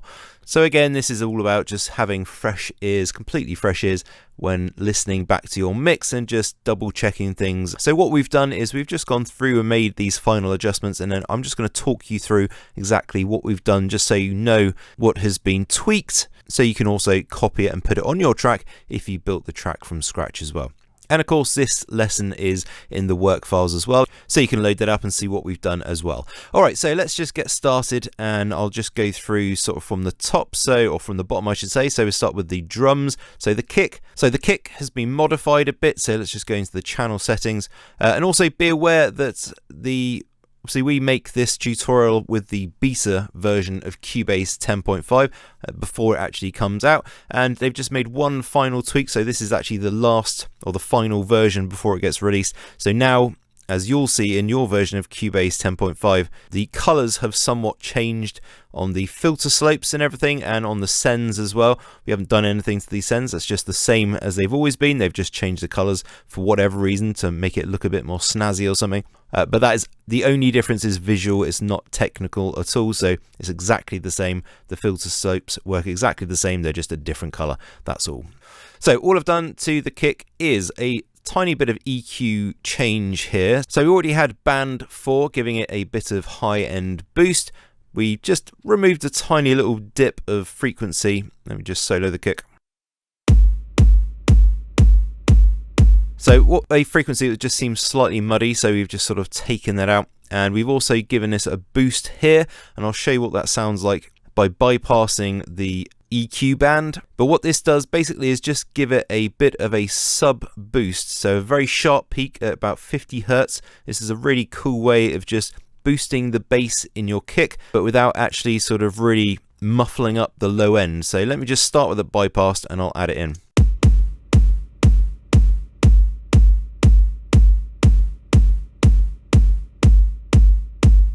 So you can really hear it just brings out the thumpy sub of the kick. Now if I had the Q of this, so it was a lot wider, like that say, which is what you'd kind of think you'd need to do if you wanted to boost the sub of the kick, suddenly it all becomes way too overpowering.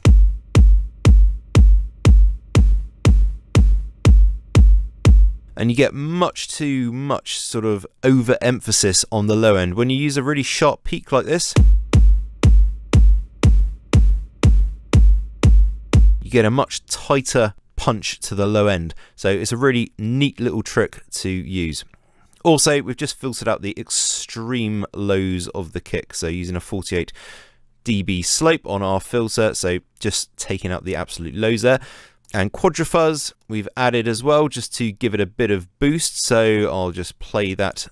I'll start with it bypassed.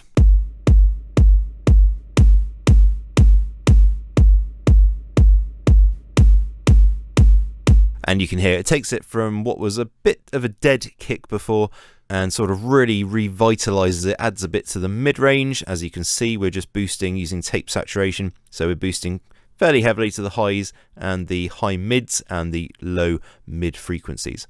And that's all it is just a boost to those. We're not touching the low end. It starts to sort of deform the low end and take the energy out of it when you use that sometimes on a kick, so we've avoided using that.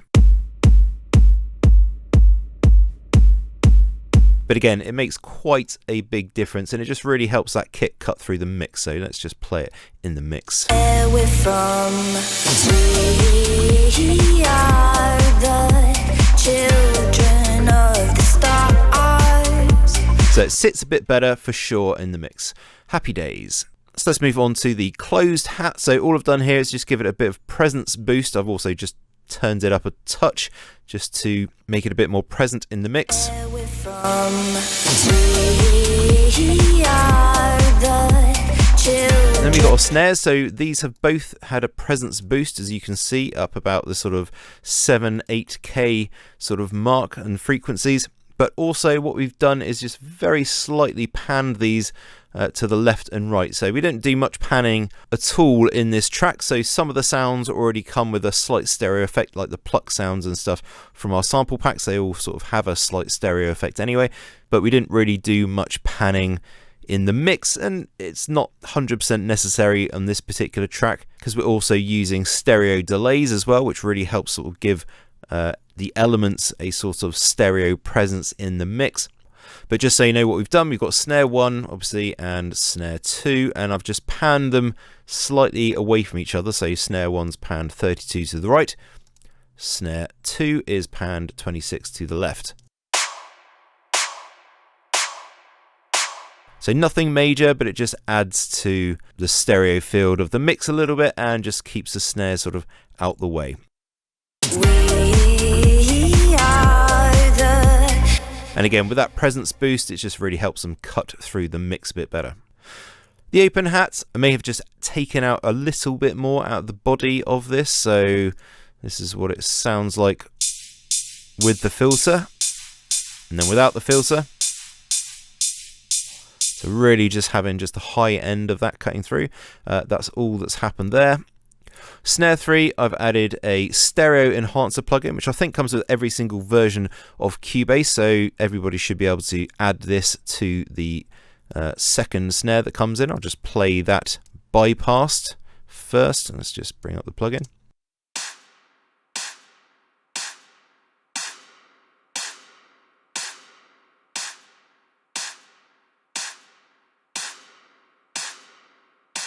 So you can hear it just widens the clap a bit, again just adding to the sort of stereo effect that's going on there. The top loop hasn't been changed exactly. What we've done is just take out the first hit, so it was, or the last hit of the loop basically, which is this one, just for this particular start here where the track goes into the chorus. We've got that top loop there, and it's just a bit louder than the others.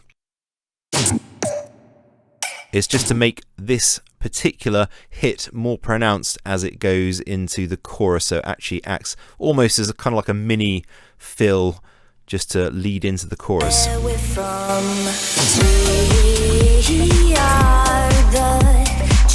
And again, obviously we've got the same thing on the second chorus.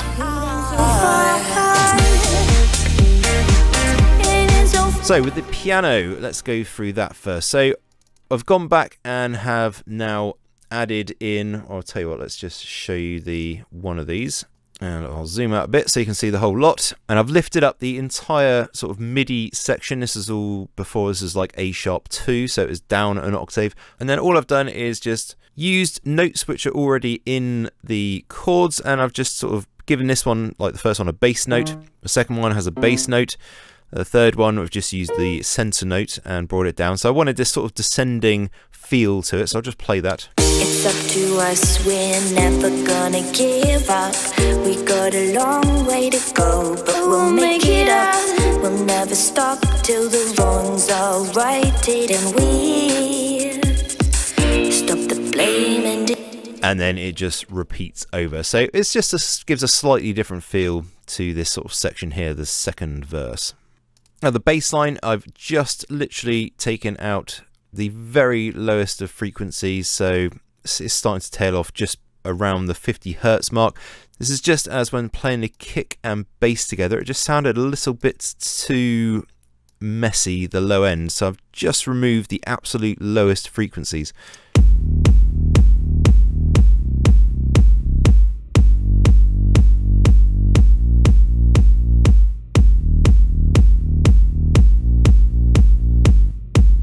And all it is very, very subtle, that, but you need a pretty good set of speakers or headphones to be able to hear the difference there, but it just tidies up the low end just a little bit, just enough to make a difference. So that's what we've done there. I've also taken the last chord progression, so for the pluck particularly, and I've just modified that slightly, so I've added some extra chords in there. Let's just zoom in a bit so you can see what I've done. So where we'd already started adding some extra chords to sort of funk it up a bit and just give it a bit more of a rhythmic feel compared to the earlier choruses, but now I've added in some extra chords as well, so I'll just play this through. Actually, I'll just solo this.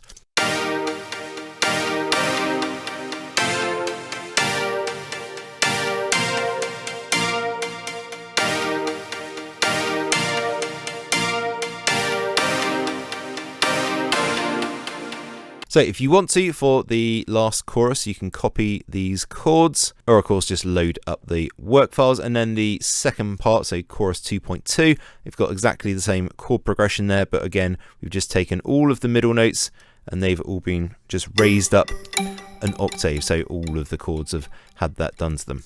I believe as well we've just removed the ARP melody. The ARP melody was there as well, I think, so I've just removed that, so it's not too intense in this section, because we've got the guitar playing and everything, and then it just sort of gets slightly more intense in that last section where we open up the chords and we bring in the ARP melody as well, although this is very subtle.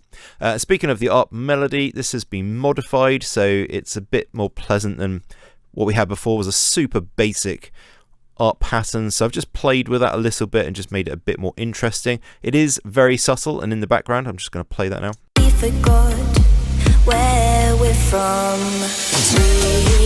We are the children of the stars.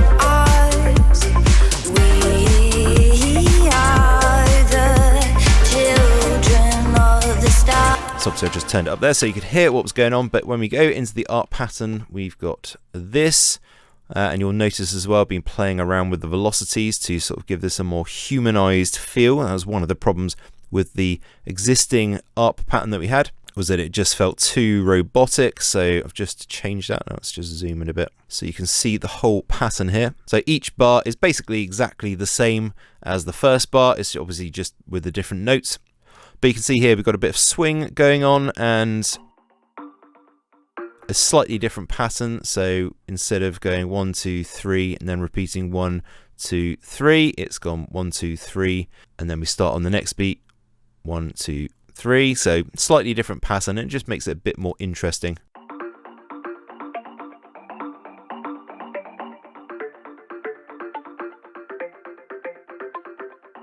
So of course you can copy that if you want. Now again, the easiest way to do this is just to copy bar 1, and if you want to copy the velocities as well, so bring up your sort of lower, not zone, but your lower area here, and you can just make sure you've got velocity selected, and then these are the velocity curves that we put in for this particular pattern. So big improvement on the arpeggiator for sure, much nicer than what it was, just that plain sort of pattern that we had. So the pad was never quite right in the mix, so we've done some sort of messing around with that in Hallion. We went into edit the settings. Sorry, no, we didn't go into edit settings. We didn't need to do that. We just went to the step modulator and we just turned that down a little bit, so the sort of modulation is a little bit less intense.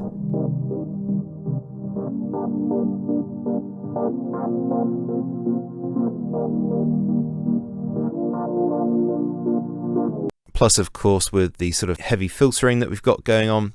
So we duplicated the pad, and actually I should really rename that. We replaced the instrument with a pad or a string instrument.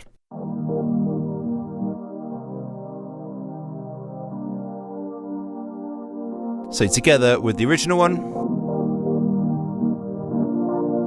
It just sounds a bit more consistent overall rather than a bit all over the place like it kind of did before. So that's all we've done on there, and it's just copied, of course, when we duplicated it, it's copied the same automation and everything as well. We're going down, it's a fight for survival.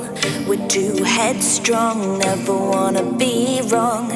Now we're going. So the Groove Agent beat, we've modified that very, very slightly. I've just taken out a couple of one of the kicks, in fact, I believe. So it was sounding like this. Just taking that out, that's all, just to make it a bit less intense. And also we went into the instruments, and for the snare of this beat, that we actually replaced what was the original with one of the snares from the sample pack. I think it's Super Snare 06. Yep, Super Snare 09, I beg your pardon. So we just used Super Snare 09 to replace the snare that was there from this particular kit. So it just all fitted together a bit better in the track. Not a major change at all, but it just sort of helps gel the track together. It's up to us, we're never gonna give up. So apart from that, there's just been some very, very minor volume tweaks to some of the elements, but really nothing sort of groundbreakingly different, just really minor volume tweaks just to sort of hopefully get the perfect balance. On the master out, we've added a quadrifuzz, so we're just giving the whole track a bit of a lift, a bit of brightness, or I'd sort of call it more akin to having an exciter on your master out. So I'll just play the chorus, I'll just bypass this, start with the bypassed. We are the children of the stars. We are the... You can really hear it just lifts the whole presence of the track. It just makes it much nicer. So we've just added that as well. Of course, you can copy the settings, so just a bit of tape saturation on the high mids and then a bit of tape saturation on the absolute highs. And that's really all that we've done. So what I'm going to do now is export the final mix of our track, which is going to go right into the work files. So I'm just going to set my loop region. So I'm going into the start of the track. We've got our sort of pluck sound there, which starts one beat before the track starts. So I'm just going to set my loop region to start there, zoom out a bit, and then I'm going to go to the end of my track. And you can see there as well what we've done is we've just added a crash cymbal, which actually is a good point. I forgot to mention on this crash cymbal, it's the small one that we've got halfway through the sections of the chorus, and also at the start of the chorus suspense section as well. Just added a delay to this, just so you know. So let me just play that. So just with a 1/4 on one side on the left and 1/4 dotted on the right, 67% feedback, 50% feedback, and 23% mix, basically.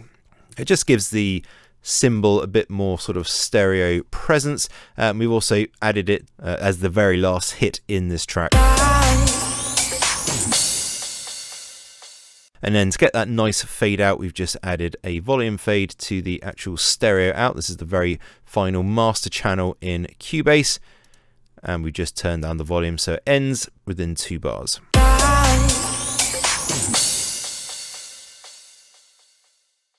And of course, we want to set our loop region so it ends at this very last point here as well, so it's covering the whole track.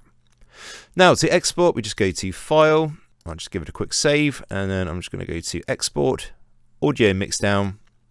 Now your export audio mixdown window may very well look a bit different to this. This is the Cubase Pro, so we've got the ability, if we really want to export individual tracks out of our arrangement. Now we just want to export the whole mix, so we just want the stereo out selected. Again, you may not have this option, it probably is just on the stereo out. Up here in the top right, we can name our track. So Children of the Stars Final, and I'm just going to render it to the work files on my desktop, the folder that we've been using. Now I want to render this at effectively maximum quality, so we're going to have it as a WAV file. You can also export it as an MP3 by selecting MPEG 1 layer 3 if you want to export it as a high quality MP3.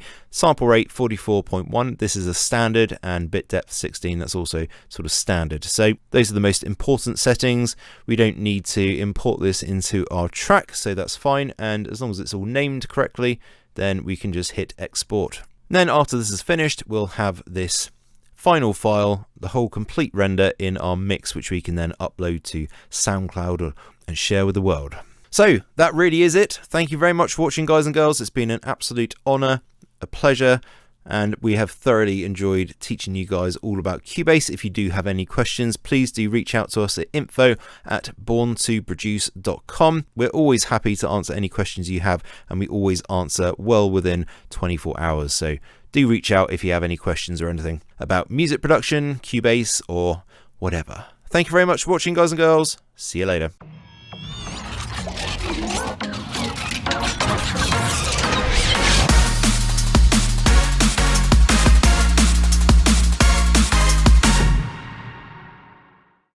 Hey everybody, I am John Merritt from borntoproduce.com, and anybody who has been using Cubase Elements, Cubase AI or Cubase LE will soon come to realize after using it for a bit that it's very limited in what it can do compared to sort of like the artist and pro versions of Cubase. So in this short series of lessons, I am actually going to take you through some third-party instruments which basically allow you to use Cubase as if it had some of the pro features. The first thing we're going to talk about is sidechaining, because it's such a vital part of sort of mixing any modern music. Then we're going to talk about stereo delay, vocal tuning, saturation, distortion, and a couple of other things which are going to be really helpful for you guys using Cubase Elements, AI or LE. So let's get on with it.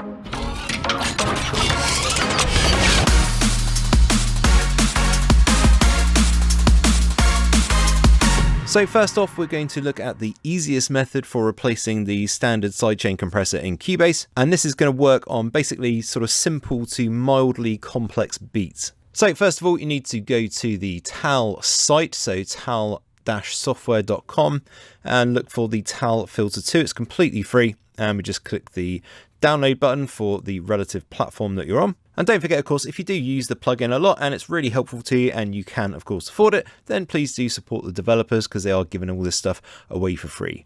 So you can donate if you want. Once that's downloaded, you can just open it up and then either double click on the VST 64-bit installer. You'll need this 64-bit if you're using Cubase 9.5 or above, and you want to install it to C Program Files, Steinberg, VST Plugins. Hit next and install. Simple as that, it's all done. Or the alternative is you can just drop the TAL Filter 64-bit DLL into the VST plugins folder. So with that installed, you'll need to go to Cubase, and I'm just going to load up a project just to show you exactly how TAL Filter works. So first off, I'm going to show you just on a very simple sort of 4x4 house beat that sounds like this.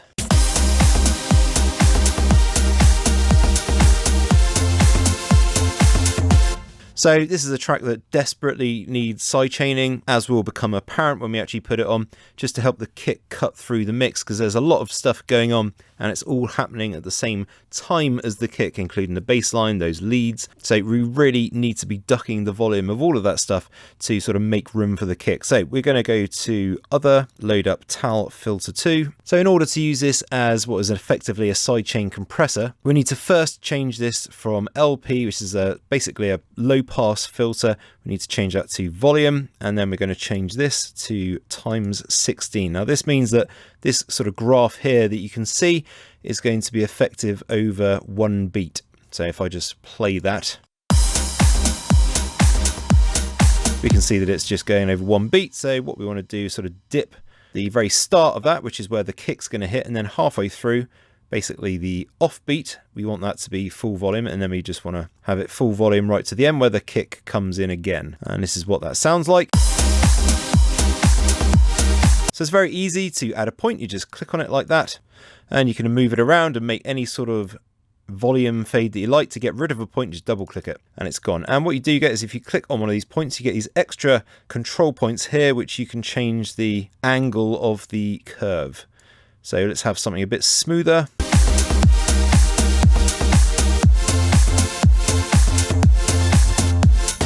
Somewhere about there sounds pretty good. So, and it's as simple as that. For a 4x4 house beat, it's really, really easy. So let's move on to a different track. Let's move on to a drum bass track, and I'll show you how to sort of set Tal up to do an odd patterned kick drum. Okay, so here we've got a drum and bass track, which you might well recognize from the intro to our videos.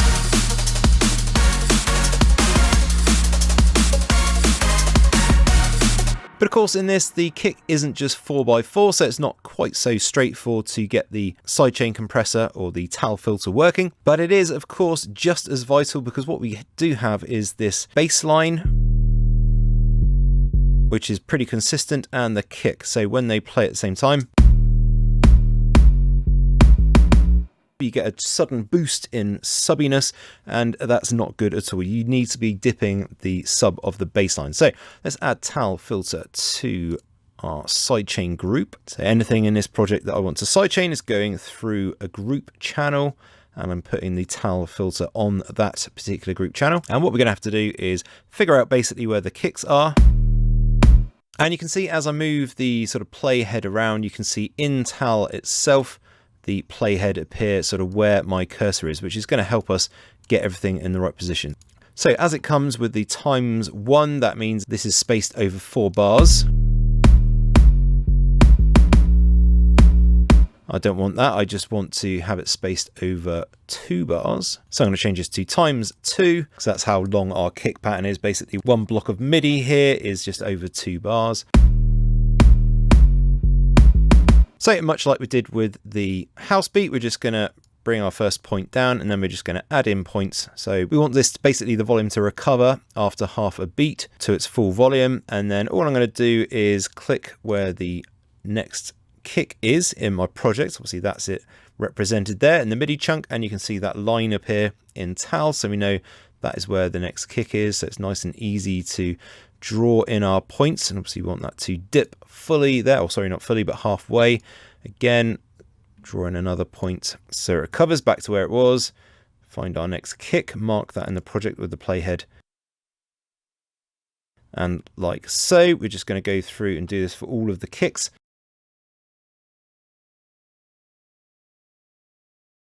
And it should sound okay. Yep, and that's so much better already. You can hear that the kick and the bass just aren't conflicting. And you can hear the kick sounds much, much tighter, and that's just because we're dipping the sub bass line whenever the kick hits.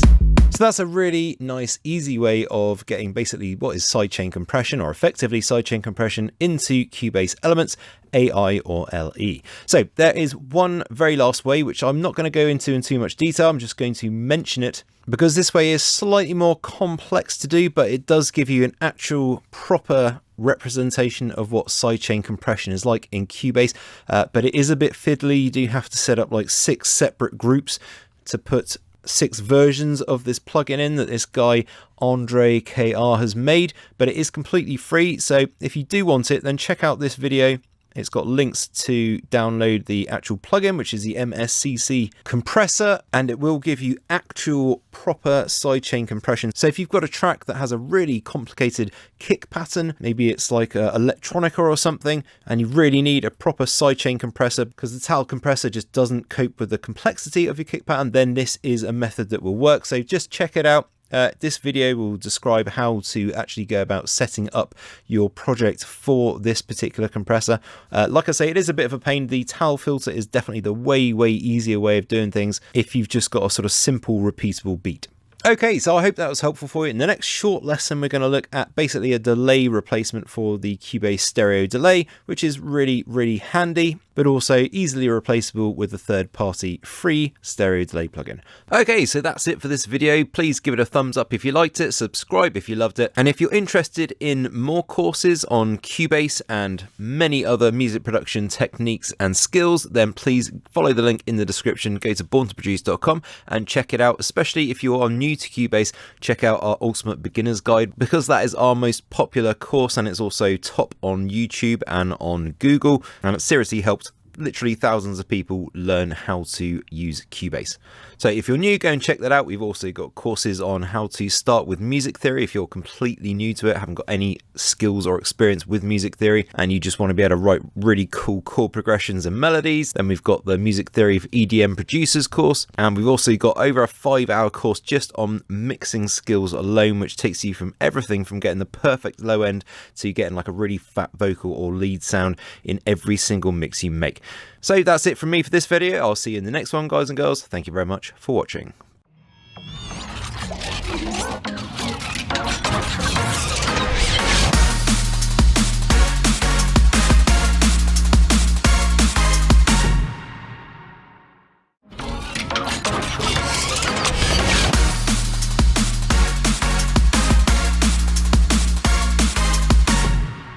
So in Cubase Artist and Pro, you have the stereo delay plugin. It's a very simple plugin, but unfortunately does not come with Cubase Elements, AI or LE. So here is a quick alternative that works in exactly the same way as the Cubase stereo delay. It's just slight differences, so I'm just going to take you through those, but this is going to be a super basic look at it. So first of all, to get the plugin, you need to go to HY Plugins, that's hy-plugins.com, and find the HY Delay 4. Now at first you'll see the paid for version, which is the sort of more complicated version of the delay, but you can get a free version if you just scroll down and click on download here. Don't click on download up there, it takes you to a different page, but if you click on download here, then you get the free version installer. So just download this for the Windows, and it's all versions, so 32-bit, 64-bit, and then Mac underneath. So we'll just download that quickly. And once it's down, just click on it to open it. Usually the setup folder is absolutely fine, but we just need to, or we're not actually going to be installing the 32-bit, so it doesn't matter. So we're just going to click next. So we just click through, and then we just want to untick all of the versions apart from the 64-bit VST3 plugin. Click next, install, and there we go, it's all done. So we just load up Cubase. Okay, so we're back in our drum and bass track. And I'm just going to add a delay to this lead, so I'm just going to solo them. Bring up the channel settings, and because it was a VST3 installed, it will actually probably go under the relative heading for it. So this is delay, so we go under delay and then find HY Delay 4, and this is it. So it looks slightly more complicated than the Cubase delay, which I'll just bring up just so you can actually see the difference. So this is the Cubase stereo delay plugin, and this is the free one by HY. So first off, to get a stereo delay, so one delay comes out of the left side and then the right side at different times, you need to first unlink the two sides. So you've got the time on the left, time on the right, and then click the metronome for both. This means that it's going to tempo sync it. So we can set this to, what's a classic sort of one is, let's go 1/8 on one side and then 1/8D on the other, and have a listen.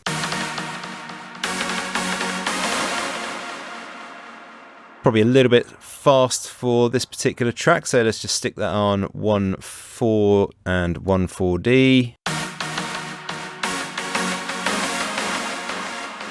So that is how you set the different sides of the delay. So just make sure you've done those three things first, unlink them and click the metronome, and then we can tempo sync the delays. Then really it's very simple. You've just got our feedback control, so we can change the amount of time that the delay feeds back for.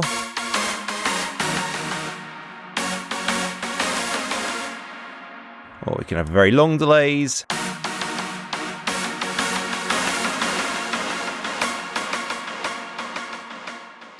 And then of course you've got the all important mix knob down here, so we can change the mix of the delays so they're not too overpowering.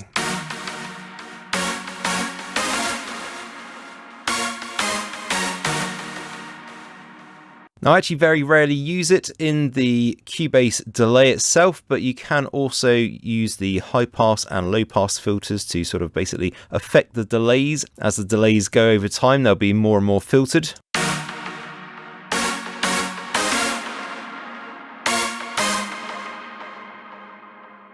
There we go. There are other settings, of course. You've got the amp, the overall pan of the plugin, and EQ settings, which you can use to tweak the EQ.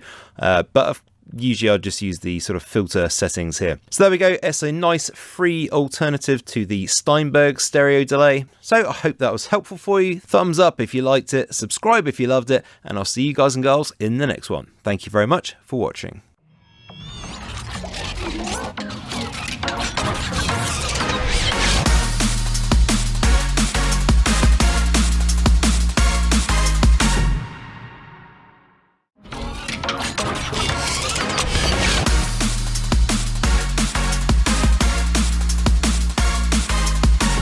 Hey everybody, what's up? I am John Merritt from BornToProduce.com, and in this lesson we're going to carry on with our series of replacement plugins for Cubase Elements, AI and LE users that are going to make Cubase a bit more like the artist or pro version. So in this lesson we're going to look at saturation and some distortion. Okay, so there's two plugins particularly that I want to talk about, free ones that you can download. But very quickly, first of all, I'm just going to say that there is actually a couple of saturation options for Elements users. If you bring up the channel settings and go to the channel strip, you'll find under saturation you actually have tape saturation and tube saturation. So both of these can be used. Obviously you've got your drive knob there. Let's just give it a quick go.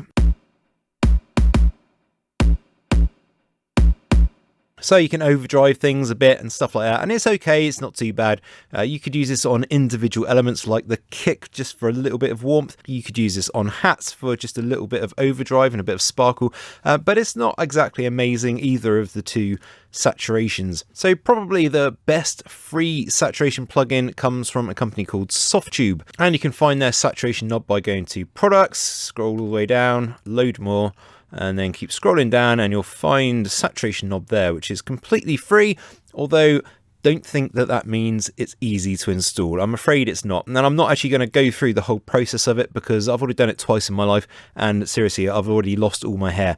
So I don't want to go through it again. It's kind of how bad it is. But what we will need to do is we'll need to go to login, actually sign up for an account. Once you've done that, you'll then have to go to the iLok site, sign up for an iLok account, download the iLok software to your computer. Then once you've done that, you'll have to take your ID from your iLok account, add it to your account on Softube, and then once it's done that, it's got to download the plugin, and then you have to authorize it on your computer before you can actually use it. Now, I have to say that description makes it sound easy. It's really, I can't believe it's just the most awkward process of installation, but trust me, I've done it twice, you can do it too. So once you've got the saturation knob installed and you've come back from hospital after a heart bypass, you can then of course load it into your project. So you go to Softube and saturation knob. Ta-da! And despite all the awkwardness of actually getting the thing installed and all of my sarcasm, it is actually a not bad saturation plugin. It's not as good as some of the paid for saturation plugins like Supercharger GT by Native Instruments, which I use all the time, but it's still not bad. For free, it's really, really good. So let's have a little quick play just with the kick. So you've got saturation type down here, so you can keep it low, which means it's just going to really sort of add saturation to the low frequencies, or you can keep it high. So if you want to add it to a hat sound or a snare just to really bring out the sizzle, you want to have it on keep high and just boost the saturation until you start to get that sparkle. And it is quite a nice plugin, no question about that. And this is a fairly good replacement for the Cubase Magneto 2, which I'll just very, very quickly show you, just so you know what it looks like. And I'd actually say it's a slightly warmer sound than Magneto, although it's not quite as controllable. So in Magneto, you've got the frequency range, so you can set it so you can only affect the high frequencies just to bring out the sizzle, but it's absolutely fine. You've still got the dial down here to sort of focus on the frequencies that you want to saturate. So that's a really, really good quality saturation replacement for the ones that you have or have not got in Cubase. Okay, so here we are in another track. This is actually the track we made in the Electro House tutorial.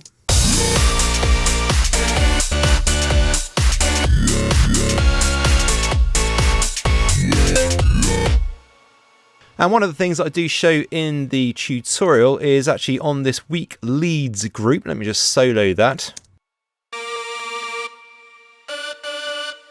So what I did in the tutorial was use Quadrafuzz, which is Cubase's multi-band saturator and or distortion plugin. And all we've got going on is basically a bit of distortion on the high end, on the high mids and the high frequencies of this particular sound. I'm just going to bypass it so you can hear what's going on.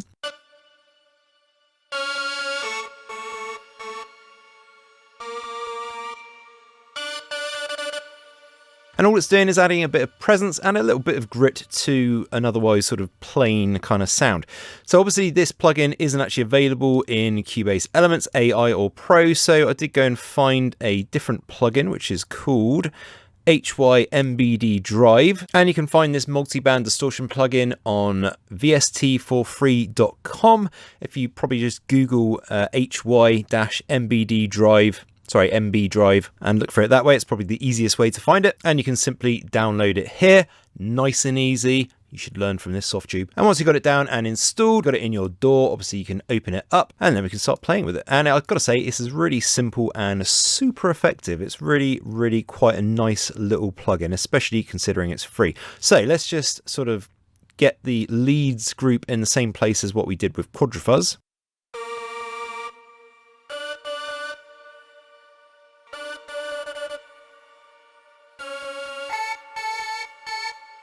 And that's just using a bit of high drive, that's all. So let's just compare that against Quadrafuzz.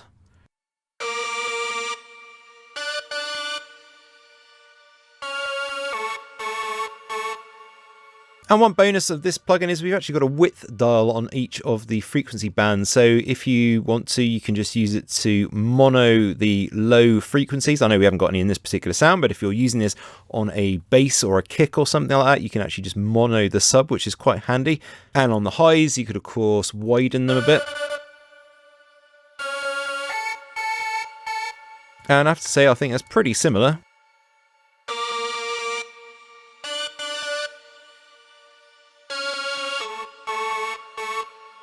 To what you can get out of Quadrafuzz.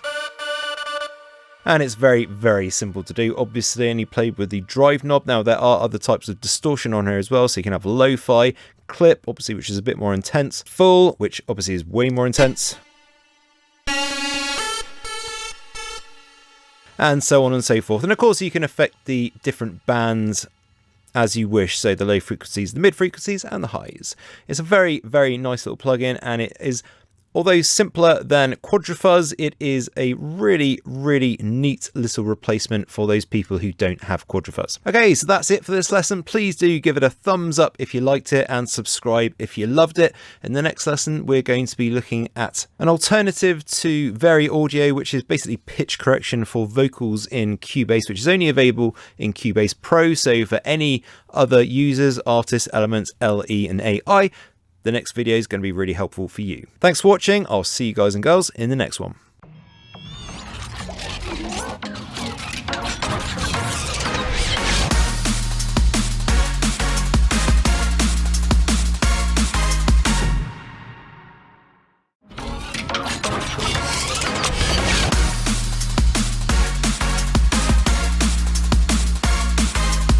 Hey everybody, I am John Merritt from borntoproduce.com, and in this lesson we're going to continue on just looking at replacement plugins that you can use to make Cubase Elements, AI and LE as if it were Cubase Pro-ish. So what we're going to cover in this lesson is pitch correction, because in Cubase Pro you have what is called Very Audio, which looks something like this when you load it up. So what it does is it basically maps the pitch of the words sung or any sort of monophonic instrument, and then you can then sort of tweak the pitch just by grabbing these blocks and just moving them up or down or whatever, or you can just sort of select a load and you can sort of quantize the pitch together.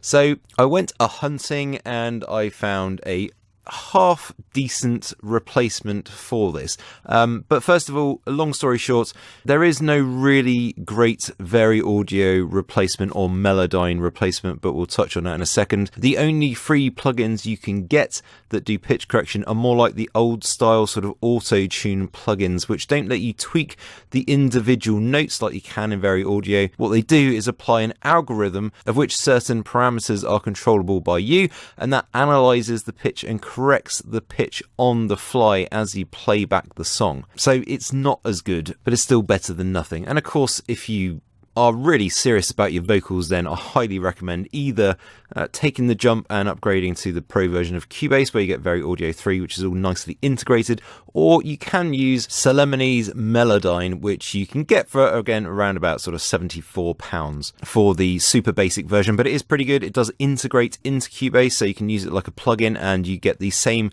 sort of pitch controls as you do in Very Audio, so it is a step up from what I'm going to show you with this free plugin. So the free plugin that we're going to look at is called M Auto Pitch. So just Google or whatever search engine that, and then we go to meldaproduction.com. and you can download it here, but you have to actually download the sort of whole bundle. You don't have to install the whole bundle. We'll get to that in just a second, but if you just do download it, so we're going to go for the free download. Obviously support them if you can, and we'll go for the latest Windows version, and of course you can sign up if you want, you don't have to. Okay, so once it's downloaded you can click on it. Now I will just take you through the sort of first steps of the installation because it's not 100% straightforward. There are sort of a few things that you want to look at, although it is easier than the Softube installation, just saying. So next, I agree. Next. Now you don't want to install the VST plugins, just the VST3 plugins is easier, and no AAX. Obviously this is for Cubase users. And then on this page here, basically, I think it comes with pretty much most of these selected. So you want to click select none to start off with because you don't want to install all of these plugins.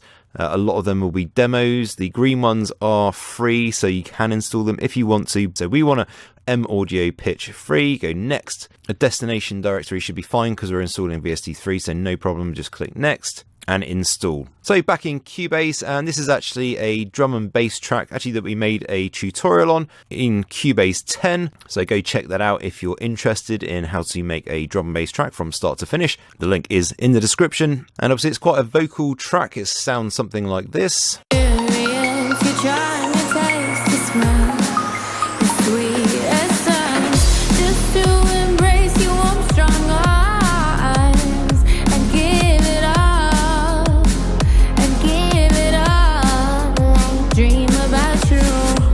So as you can hear, a nice bit of sort of pretty much liquid drum and bass. So the vocal is certainly not in any way, shape or form bad vocal, and the tuning that it needs is fairly minor. It actually sounds pretty decent as it is. In all my lucid dreams, it's you and me.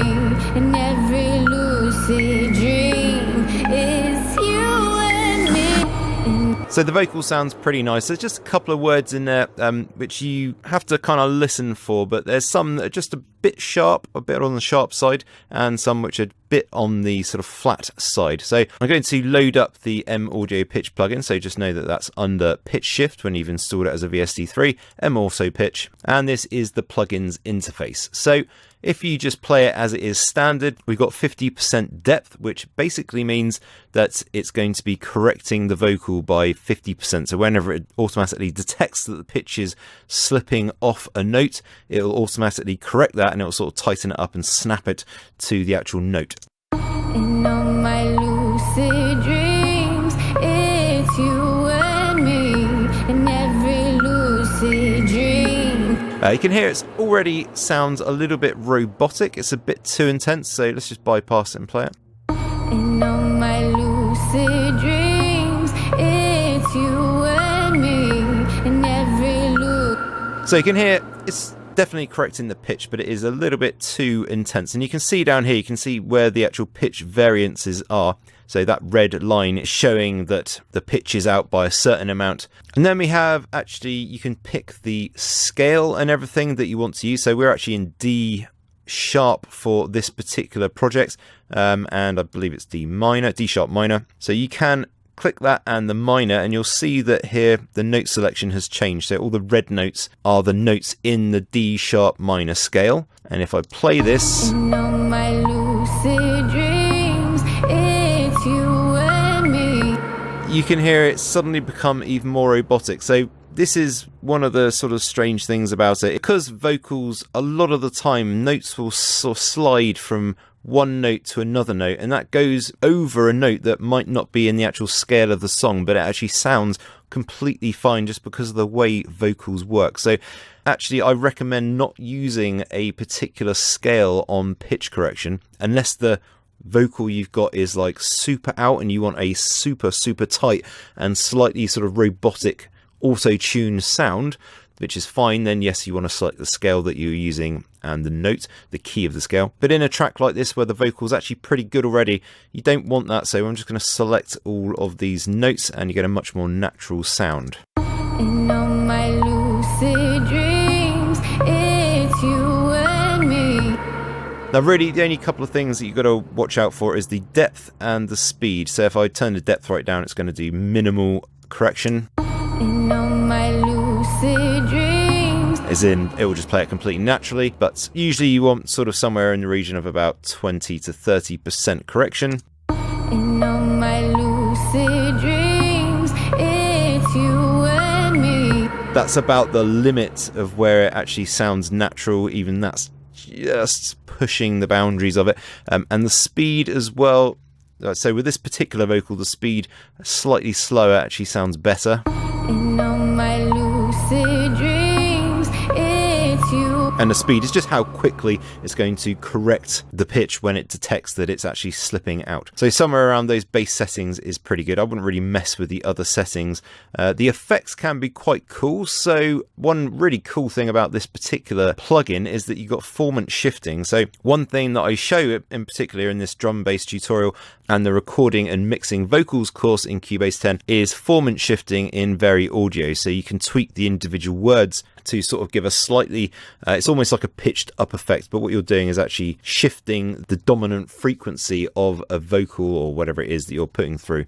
And that's what formant shifting does. But you've actually got formant shift control in here. So you can use this to tweak the vocal as it's being sung. And obviously you can record the automation from this. So just hit right automation and then record whatever formant shifting it is you want to do. In all my lucid dreams, it's you and me. In every lucid dream, it's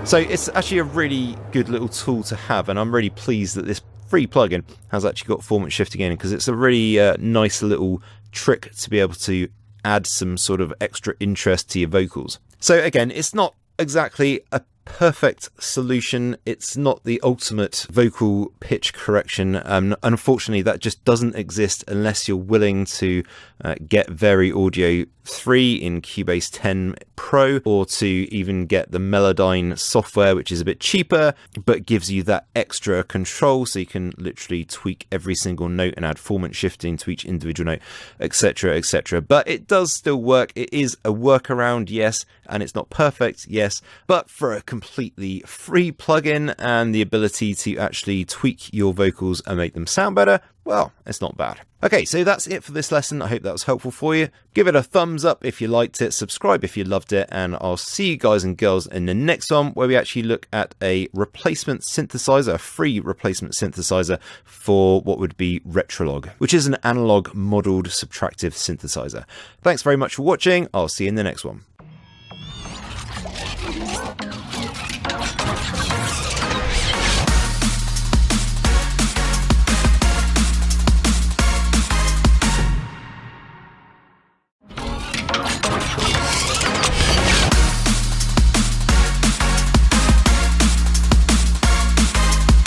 Hey everybody, I am John Merritt from BornToProduce.com, and in this lesson we are going to look at a replacement for Retrolog 2, which you don't get in Cubase Elements, AI or LE. So this is Retrolog here. It's a subtractive synthesizer and analog modeled, which means that it gives a really sort of nice warm sound. So basically what I've done is I've gone and found a free alternative to Retrolog. Now it's not quite as good. There's not so many options with the oscillators. There's no art page. There's no effects page. Now the main thing with this particular synth, the UHE TUTORiAL N6, which, yes, if you're familiar with it, is a nod to the Blade Runner film. And although being free, it is actually a really, really nice sounding synth. It is also analog modeled and has basically all of the main features that you need to get into synthesis or to learn about synthesis. And what I'm going to show you today is just how to sort of basically make your own sounds in it, and also just to sort of navigate around the synth. So if you're completely new to synthesis, and perhaps you come from one of our other tutorial videos where we use Retrolog, and you're looking for a replacement for that because you don't have it in your version of Cubase, then this is a really good choice. Now there are like literally hundreds, even thousands of free synthesizers that have been made by people, so there are plenty to choose from, but this is definitely one of the better, nicer sounding ones that I've found as a replacement for Retrolog. So in order to get hold of it, just type TUTORiAL N6 into Google or whatever search engine you're using. You can go straight to the UHE page, but that will just link to this page, which is the Amazonia.d web page. And then just go down here and you can download the relevant version for your operating system. It's a very simple install, so I won't even go into that. And once you've got it and restarted Cubase, you'll be able to load it up. So again, this is going to be a very basic tutorial. We're just going to look at a couple of the features and then just make a couple of very sort of easy sounds to make. So like a pad sound, a lead sound, and a bass sound. And this is the sort of track that I'm going to be using. I just made a real simple melody.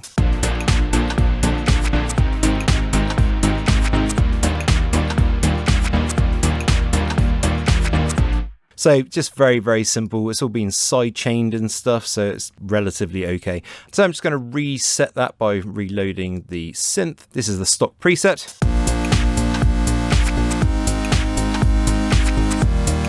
And so with any synthesizer, the sound always starts with the oscillator. And in the oscillator section, you have basically two oscillators, two main oscillators. First one, shape 1, and then shape 2. So I'll just sort of give you an example of what that's like.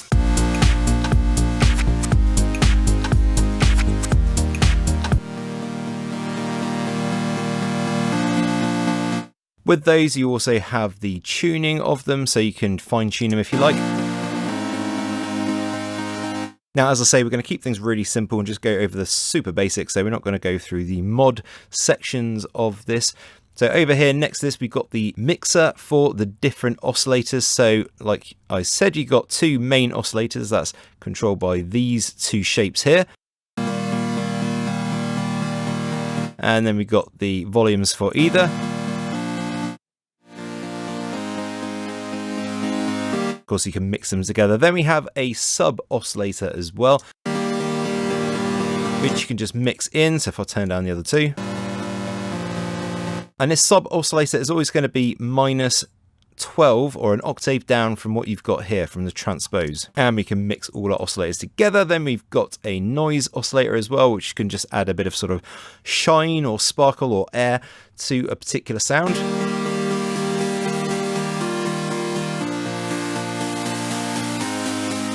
So it sounds a bit intense, so what we're going to need to do is go on to the next section where we've got the filter section. Now at the moment it's set to low pass stroke high pass, which basically means when we've got this controller right the way down, it's in low pass mode.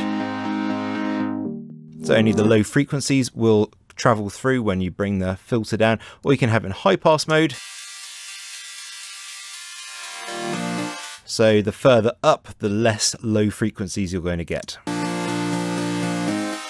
We can have it somewhere in the middle. For a sort of different effect. Now, most of the time, you're probably going to want it just in low pass, so keep this one down. Of course, we've got resonance as well.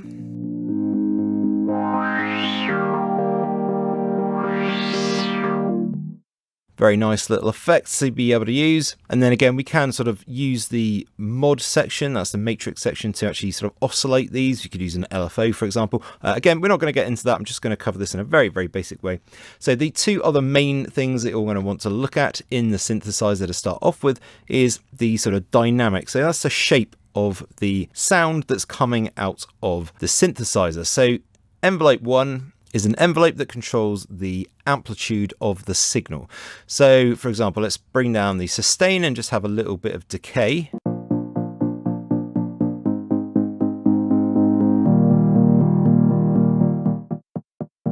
So we can make a very plucky sound. Now the sustain comes in after the decay. So if you have a quick decay, it'll sort of go down in volume till the sustain level, and then it will stay on until the end of the note is reached in the MIDI segment. That's fine, and the attack, of course, will just give a sort of gentle fade in.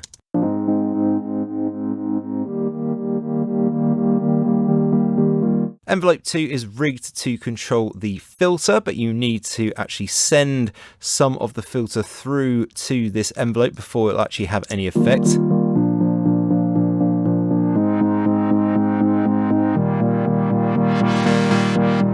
So again, the attack is obviously going to be like a gentle lead in. That's with it fully open. So you can get that sort of Reese type sound. And again, the controls are pretty much the same for the decay and sustain. So you can make a nice plucky sort of sound.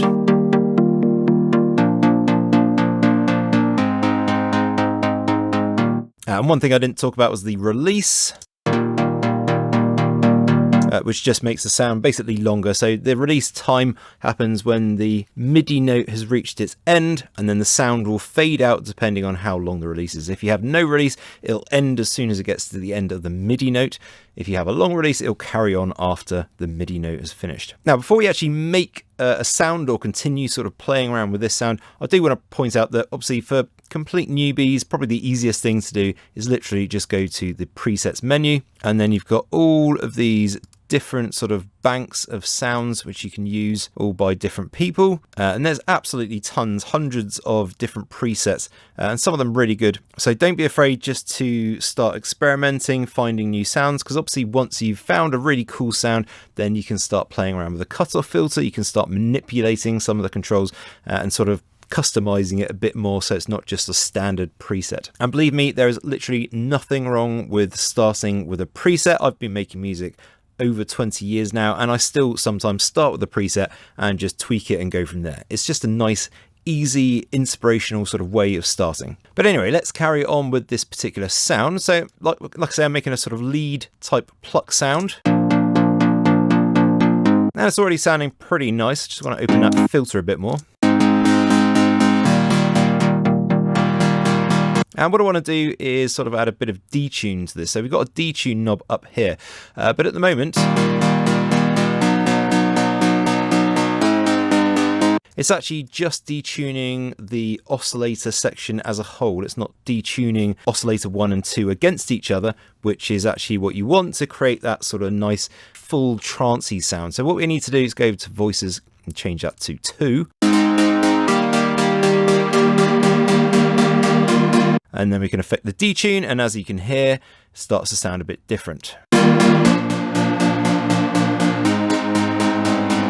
Now don't go too far because you'll start getting this sound, which obviously is horrible, and it's nice, but I just want to add a bit of sub in. Gives it a bit more of a full sound. And it can brighten it up a bit with the noise, although of course we got the filter cutoff control as well.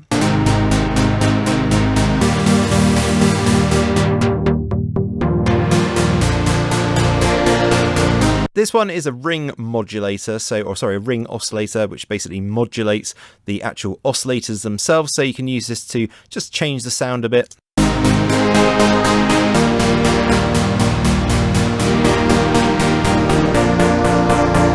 Same with the feedback.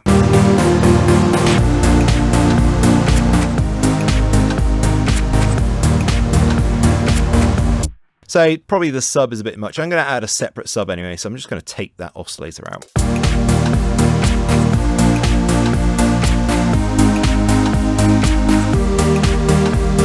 And there we go, we got a basic lead sound, which is pretty nice on its own. So I just made the arrangement of this particular example just a little bit longer. So we got this to start off with. So let's just record in a quick bit of automation. So let's find a starting point for our cutoff filter. Somewhere about there, and a bit of resonance, let's have. And then let's just record it in our curve.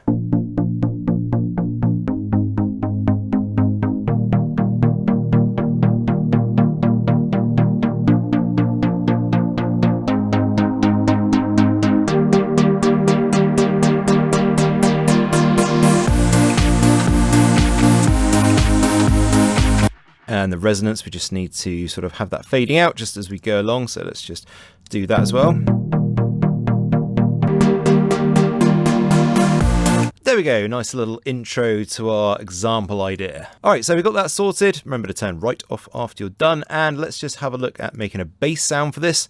So what I've done with the MIDI is I've just literally taken the same sort of chord structure that we had before, and I've just used the lower notes of each chord just to make a bass sort of line.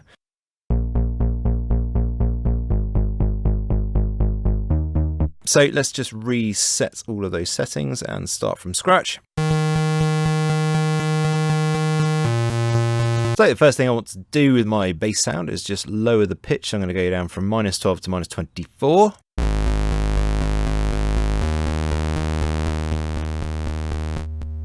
And I'm going to turn off oscillator 2 because it's a bit grimy. I don't want that, so just turn down the volume of oscillator 2 and have oscillator 1. Let's just find the right waveform.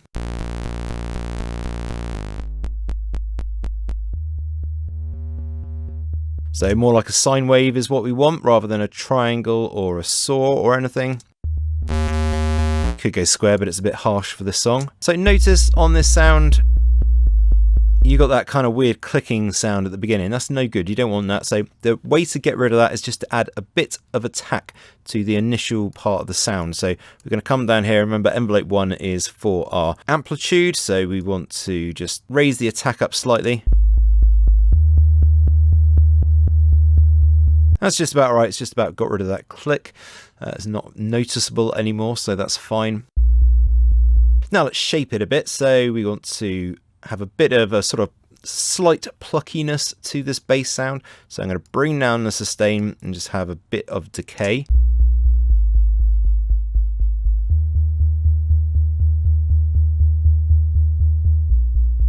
And what I'm going to do is bring the cutoff down and then mix in a bit of oscillator too. We'll see if we can get this to sort of sound okay. See, with the cutoff fully open, it just sounds gnarly. So we're just bringing that down and adding a bit of sort of texture by adding some of oscillator 2 back in.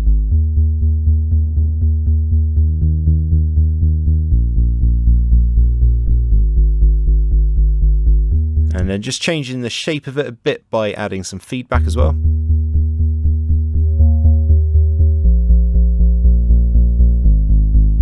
Again, I'm just playing around really, just sort of experimenting with the two, well, with the balance of the oscillators, just to get a nice sort of round, bassy type sound.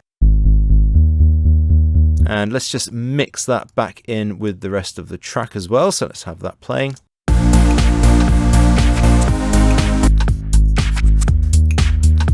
So somewhere like that's fine. It's not exactly groundbreakingly amazing, but it's not bad for a bass line.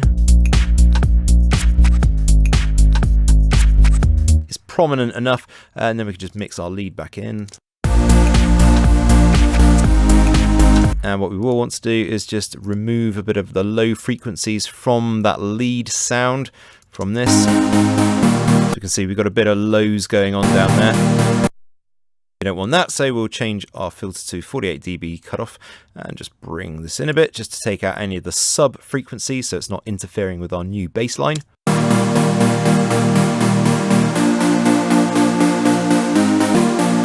And that's fine, it's not changing the sound in any negative way.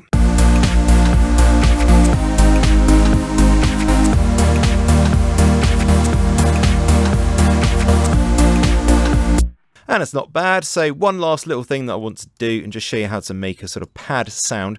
So I've got pad here. Let's just have this playing on the sort of intro to the song, although we'll mute our main lead. So we want to have something that sounds like that. So let's just reset it. So really the first thing you want to do with the pad is you want to bring up the attack a bit of the actual amplitude and of course of the filter as well. This is really important to getting that nice sort of gentle pad sound in the background. So I'm going to bring up the attack. Now remember at the moment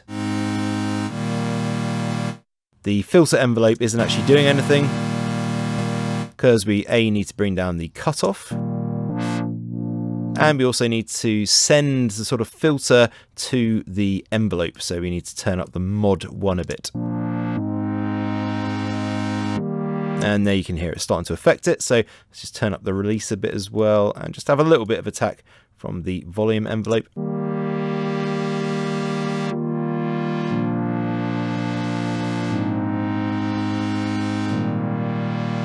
And we're already starting to get that sort of sound, so we want to definitely detune this a bit. So again, we're going to change that to 2 voices, add a bit of detune.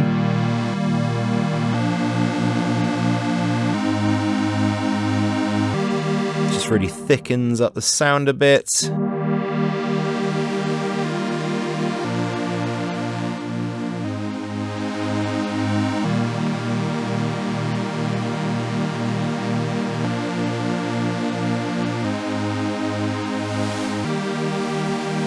We're going to add just a little bit of air to this pad by adding a bit of noise.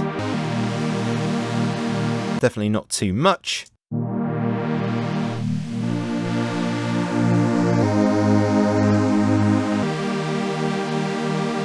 Somewhere about there is actually quite nice. Now, like I say, UHE doesn't have any effects, but well, apart from one actually, which is the chorus. So let's have a quick look at that. So to activate the chorus, you just hit that button there, and really chorus just gives whatever you're playing just a little bit of movement, really. So it's very nice on pads particularly. So when we start it off, it's going to be quite extreme till we sort of mess with these settings a bit.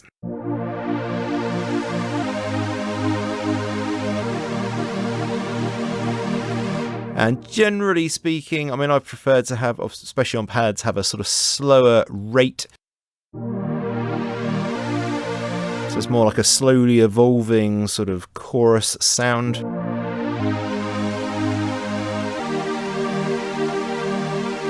And then all you got to do is use the wet knob to, oh my god, sorry.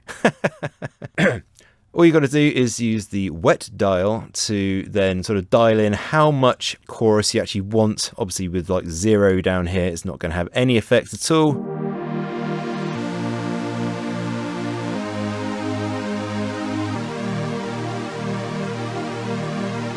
And you can just mix it in to taste. Somewhere about there is pretty nice. Okay, so one absolutely last thing I promise, right? So in Retrolog, you have the art page and you have effects, which I will just show you how to sort of replicate in Cubase, because in some of our tutorials, we might use Retrolog and then we actually use the arpeggiator or step sequencer that's inside of it. So I've gone over to my pluck sound and I've copied over the actual pad MIDI, so just solid long notes. And we're going to go to MIDI inserts down here. And you want to load up Apache SX on the MIDI inserts. And then straight away, you'll get sort of like a basic arpeggiator.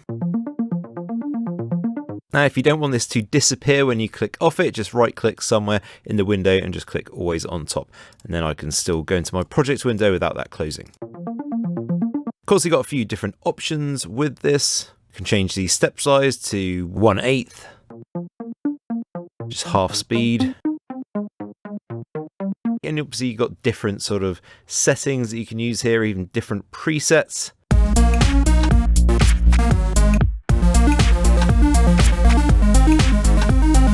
Now you can have it jumping about octaves and all sorts if you change it to up.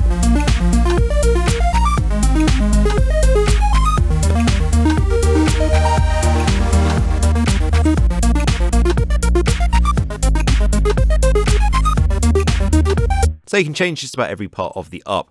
Okay, so it's just a neat little one that you can add in. Now, it sounds a little bit weird and dry on its own, and because of course we can't add effects to the actual synth itself or within the synth, of course, so you can just come to the channel settings and add effects in the normal way.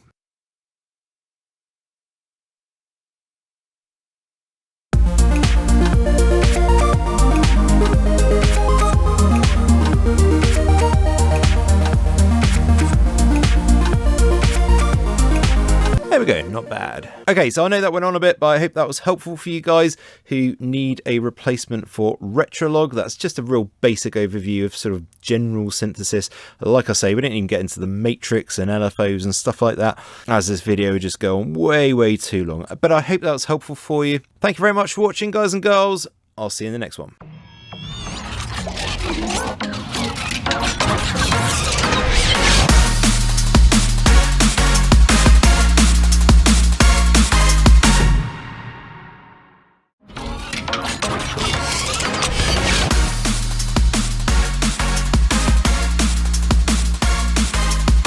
Hey everybody, welcome back. I am John Merritt from BornToProduce.com, and in this lesson we're going to look at a replacement for the Cubase sampler track. So this comes in all the paid for versions of Cubase, so Elements, Artist and Pro, but it doesn't come in Cubase AI and LE. So for you guys using Cubase AI and LE, definitely watch this one because this is going to really sort of help you out. So many times in the tutorials that we do, we will use the Cubase sampler track because it's just really handy.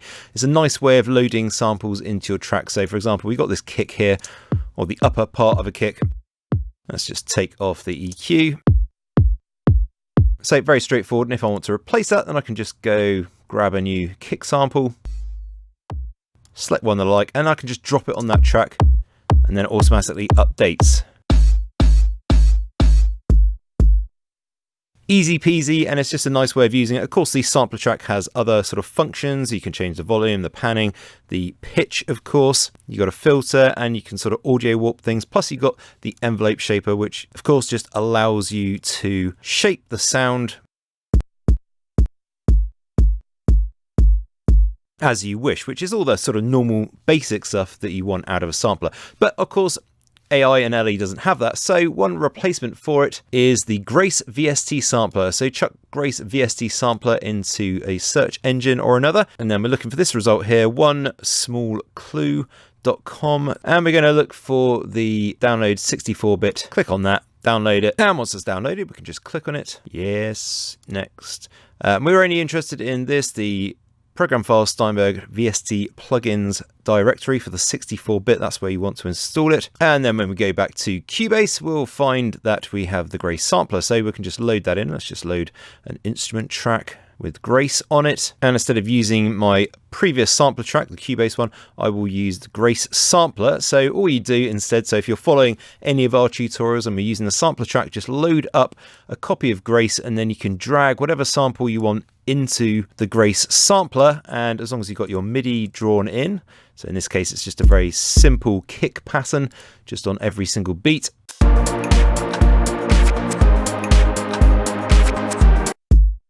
And there we go, we've got our kick playing. So this has sort of all the normal functions. So you can pitch things, you can control the envelope, so you get even a nice graphical representation of what it's actually doing. So you can change, obviously, the attack, make it much more gentle. You can make it a little bit plucky. Whatever it is that you need to do. And of course, it's not just good for drum samples, so let's just replace our main lead there, which is an Avenger synth at the moment. Let's just replace that with the Grace sampler, and then let's just drop in a synth lead. Let's try that one. It needs to be turned down a bit.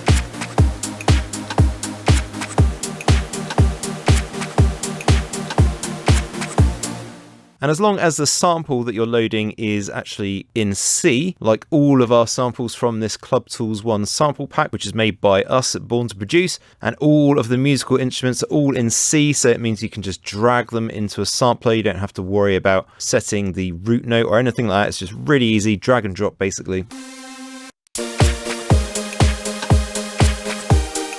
And they'll all just work nice and easily. So of course that's synths. Let's just do one more for the sake of it. So let's replace our bass line, and we'll just stick in some bass hits.